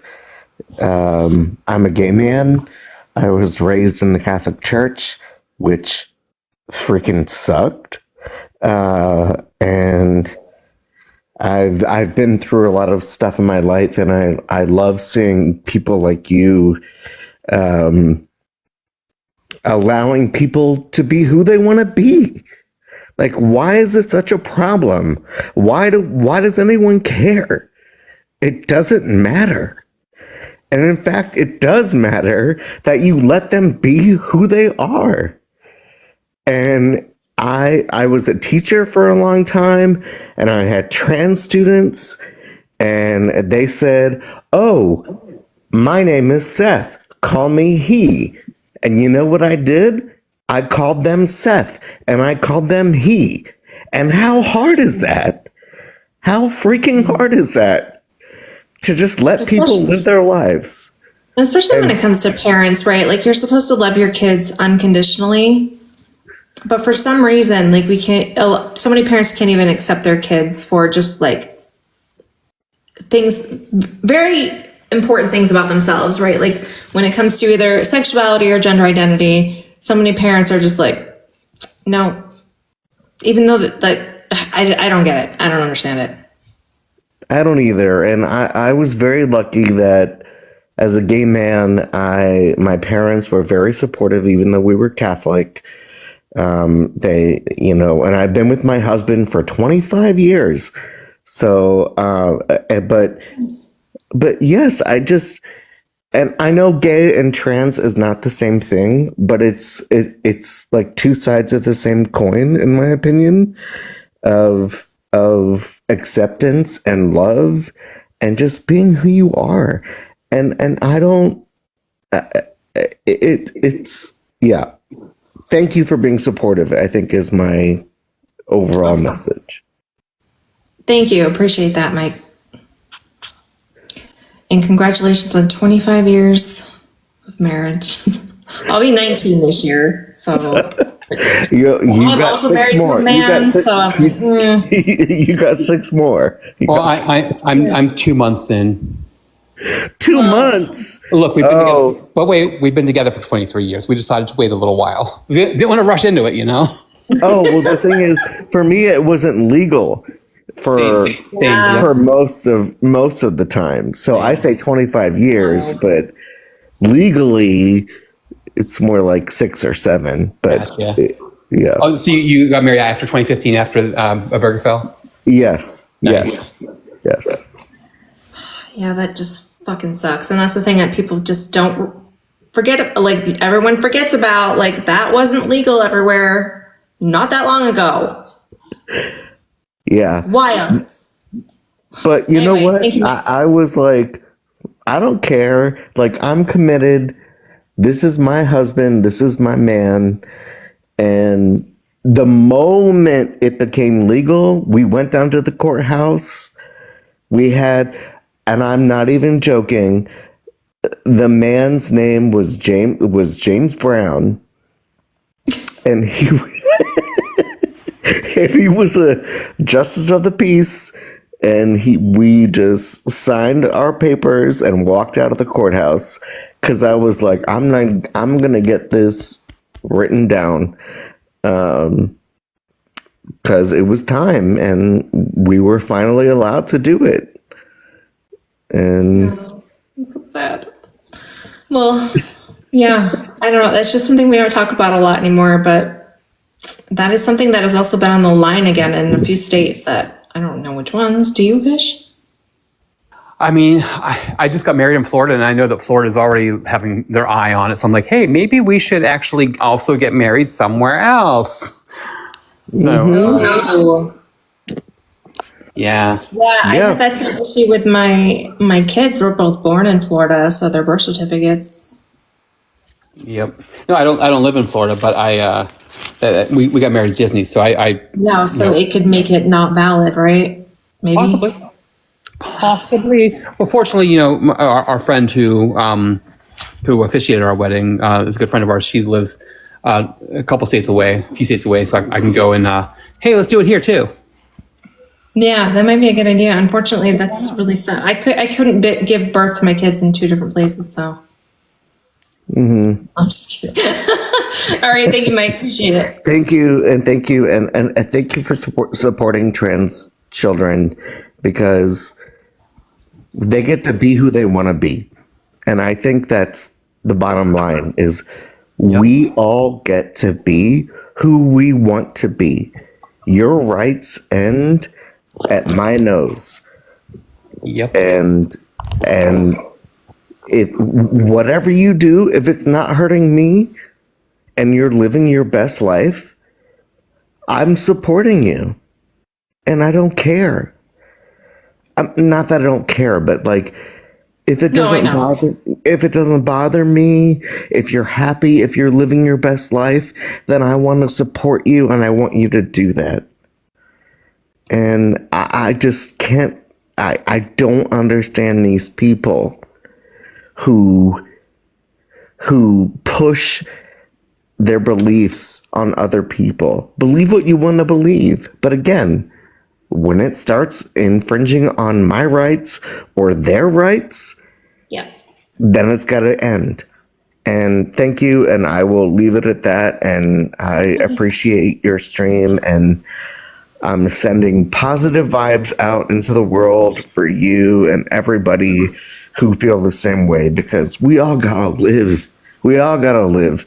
We all gotta just be our true selves. And hate is not welcome in this world. That's right. Period. Thank you, Mike. Aw, W Mike in the chat. Absolutely. We need more of that. Also, I'm doing laundry, so there'll be one more guest that actually connects, and then let's see. Hello.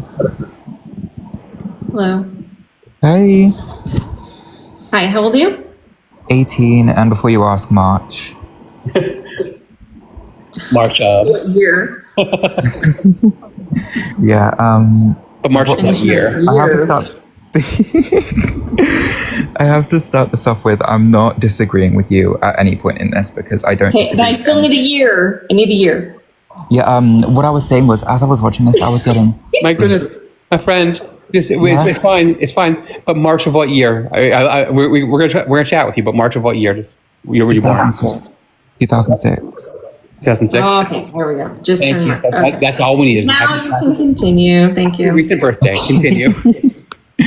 As I watch this live, I get like viscerally frustrated, because I think that no one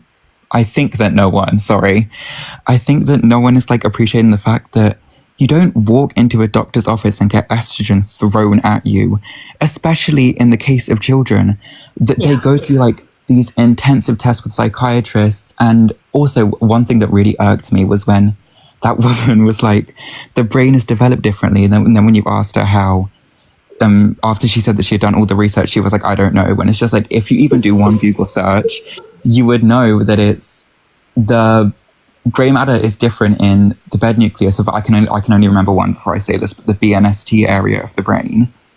And it's just, what was I going to say now? Yeah, didn't even know what part of the brain that gender identity develops in. Nothing. But So you make extensive something research. like that. Gotta back it up.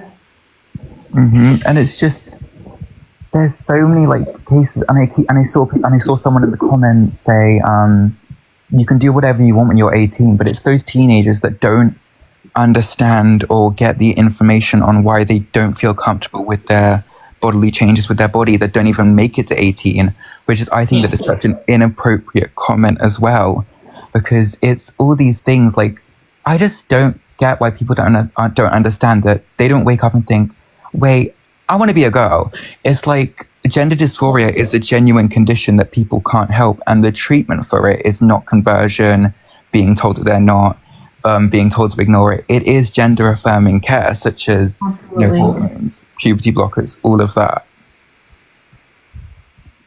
Guess what? Yeah. And a lot, the thing is though, when people say 18, typically it's someone who's either a parent or wants to be a parent, and they don't want responsibility put on them that their child is trans, right? So they're worried about their own personal reputation and not their child's mental health and well-being. That's why they want them to be 18, because then they're an adult, and then that's not a reflection of them. They can make up excuses or whatever it is. It's also the whole thing, when you're 18 thing is a very interesting way of saying, I want children to suffer. I want teenagers to suffer. Yep. Oh, sorry. You're fine. Yeah, and it's just like, wait, I saw someone say something. Guess what? Going through the wrong puberty causes suffering. Oh wait, no, I think Yeah, that was a good comment. That was a friendly. What do you mean? What a joke comment on the 18. I don't know. I saw that too. But yeah, and it's just like I find it also funny when it's like you guys need Jesus, because I was raised Christian. I went to Christian places. I went to church, and it's those things that it's like it's also that kind of thing that gave me the viewpoint of I don't disagree with other religions' views, because it's their choice to do that. But it's also like I just think it's very wrong to go down this path of saying things like, oh, you're not transgender, it's just a phase. Oh, you're not transgender, it's just all this, when truly it is something that can't be helped. And I do concede to the fact that people can be confused, people can be influenced, because those happen with anything. People can be influenced to buy stuff and then regret it. So but the thing is that you can be temporarily maybe confused by influence, right? But that's the point of gender affirming care process being so extensive when they're kids, because parents, medical professionals, we know that they're working with kids, right? So you want to make sure that they do have an understanding of themselves, that they in fact have gender dysphoria, so they're not getting any type of medical care that they don't need. I don't know why I put that up like it. Oh no, don't worry, I was gonna follow up with that. Yeah, it's just it's just that I keep forgetting what I'm gonna say right as I'm about to say it. It's so fun when that happens. I mean, if you want, I can drop in and you can bring someone else up. Yeah, I'm gonna try one more. Chris is screaming from the comments, so I bet he's got something amazing. I can't wait to see about this. All right. All right, Bye. thank you. Appreciate it. Bye. Thank you. All right, this will be the last one, I think. I said I think because I never know what I'm doing. I don't know if I did that right. Yeah, you're here. How old are you? I am 38. Okay. Gemini, 1986, Libra rising, Cancer moon. That was specific. Yeah, I'm gonna throw up at the mouth sometimes. It happens. We never had anybody be that specific before. Okay, go ahead. All I want to do is say that my personal opinion I think it's between the communication between, once we figure it out, we're supposed to pass that along. So when a kid's born, we're supposed to introduce them into this world hey, we don't know what you were this time before that, or the time before that. You might have been a boy, you might have been a girl. When it comes to address your feelings, if you want to procreate naturally, you might want to address these feelings and understand that you may have been a girl in your past life or a boy in your past life. The voice in your head is your guide, is your future life telling you what to do and help you guide towards what you're being. So if you learn from your kids what you're lacking, when you had them, which is what they're here to represent. They have the part of the astrology that you do not. And that's why you brought your signs up. That's I just wanted to say that, like, when a kid's born, they represent what you didn't have when they're conceived. So if you bring them into this world and say, hey, buddy, you might have been a girl 2-3 times back, like, you might like girls, but you got to, I messed that up. That was the throw up at the mouth. You might have been a girl 2 or 3 times back and you're a girl now, but do you understand what I'm saying? I can't portray it right. I guess if you believe in past lives, sure. I mean, it's optional. There's a roadmap and a blueprint for you to figure it out yourself, but it's everything. You have to take everything into perspective. So if you believe in a past life or you don't, you have to understand that some religions do. So if it's conceived, it's perceived, and it's possible. So for them, that's what their afterlife is. They've opened that, and if your circles interline or interact with theirs in any way, then it's possible. So, like, it's not necessarily have to be a belief. It's part of the blueprint, though. So, like, Chris, you can come back. Kids can be trans. I mean, they absolutely can. If you, as long as they're provided with the information, if they still make the decision and want to interact with that and experiment with that, then that's on them. Absolutely. We're not supposed to let our kids, like, we're not supposed to raise them. They're supposed to raise themselves, and then we learn from them. We're supposed to guide them, but they're to make their own decisions, their own mistakes. We're not supposed to hold them back. I think you have the way you got there was interesting, but the conclusion is valid, so appreciate it. This is the most unique take we've heard, I will say, Chris. I will say I've not, frequently on these lives, you hear us say, we've heard it all, but I have not heard that before.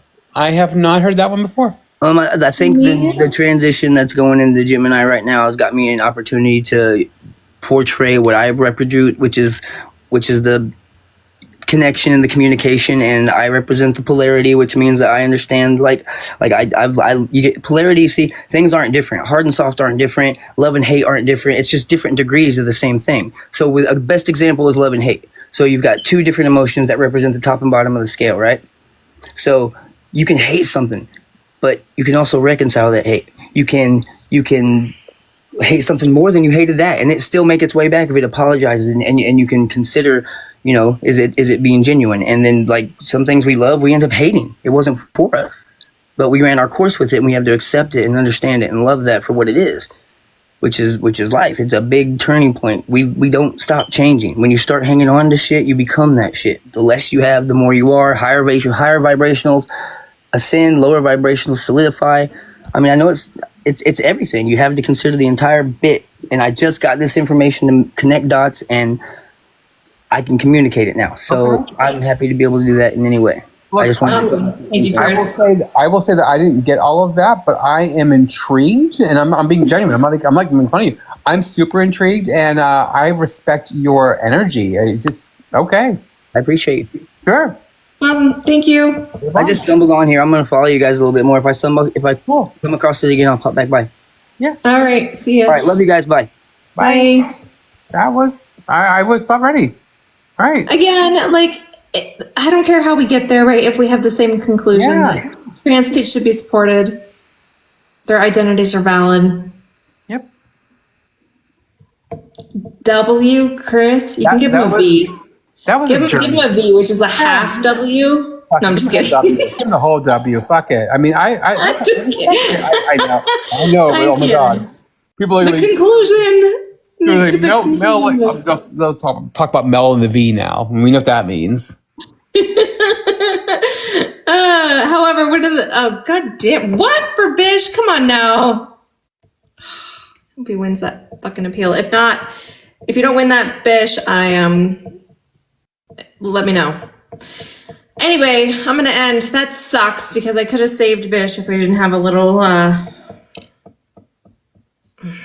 damn it. Stupid app. Anyway, thank you guys for hanging out. Appreciate you all.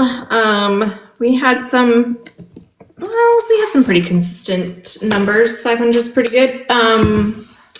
So again, thank you for hanging out. I think I'm gonna do a subathon on Monday. I think that's gonna be my plan. So I'll start with a specific amount of time, and then I'll add up to a certain amount of time on a max time, and then people can subscribe, and then that'll add to the time. I don't know. I don't have a time, just Monday during the day because it's Memorial Day. So we'll see how it goes too, because it might be, I don't know. I don't know if people at cookouts are going to be on live or what. So anyway, tomorrow I will probably be on again sometime. Don't have anything planned. When I show up, I show up. And that's it. Yeah. So see you guys later. Thank you for all the love and support, the gifts. Appreciate you. And I don't know if anybody's live. It's weird. It's not showing me like people that I follow being live anymore in the app, and it used to, and that's really annoying. TikTok, I don't know why you did that. So let me look really quick. See if anybody that I follow is live. Oh, I don't know if you guys remember a few hours ago when Mr. Jones came in here. He's live with Parker. So that's probably a political debate over there, but I bet you it's pretty interesting. So go raid Parker. There's only 360 of you left. He probably won't even notice. Just kidding. I'll see you guys later. Thank you. Parker, get a job. All right. Bye.